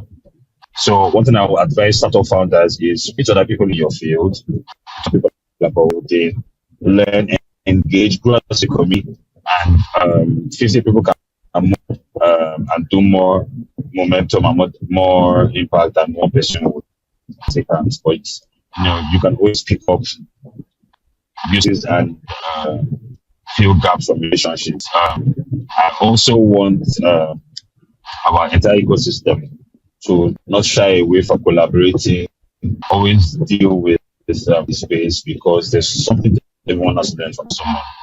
The communications people learn the builders and the founders. The founders learn from the communications people. Same thing with the policy makers, the government, etc. So therefore, we must keep all the, like you say, we must mind the gap, keep those channels open, and ensure that at any point in time we are speaking. Because once we engage in opportunities, will emerge. We don't even know the opportunities that will emerge from just engaging each other. But just do that, and they will emerge. So I would always advocate for partnerships, relationships actually. Interesting. And I think that is one way we can absolutely, grow every startup business to the dream that the founders actually have for themselves. So that is a very beautiful insight there. Now, you have worked across Africa, Latin America, the Middle East, and India. You've worked across different borders. You know the way things are run there. And you mentioned an insight, an example earlier when you talk about the fact that, the way they incorporate AI into their traffic there, you see the way things work there and all of those things. So what successful strategies from those regions could Nigeria adopt to strengthen its own, innovation ecosystem and, for startup founders as well? What can they learn from it and, incorporate into their own system? I think for startup founders, my advice to them is to keep building. Look at the problems around you. Figure out what is the best use case for this product before I build an MVP. Because many of the popular tools we know today, they were not originally built for what we use them as. So you must determine your use case, your viable product, and then when you are building a product for and the people have input in, that is you are really solving. Tech for tech is pointless. Tech for people is where the real positive impact is. For everyone else, most likely the government, the regulators, and everyone else, it is. And let's embrace it. We should not feel against the growth. We should not feel threatened by innovation. We should not feel threatened when young women and men bring ideas that can move our society forward. Right? We all have a place, the elders and the young. Let's all enjoy the benefits and the pros of each other. What I will do is, anytime a solution that helps all of us comes, because it has been embraced, the younger and the tech people should keep building, and the older ones and government that are in a position to clear the way so that this impacts all of us. We see how our mobile payments that is advanced for the region. If you travel to most African countries, we can't move money the way we move money here. Just being able to do some things with money that we take for granted here is short term. In making some online payments. So, that came from obviously the telcos, the banks, then all the other layer that came that asked payments to work. So let's embrace innovation, not feel threatened by it, and encourage it wherever we see it.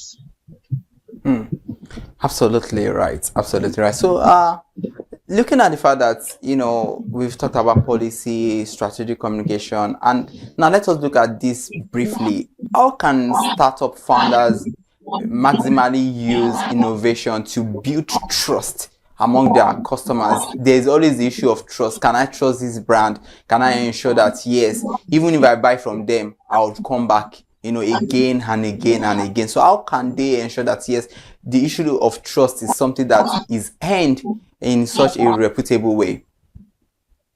Build a product that people love and that they find useful. That's number one. Number two is market properly, effectively, tell a good story, and get buy-in. I think there's a study that says that people require 28 touch points of a product before they are convinced to purchase. That means that for mommy to buy, she has to have seen the advert 28 times in different ways, on a billboard, through marketing activation, and an ad on her phone, through journalism. That means that trust must be also through proactive visibility.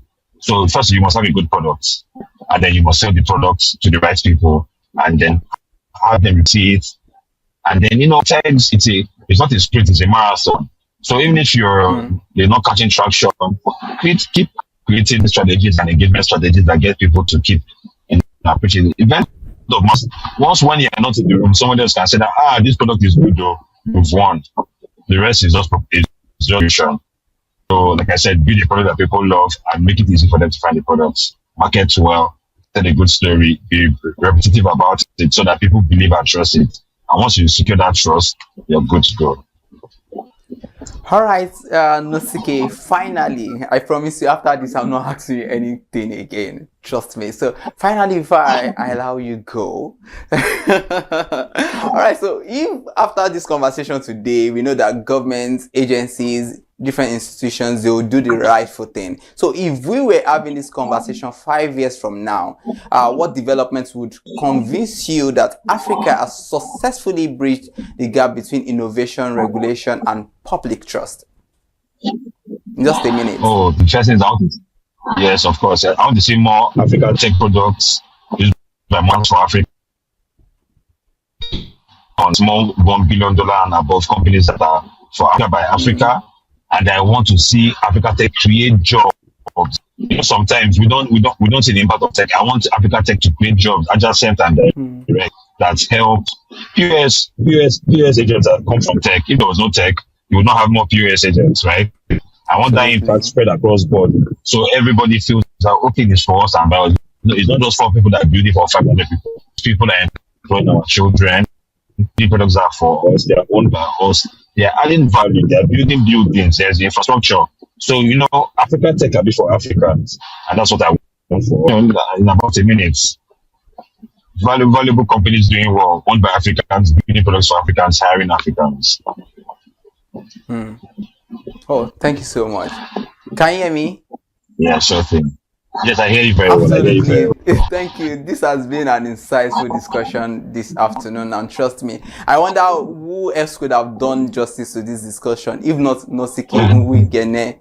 Thank you so much. I mean, you've done so much justice to this discussion. I believe that in 3 years to come, when we look back, or when you see a clip of this discussion today, you would be very happy that Africa has moved forward and Nigeria startup founders are doing the right thing, the way it is meant to be done, and absolutely more job creations are being, you know, they are springing up everywhere we go to. Lagos, and not just in Lagos, across different borders and regions in Africa.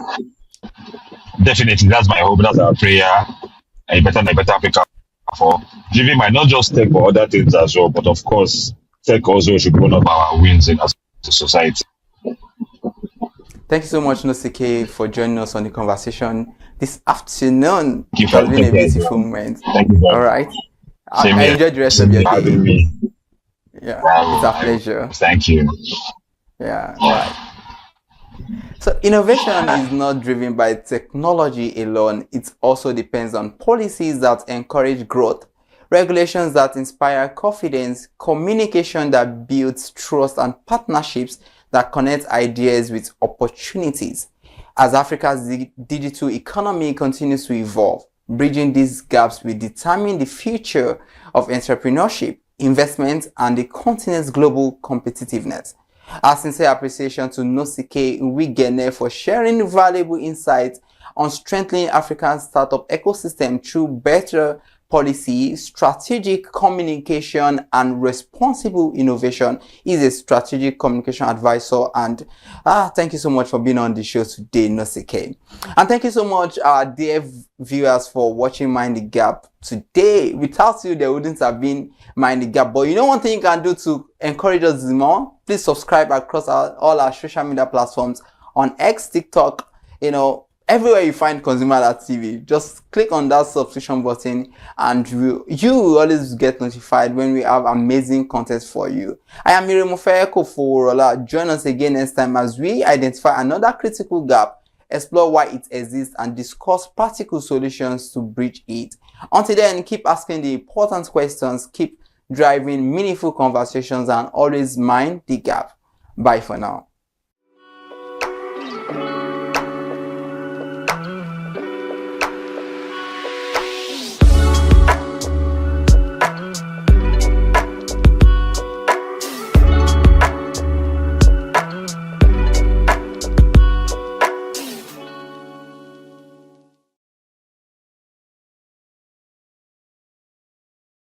Any consumer related problem, just holla at them, just like Hi people, my name is Mo Fakorede and I am a filmmaker and a film director, and you're watching ConsumerHalla TV. ConsumerHalla TV is everything consumer advocacy, consumer rights, everything that has to do with consumers. On this TV, you'll watch, you'll learn, you'll be educated, and you'll be entertained.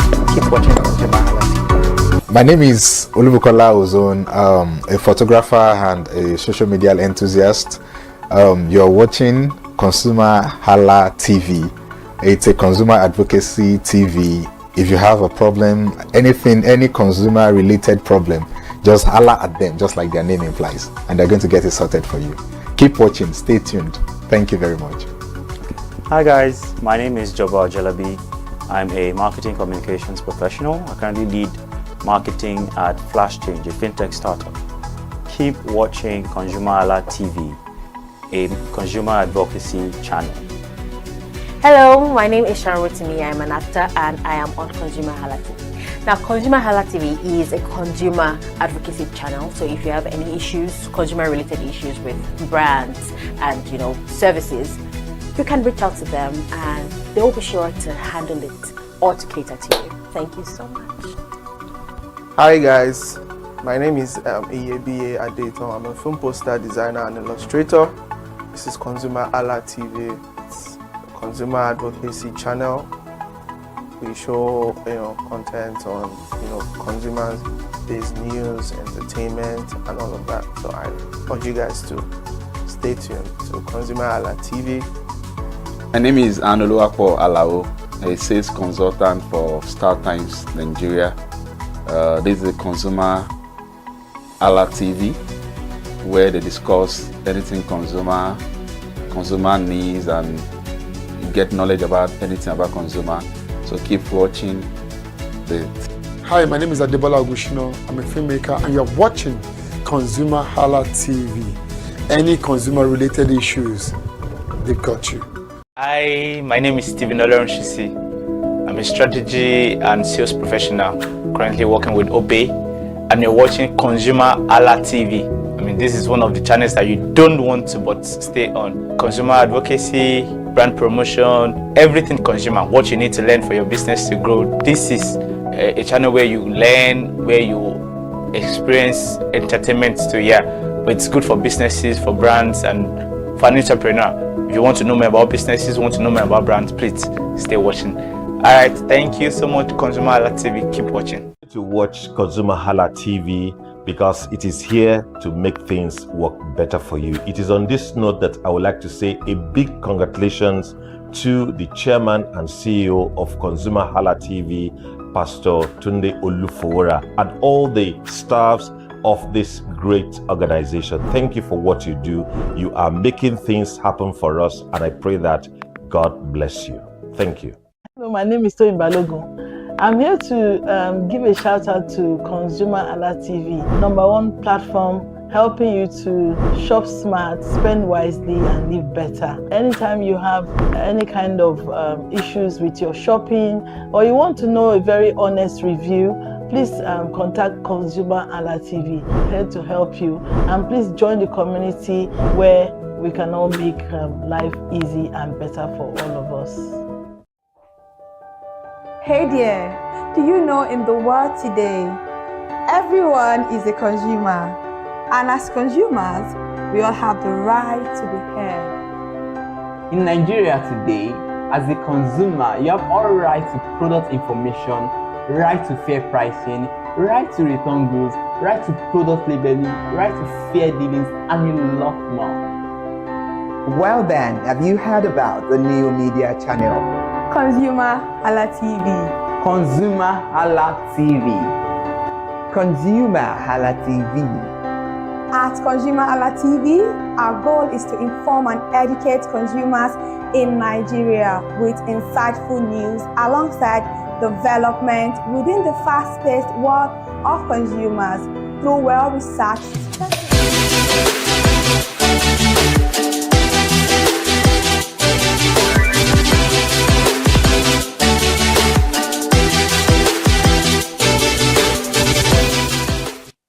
Hello, it's another beautiful evening to enjoy bliss and pure entertainment.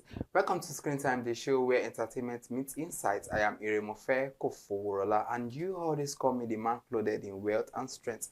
And if today is your first time of joining us on this show, trust me, you are just going to be entertained, and not just get entertained, but also get educated. So I am with the one and only Kike Lomo Ajibola on the show today. Kike, how are you doing today? I'm fine. Good evening, Iremofe. How are you doing this evening? I'm very fine. You look very gorgeous. Thank you very much. Thank you so much for joining us this evening once again for Screen Time on ConsumerHalla TV.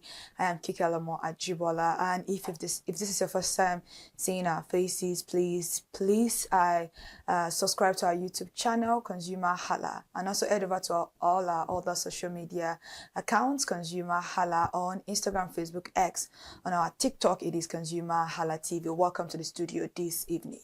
Absolutely, you are welcome. So you enjoy exclusive interviews on this show, Top 5 Countdown of the Week, Celebrity of the Week, and latest movie release updates where you get to know about movies. So let's dive into the conversation right away. So everybody all listens to music. So the music industry has never been bigger. Every day, thousands of songs are uploaded to streaming platforms, while social media has the power to turn a 30-second sound into a global sensation almost overnight. But here is the big question. Does one massive hit make an artist a legend, or is it all about an outstanding body of work that truly stands the test of time? Streaming has completely changed the music business. Today, artists can dominate charts with one viral song, accumulate millions of streams within days, and disappear just as quickly. Yet, history reminds us that some of the greatest musicians built enduring legacies through albums that told compelling stories, pushed creative boundaries, and influenced generations. So today's discussion goes beyond chart positions. It is all about artistry versus virality, consistency versus fleeting moments, commercial success versus cultural impact. Can hit singles alone define greatness, or do timeless albums remain the ultimate measure of musical excellence? And joining us to unpack this fascinating conversation is one of Nigeria's most respected voices in music journalism, Emmanuel Daraloye. Is a renowned Nigerian music journalist, music critic, and author, celebrated for his extensive coverage of Afrobeat and the Nigerian music industry. Thank you so much for joining us. Absolutely, he has reviewed more than 1,000 Afrobeat albums, making him one of Africa's most prolific music critics. And beyond writing, he has lectured on music criticism, mentored emerging critics, and made remarkable contributions to music journalism and education across the continent. So it's going to be a wonderful discussion today. Absolutely, Emmanuel Darade, thank you so much for joining us on this conversation. Thank you. It's nice to be here. Absolutely. So, it's nice to be here. So thank you very much. Yeah, thank you. And it feels so good to join us on the conversation, because when you look at the music industry, it's a whole lot. So when people hear the phrase music legend, what should come to mind first? Is it about the hit records, classic albums, longevity, influence, or cultural impact? What actually defines a music legend? It's a mix of both. The word legendary takes time. As far as I'm concerned, I think it takes a minimum of 10 years straight of active service in the music industry. Interesting. So that means so it takes each record. It takes each record a minimum of even each album, not even record. Take each album. There has to be, for it to be a legend, there has to be a classic album to your. When you talk about legend, remember Michael Jackson, Bob Marley, Fela. Those are legends. And all the three artists that I mentioned, you will notice that it took them some time to master the craft, because you have to master the craft before you can become legend. And how do you master craft? Mastering a craft take years. As far as I'm concerned, I think it takes a minimum of 10 years. A minimum of 10. A minimum of 10. So beyond being a legend, you have to put some people on too. So someone like Olamide, you have to put some people on. So I think the word legend is ambiguous. It's very, very ambiguous. So that's that. You've mentioned quite a number of people, and a lot of people watching at home right now will resonate with some of the names that you've mentioned. Whether it takes 10 years, it takes 20 years or so, it just means that you have to have impacted people during the space of you doing this music. But then today's music industry is driven largely by streaming platforms and short form content. Has this shifted the industry's focus from creating great albums to simply chasing its singles? Of course. No, I think the music dynamism have changed. It has. Now we're in the streaming era. So nowadays we have artists that we call TikTok stars. One hit wonder. I think I wrote an article where I made a post to that effect that most TikTok artists they only blow just one song and they cannot replicate it. So after one hit song, they are out. So the dynamism change. Now we have TikTok. We have a station whereby you can even release 10 minutes or 15 minutes or 50-second songs, and you are all over the internet. But the big question is, can you replicate it? Can you sustain it? There are so many questions that you need to ask. And a lot of time when I speak with some of them, when I just worship some of them, they don't have the skill set to be a musician. They don't have that skill set. Some of them don't even have that passion.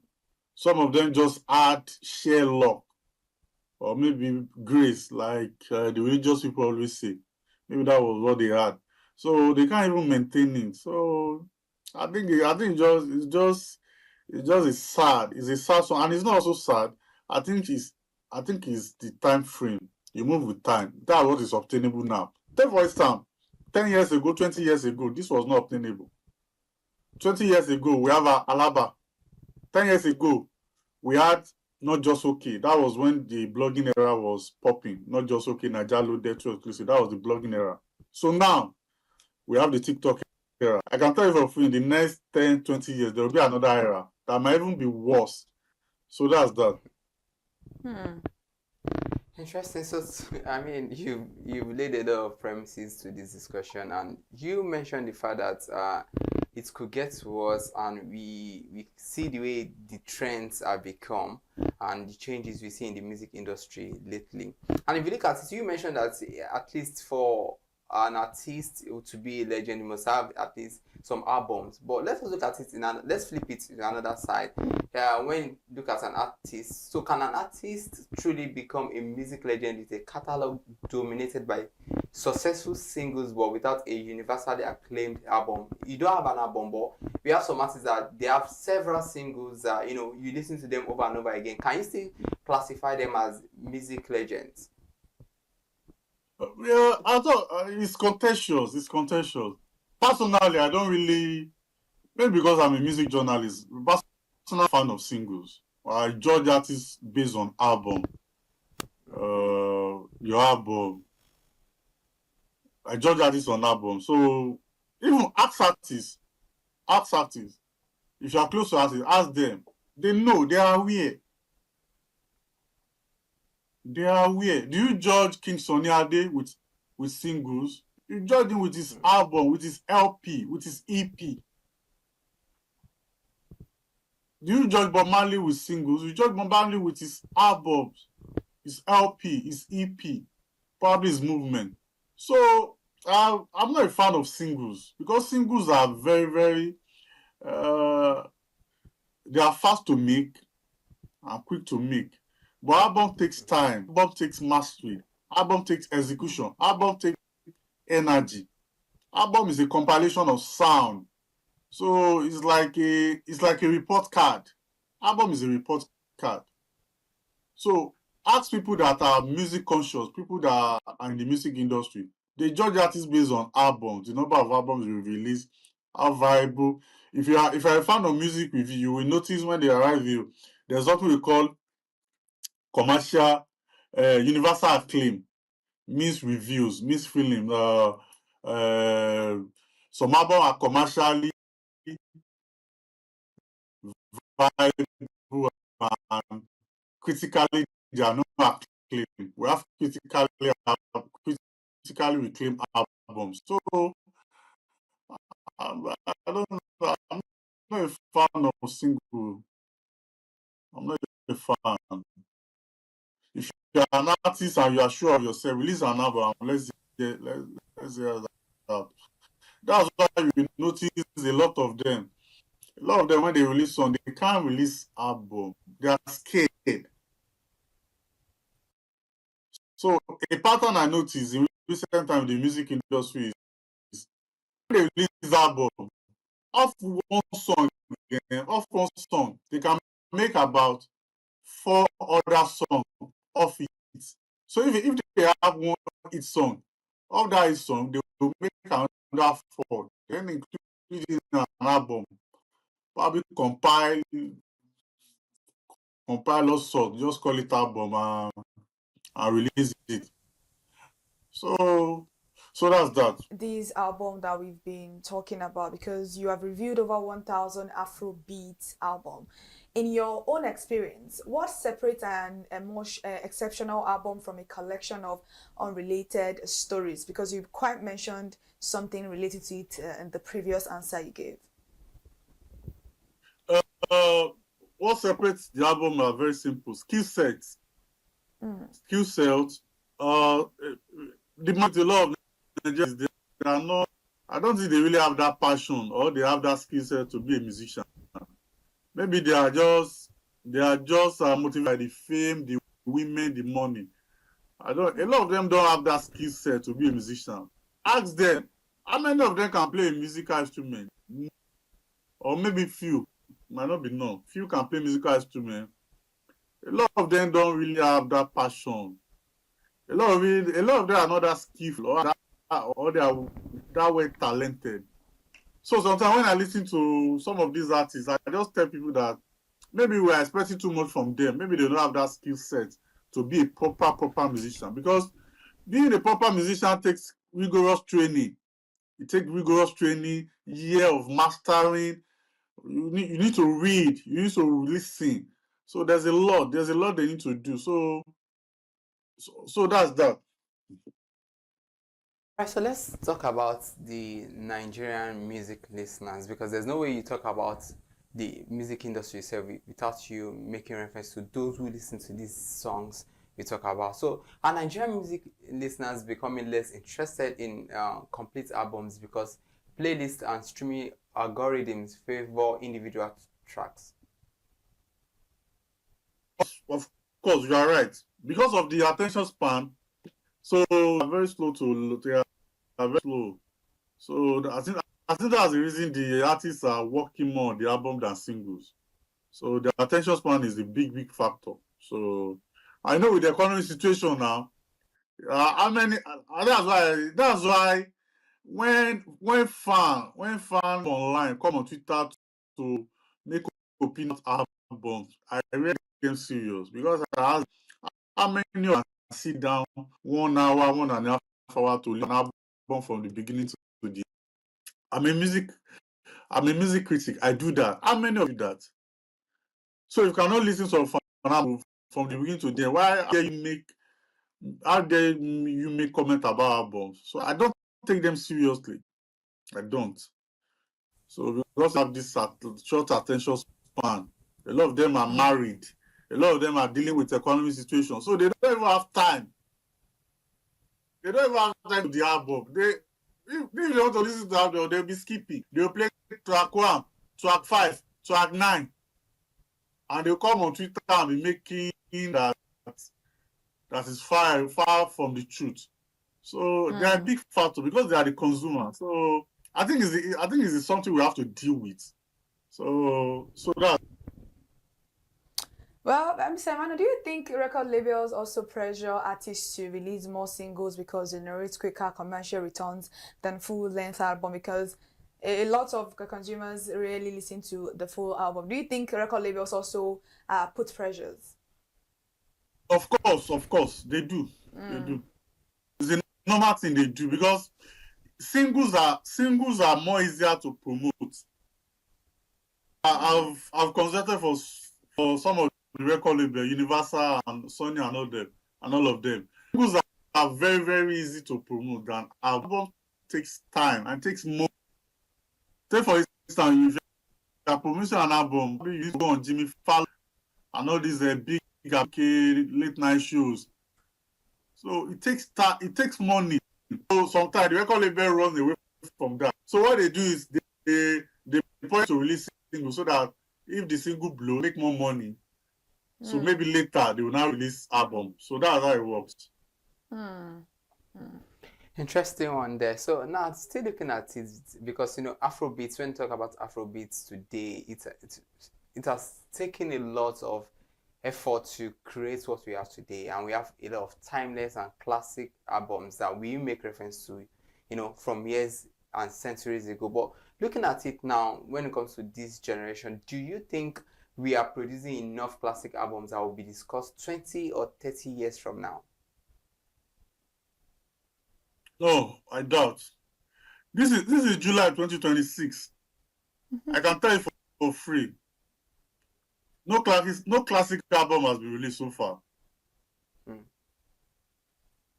I was before I slept yesterday, I was listening to Davido last two singles that he's planning to release his album. They release like release like a what do they call it, to like pre-album. I listened to singles. I was just that was below average. So if someone as big as Davido can release all those mediocre two lead singles, Burna Boy last album is the worst I've listened to in recent time. The last two albums from Wizkid has been below average. So tell me, which of them want to release? The last class or very close to classic album from Wizkid was made in Lagos, and that was 6 years ago. The last album that is close to being a classic from Davido was Timeless. The last classic from Burna Boy was African Giants or Twice as Tall. Anything after that has been mediocre. Classic from Fireboy was his first album. The last classic from Ashake was his first album. So tell me, which artists want to make classic album?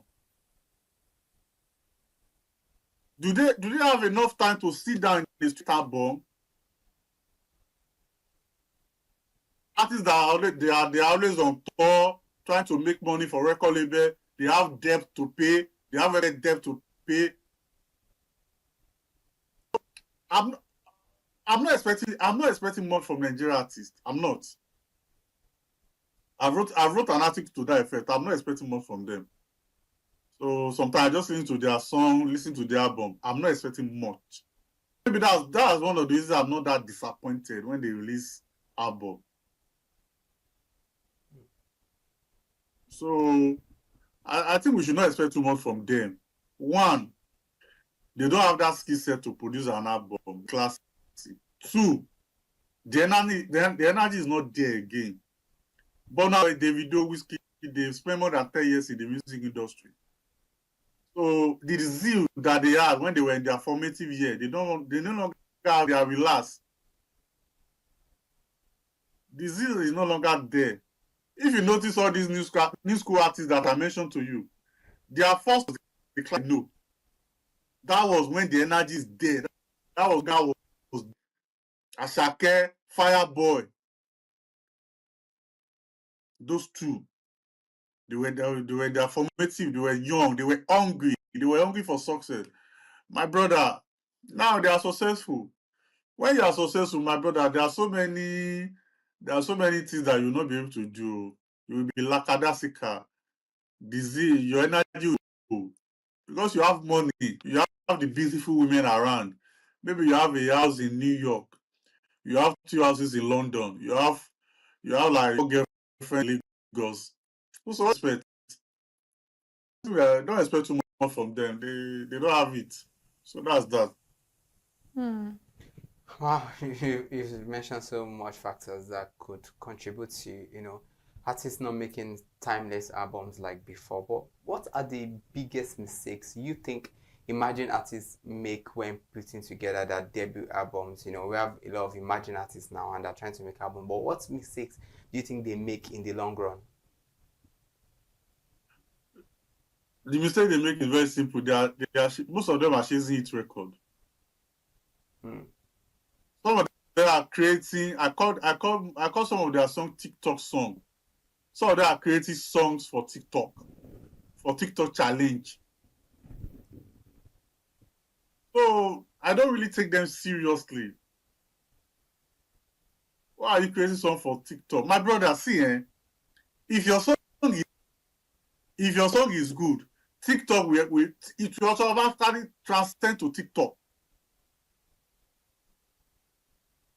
If your song is good, TikTok we accept it. So the situation whereby you are creating a song for is abnormal. But this is Nigeria now. Normal thing is a normal thing there. So also a lot of them don't have that skill set. We are expecting too much for these people. They don't have that skill set. They don't have it. They don't have that skill set to. Do you listen to their song? Sometimes they go off. When you listen to their song, they go off key. They cannot even write properly. How to write songwriting? Their songwriting skill is so poor. They don't know how to write.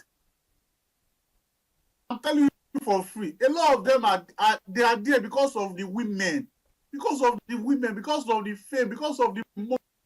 That's why they are there. It's not that probably they like music. I feel what their stage performance. How many hours of rehearsal do they do a week? Can they lead a live band? Let's have a contest. Ask any of them. Ask them to come and lead a live band in my hometown, Ipele.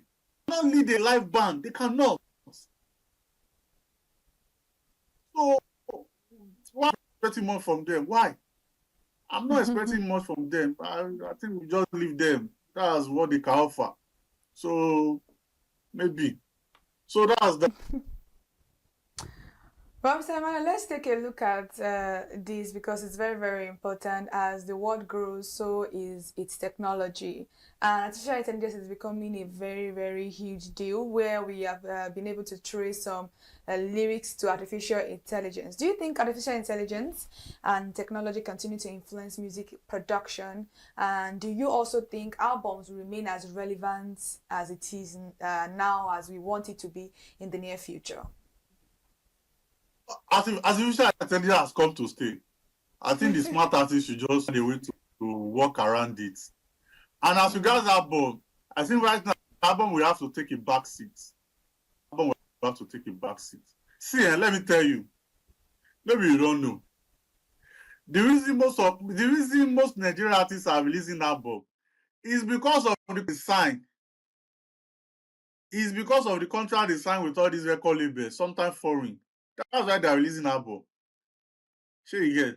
Sometimes when they sign contract, they might sign you for like 4 years, and they will tell you within that 4 years you release 4 albums or 3 albums. So that's why they're releasing album. It's not that probably they like us that much. A lot of them, if you are conversant with the music industry, there's something we call advance. So when they sign you, sometimes record label might give you like $500K dollars or $1 million as advance. So a lot of times, most of these artists, when they give them advance is meant for music. A lot of them will spell advance on women, house, cars. That's why you will see them buy 500,000, 1.2 million cars. So the moment they spend the advance, they will now be pressure to release album. What's happening? So imagine now, you collect $1 million from a foreign record label, and in the contract you sign that you will release 4 albums in 4 years. That $1 million, you spent it. So you will be forced to release album. I wrote a review for Asake last album. I said this. I said maybe it's maybe one Ferro Lekobe, maybe Empire or one of the Ferro Lekobe are the one that prioritized to release the album.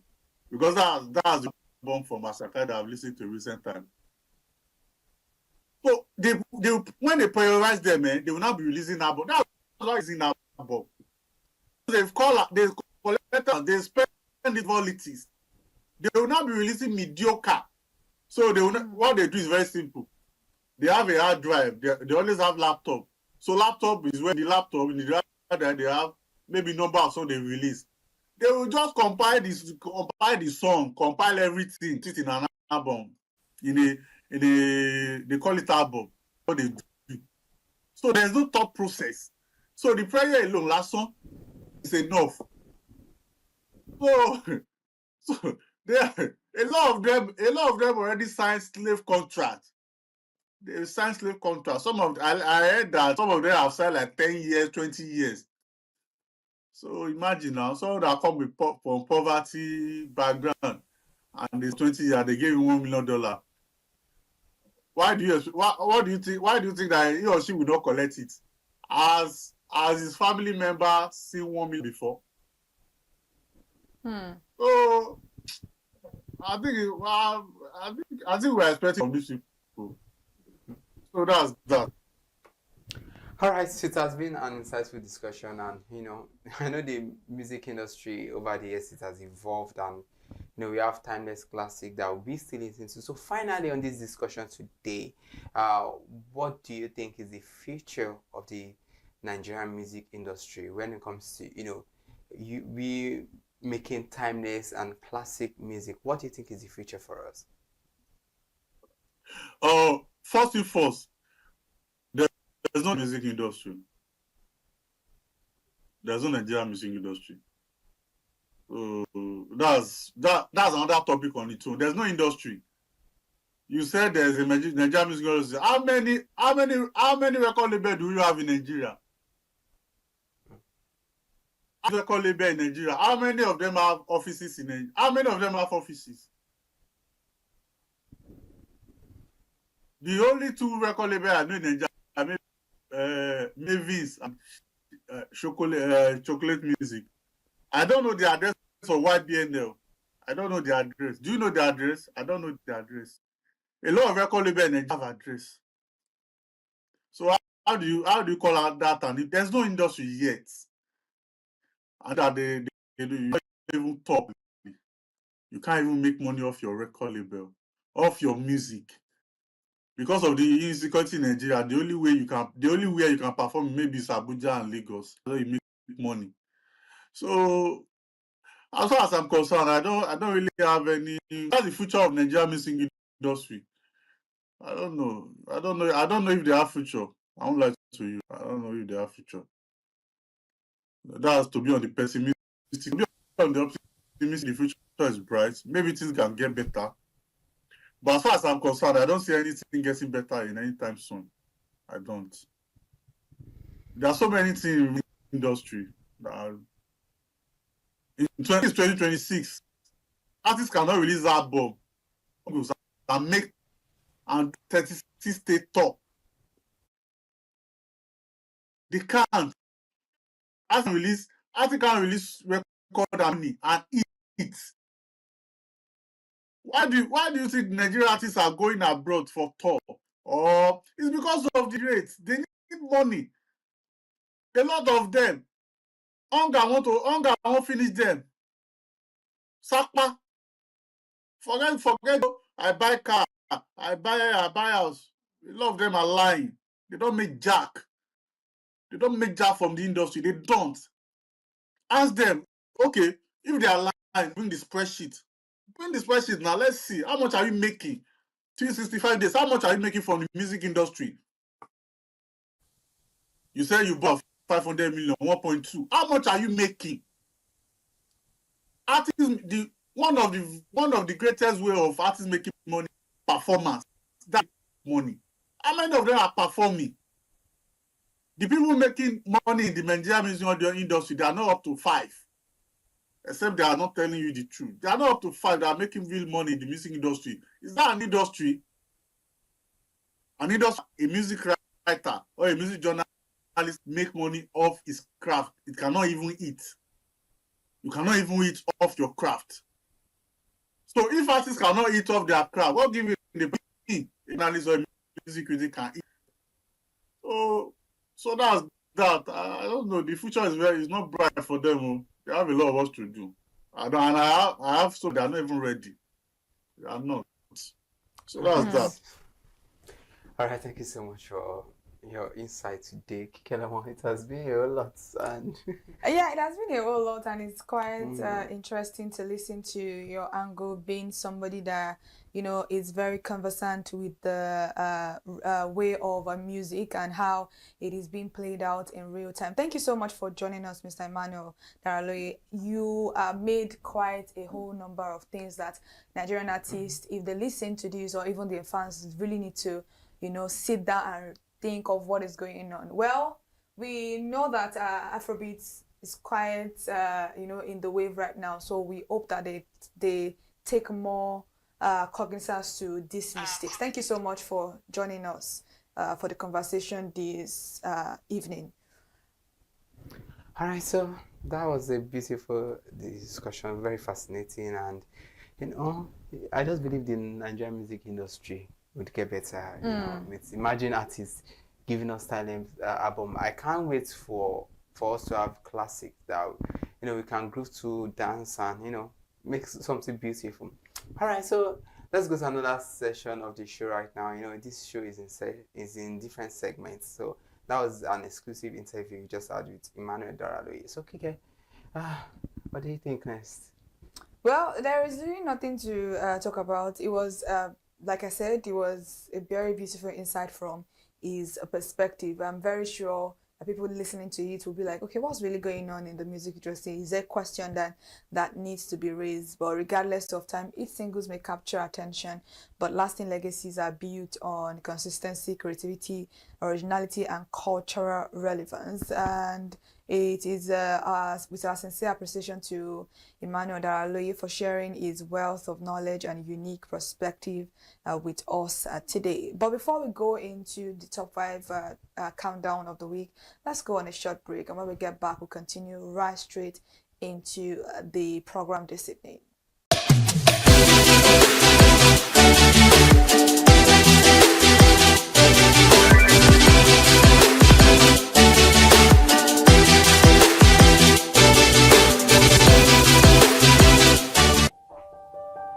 Hey there, do you know in the world today, everyone is a consumer, and as consumers, we all have the right to be heard. In Nigeria today, as a consumer, you have all right to product information, right to fair pricing, right to return goods, right to product labeling, right to fair dealings, and a lot more. Well then, have you heard about the new media channel? ConsumerHalla TV.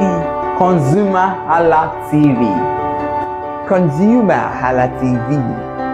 At ConsumerHalla TV, our goal is to inform and educate consumers in Nigeria with insightful news alongside development within the fast-paced world of consumers through well-researched, specialized, and analytical content. Our vision at ConsumerHalla TV is to create an engaging platform that provides right connections for meaningful brands in Nigeria, thus creating a more caring world for consumers where business thrive. And guess what? Our ConsumerHalla brand is the first consumer complaint resolution portal in Nigeria, powered by a 72-hour feedback mechanism. We offer consumer advocacy, informative talk shows, branding promotions, advertising, and lots more. Connect with us via our YouTube channel at ConsumerHalla TV. Follow us on our Facebook page, ConsumerHalla TV, our Instagram page, ConsumerHalla TV, and do well to subscribe to our YouTube channel. Subscription is free. ConsumerHalla TV. At ConsumerHalla TV, you deserve to be heard. At ConsumerHalla TV, you deserve to be heard. All right, welcome back from that short break. It is still screen time on ConsumerHallaTV. Thank you so much for joining us this evening once again. And before we went on the break, we had a discussion with our guest. Please, if you're just joining us, quickly take a look at it on our playlist and you'll be able to see what we discussed with Emmanuel Daraloye. But right now, we're moving into the segment Top 5 Countdown of the Week. And today we are going to be talking about Top 5 Timeless Albums that reshaped the sound of a Nigerian music industry. Absolutely. A great album doesn't simply produce its songs. It defines an era, shapes culture, influences generation of artists, and changes the direction of an industry. Nigeria has produced several iconic albums that introduced new sounds, challenged conventions, and helped take Nigerian music to audiences around the world. And as we celebrate one of Africa's foremost music critics, Emmanuel Daraloye, whose career has been dedicated to documenting and analyzing the impact of albums on music and culture, this week's countdown honors 5 timeless projects that continue to shape Nigerian music industry. Alright, so let's begin. Coming on number 5 spot is no other than Olamide, Baddest Guy Ever Lived. That was in 2013. It's a groundbreaking project that elevated indigenous rap into mainstream Nigerian pop culture.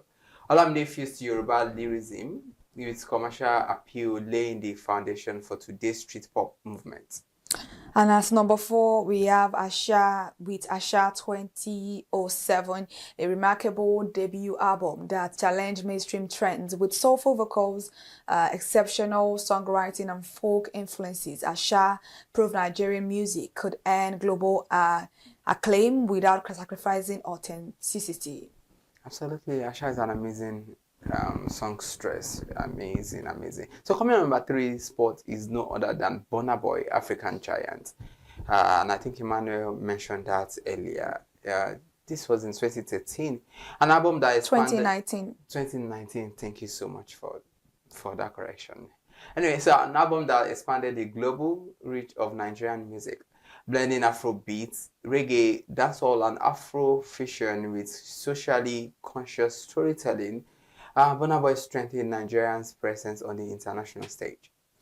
And coming up at number 2 is Wizkid Made in Lagos 2020, one of the most globally celebrated Afrobeat albums ever released, driven by polished production and the worldwide success of Essence. It became a cultural milestone that accelerated Afrobeat international acceptance. Absolutely. So coming on number 1 spot is no other than Fela Kuti, Expensive Shades 1975. This is an undisputed classic. True Expensive Shades, Fela Kuti cemented Afrobeat as a revolutionary genre by blending jazz, funk, and high life with fearless political commentary. Its influence continues to echo throughout African music decades later. So those are top 5 timeless albums that reshaped the sound of Nigerian music, from Fela Kuti revolutionary Afrobeat to Wizkid's global Afrobeat movement. These albums didn't just top charts, they transformed Nigerian music and inspired generations. Well, if you agree with our ranking, please drop a comment in the comment section and let us know your top 5 albums ever produced in Nigeria. We would like to see which album will make your own top 5, and join the conversation using hashtag screen time across all our social media platforms. And that will be a very, very insightful one to see from you guys, to see what exactly is that album that has made it for you. Absolutely. I can't wait to see what people will say, everybody with their preference and all that. All right, so let's move to another segment of the show that, where on this segment we celebrate our guests, we celebrate people, celebrities across boards, people doing brilliantly well. So today, our celebrity of the week is Emmanuel Daraloye. And you just heard him, Emmanuel Daraloye, He's a music critic, music journalist, and author. So this week we celebrate him for his outstanding contribution to music journalism, criticism, and documenting the evolution of Afrobeat through his analysis and research. And it's a very good job he's doing right there. Criticizing and analyzing music is not something so easy. So well done and this is just a starting point for you. Well, thank you so much for joining the conversation, Emmanuel Daraloye. It was a beautiful one to have with you, and also an educative one, especially for people that want to go into music. They could, learn one or two. And right now, let's move away from the celebrity of the week, and now let's move to the new movie release updates, where we give you movies to watch, movies to see for the week, or for the weekend, for you to relax and enjoy yourself. The first one we're talking about this evening is The Strange Woman on Morisam TV, and it stars Morisam, Sophia Lakija, Udonkwak. You need to actually watch this movie because this movie spoke a little bit about, or even stressed more on, mental health issues. Really checking everybody you are bringing into your home, especially domestic staffs. You don't know who is actually not okay mentally up there. It is a practice in Nigeria that we just hire anybody we want to hire, and this movie stress on mental health issues, and mental health issues that you cannot see with your eyes, but then it is there. And also where partners refuse to listen to themselves, where somebody is actually picking up the pattern, but then the husband is very blind to it, he doesn't know, and stuff like that. You need to understand, you need to watch this movie to understand what really went on. I feel like this is one of Morisam production in recent time that I've genuinely enjoyed. Please go watch it and let me know what your comment is on The Strange Woman on Morisam TV on YouTube. And then we have To Be Loved, and on 1 and 2 films on YouTube, featuring Chike Daniels, Oyin Alex, Nono Dreams. You need to watch this particular movie. You would absolutely love Nono. Nono is a very beautiful and talented young actress. I absolutely adore her in movies. To Be Loved is a beautiful production also. I think he explores the theme of love, explores the theme of betrayal, falling back into what you think you've actually moved away from because you think that is the best thing for you. Just something that you need to accept that love is real and it can happen to you. It's a beautiful production also. And then one of my favorite that I've seen this past week is The Day Olivia Fell on Mama Omonioboli TV. So go on Omonioboli TV and go see The Day Olivia Fell. This one I have my favorites. It has my favorites in it: Ekama Etim Eyang, Ichi Fuego, and Real Judy. Absolutely funny. Diva Gold, absolutely beautiful cast. Sydney Hiono and Oluwatobi Fakus. I love the new guy they actually had in this film. It was a breath of fresh air. It was good as long as it was comic. It was a comic character. It was just very good at playing a character. I feel like I love this plot, the way it's actually played out. The name actually suits this particular movie. Yes, it's a typical Nigerian film. You will love it. It's very relatable. It's something that feels like home. And then we have Fragile Faith on Uchenna Obunabo TV. Uchenna Obunabo rarely produced bad films. Obviously, it's a very good one. And then we have Emeka Ike, Mona Lisa Chinda. It's been a while. We've seen her. We have Chike, and then we have Chidinma Kerry in this particular one. Go and watch it and you'll see what it is. Fragile Faith is what exactly this particular movie is all about, especially with, all those relatives that chewing gum in your ears, and then a man that cannot think properly for himself. This movie is very, very interesting. Private Property, Day of Reckoning Become. It is a movie on Ruth Kadiri 247, and it is a very, very beautiful production. We have stars like Chinonso Arugbayi, Too Sweet Anna, and Kwesible. These 3 characters, absolutely beautiful human being. Go watch Private Property on Mama Ruth Kadiri. Ruth Kadiri 247. You would absolutely enjoy these particular movies. If there are anyone that you want to recommend to me, if there are anyone that you really feel like, oh, it doesn't really make sense, I don't like what they did here, Kike, why did you mention this one? Let me know in the comment section and recommend films for me also to be able to watch. I can't watch everything that has been produced this week, trust me. Just let me know what you think about it. All right, it has been a beautiful conversation this evening, and I'm quite sure if you have any movie recommendation, trust me, Kike is there for you. You can keep the conversation going. All right, so join us again next week for another engaging edition of Screen Time, where we bring to you insightful conversations on music, movies, television, and everything shaping the entertainment industry. I am Irimofe Kofoworola, And he always called me the man always clothed in wealth and strength. You know. Thank you so much for joining us this evening on ConsumerHalla TV. I'm Kikelomo Ajibola. Don't forget to subscribe, like, share, comment on our videos on all our social media platforms: Instagram, Facebook, X, YouTube, ConsumerHalla, and also on our TikTok account at ConsumerHalla TV. Thank you so much for joining this evening.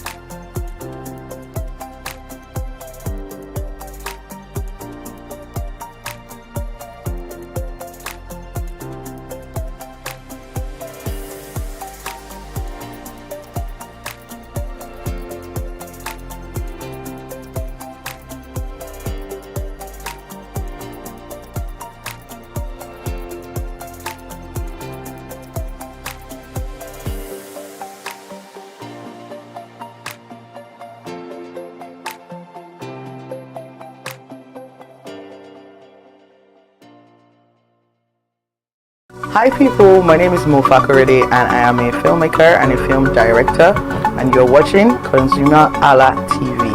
ConsumerHalla TV is everything consumer advocacy, consumer rights, everything that has to do with consumers. On this TV, you'll watch, you'll learn, you'll be educated, and you'll be entertained. Keep watching ConsumerHalla TV. My name is Olubukola Ozone, a photographer and a social media enthusiast. You're watching ConsumerHalla TV.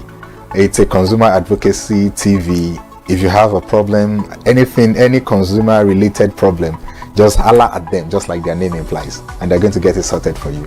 Keep watching, stay tuned. Thank you very much. Hi guys, my name is Joba Jalabi.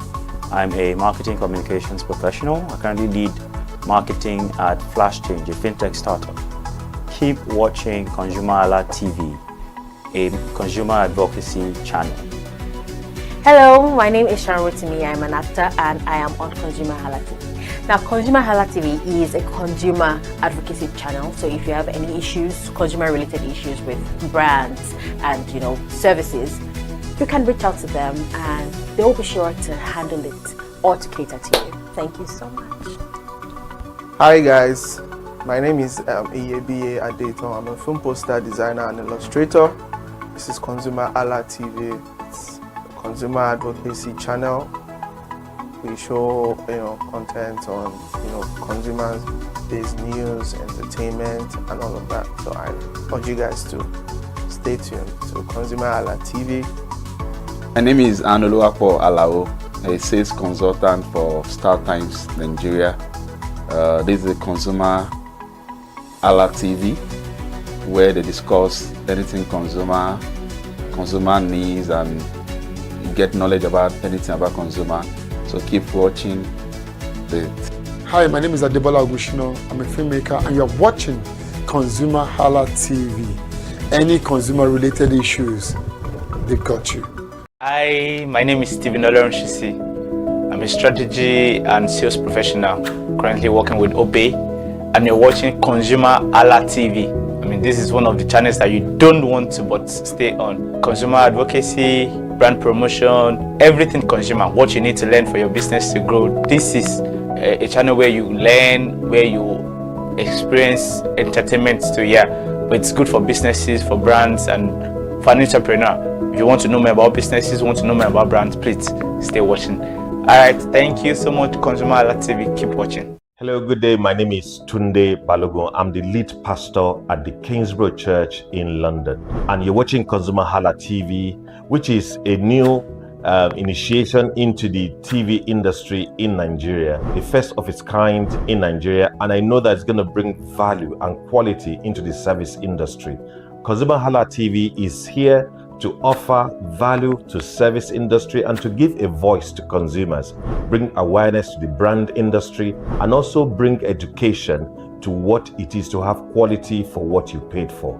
I know that through ConsumerHalla TV, you are going to be able to get what you have paid for quality-wise and also give a voice to you in wherever it is that you do. I am here to support and give a shout out to say that keep watching ConsumerHalla TV and we'll have a better quality for value in Nigeria and in the global space. Please continue to watch ConsumerHalla TV because it is here to make things work better for you. It is on this note that I would like to say a big congratulations to the chairman and CEO of ConsumerHalla TV, Pastor Tunde Olufowora, and all the staffs of this great organization. Thank you for what you do. You are making things happen for us, and I pray that God bless you. Thank you. Hello, my name is Toyin Balogun. I'm here to give a shout out to ConsumerHalla TV, #1 platform helping you to shop smart, spend wisely, and live better. Anytime you have any kind of issues with your shopping, or you want to know a very honest review, please contact ConsumerHalla TV, here to help you. And please join the community where we can all make life easy and better for all of us. And analytical content.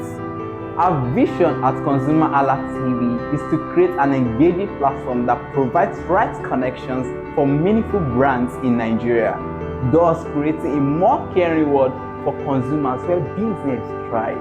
And guess what? Our ConsumerHalla brand is the first consumer complaint resolution portal in Nigeria, powered by a 72-hour feedback mechanism. We offer consumer advocacy, informative talk shows, branding promotions, advertising, and lots more. Connect with us via our YouTube channel at ConsumerHalla TV. Follow us on our Facebook page, ConsumerHalla TV, our Instagram page, ConsumerHalla TV, and do well to subscribe to our YouTube channel. Subscription is free, ConsumerHalla TV. At ConsumerHallaTV, you deserve to be heard. At ConsumerHallaTV, you deserve to be heard.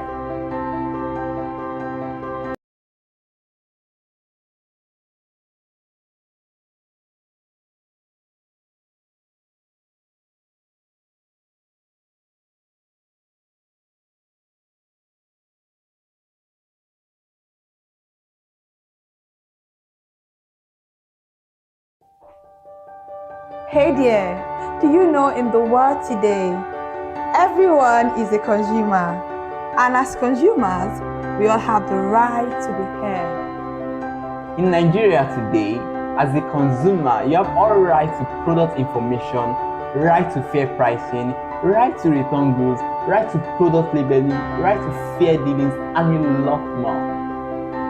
Well then, have you heard about the new media channel? ConsumerHallaTV. ConsumerHallaTV. ConsumerHallaTV. At ConsumerHallaTV, our goal is to inform and educate consumers in Nigeria with insightful news alongside development within the fast-paced world of consumers through well-researched, specialized, and analytical content. Our vision at ConsumerHallaTV is to create an engaging platform that provides right connections for meaningful brands in Nigeria, thus creating a more caring world for consumers where business thrive. And guess what? Our ConsumerHalla brand is the first consumer complaint resolution portal in Nigeria, powered by a 72-hour feedback mechanism. We offer consumer advocacy, informative talk shows, branding promotions, advertising, and lots more. Connect with us via our YouTube channel at ConsumerHallaTV.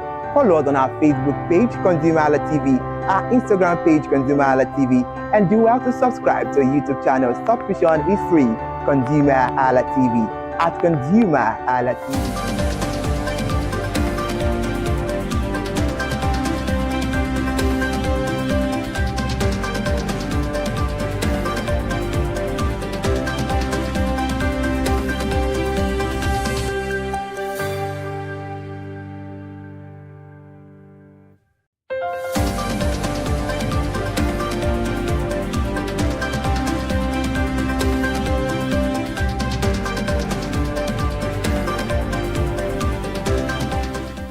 Good evening, welcome to the news highlights on ConsumerHallaTV. I am Elizabeth Abefe. Nigeria LNG Limited has generated more than $150 billion in cumulative revenue and exported over 6,000 LNG cargoes globally, while unveiling plans to expand operations through additional liquefaction train. Custom authorities from Nigeria, Benin and Cameroon has renewed commitment to coordinated border management, digital trade system and regional integration to improve cross-border commerce under the AFCFTA. The Central Bank of Nigeria says the country's net foreign liabilities increased to $90.2 billion in 2025, driven by stronger foreign portfolio investments and higher direct investment inflows. The Society of Petroleum Engineers says Nigeria must complement oil block awards with technology, infrastructure investment, and improve operational efficiency to achieve its 2030 production target. Industry expert says the central bank directive requiring financing transaction data to be stored within Nigeria will accelerate investment in local data centers and strengthen the country's digital infrastructure. Nigerian Microfinance Bank says ongoing recapitalization reforms will strengthen financial stability, expand lending to small businesses, and improve financial inclusion across the country. Industry leaders, regulators, and fintech firms will meet at the Nigeria Stablecoin Summit 2.0 to examine how stablecoins can improve payment, cross-border trade, and financial inclusion. The Nigerian Association of Auctioneers has questioned the EFCC's plan to conduct digital auctions of recovered vehicles, arguing that independent auctioneers should oversee the disposal process to ensure transparency. Travelers are calling for reforms following an incident at Oshubu Airport involving aviation security officers with demands for improved professionalism, accountability, and customer service. Aviation unions have given airlines and other defaulting operators 7 days to remit outstanding 5% ticket sales charges or face nationwide industrial action and picketing. MoneyPoint says it disbursed more than $700 million in loans to micro, small, and medium enterprises in 2025, helping us expand access to credit and supporting over 8 million jobs nationwide. Global crude oil prices dropped below $84 per barrel after renewed diplomatic engagement between the United States and Iran eased concerns over prolonged supply disruptions through the Strait of Hormuz. Thank you so much for joining us at the News Highlight on ConsumerHalla TV. For more updates, please follow us across all our social media platforms at Instagram, Facebook, TikTok, and also our YouTube channel, ConsumerHalla TV. See you again tomorrow at 8 a.m. tomorrow morning. I am Elizabeth Habefe. Good evening and do have a lovely day.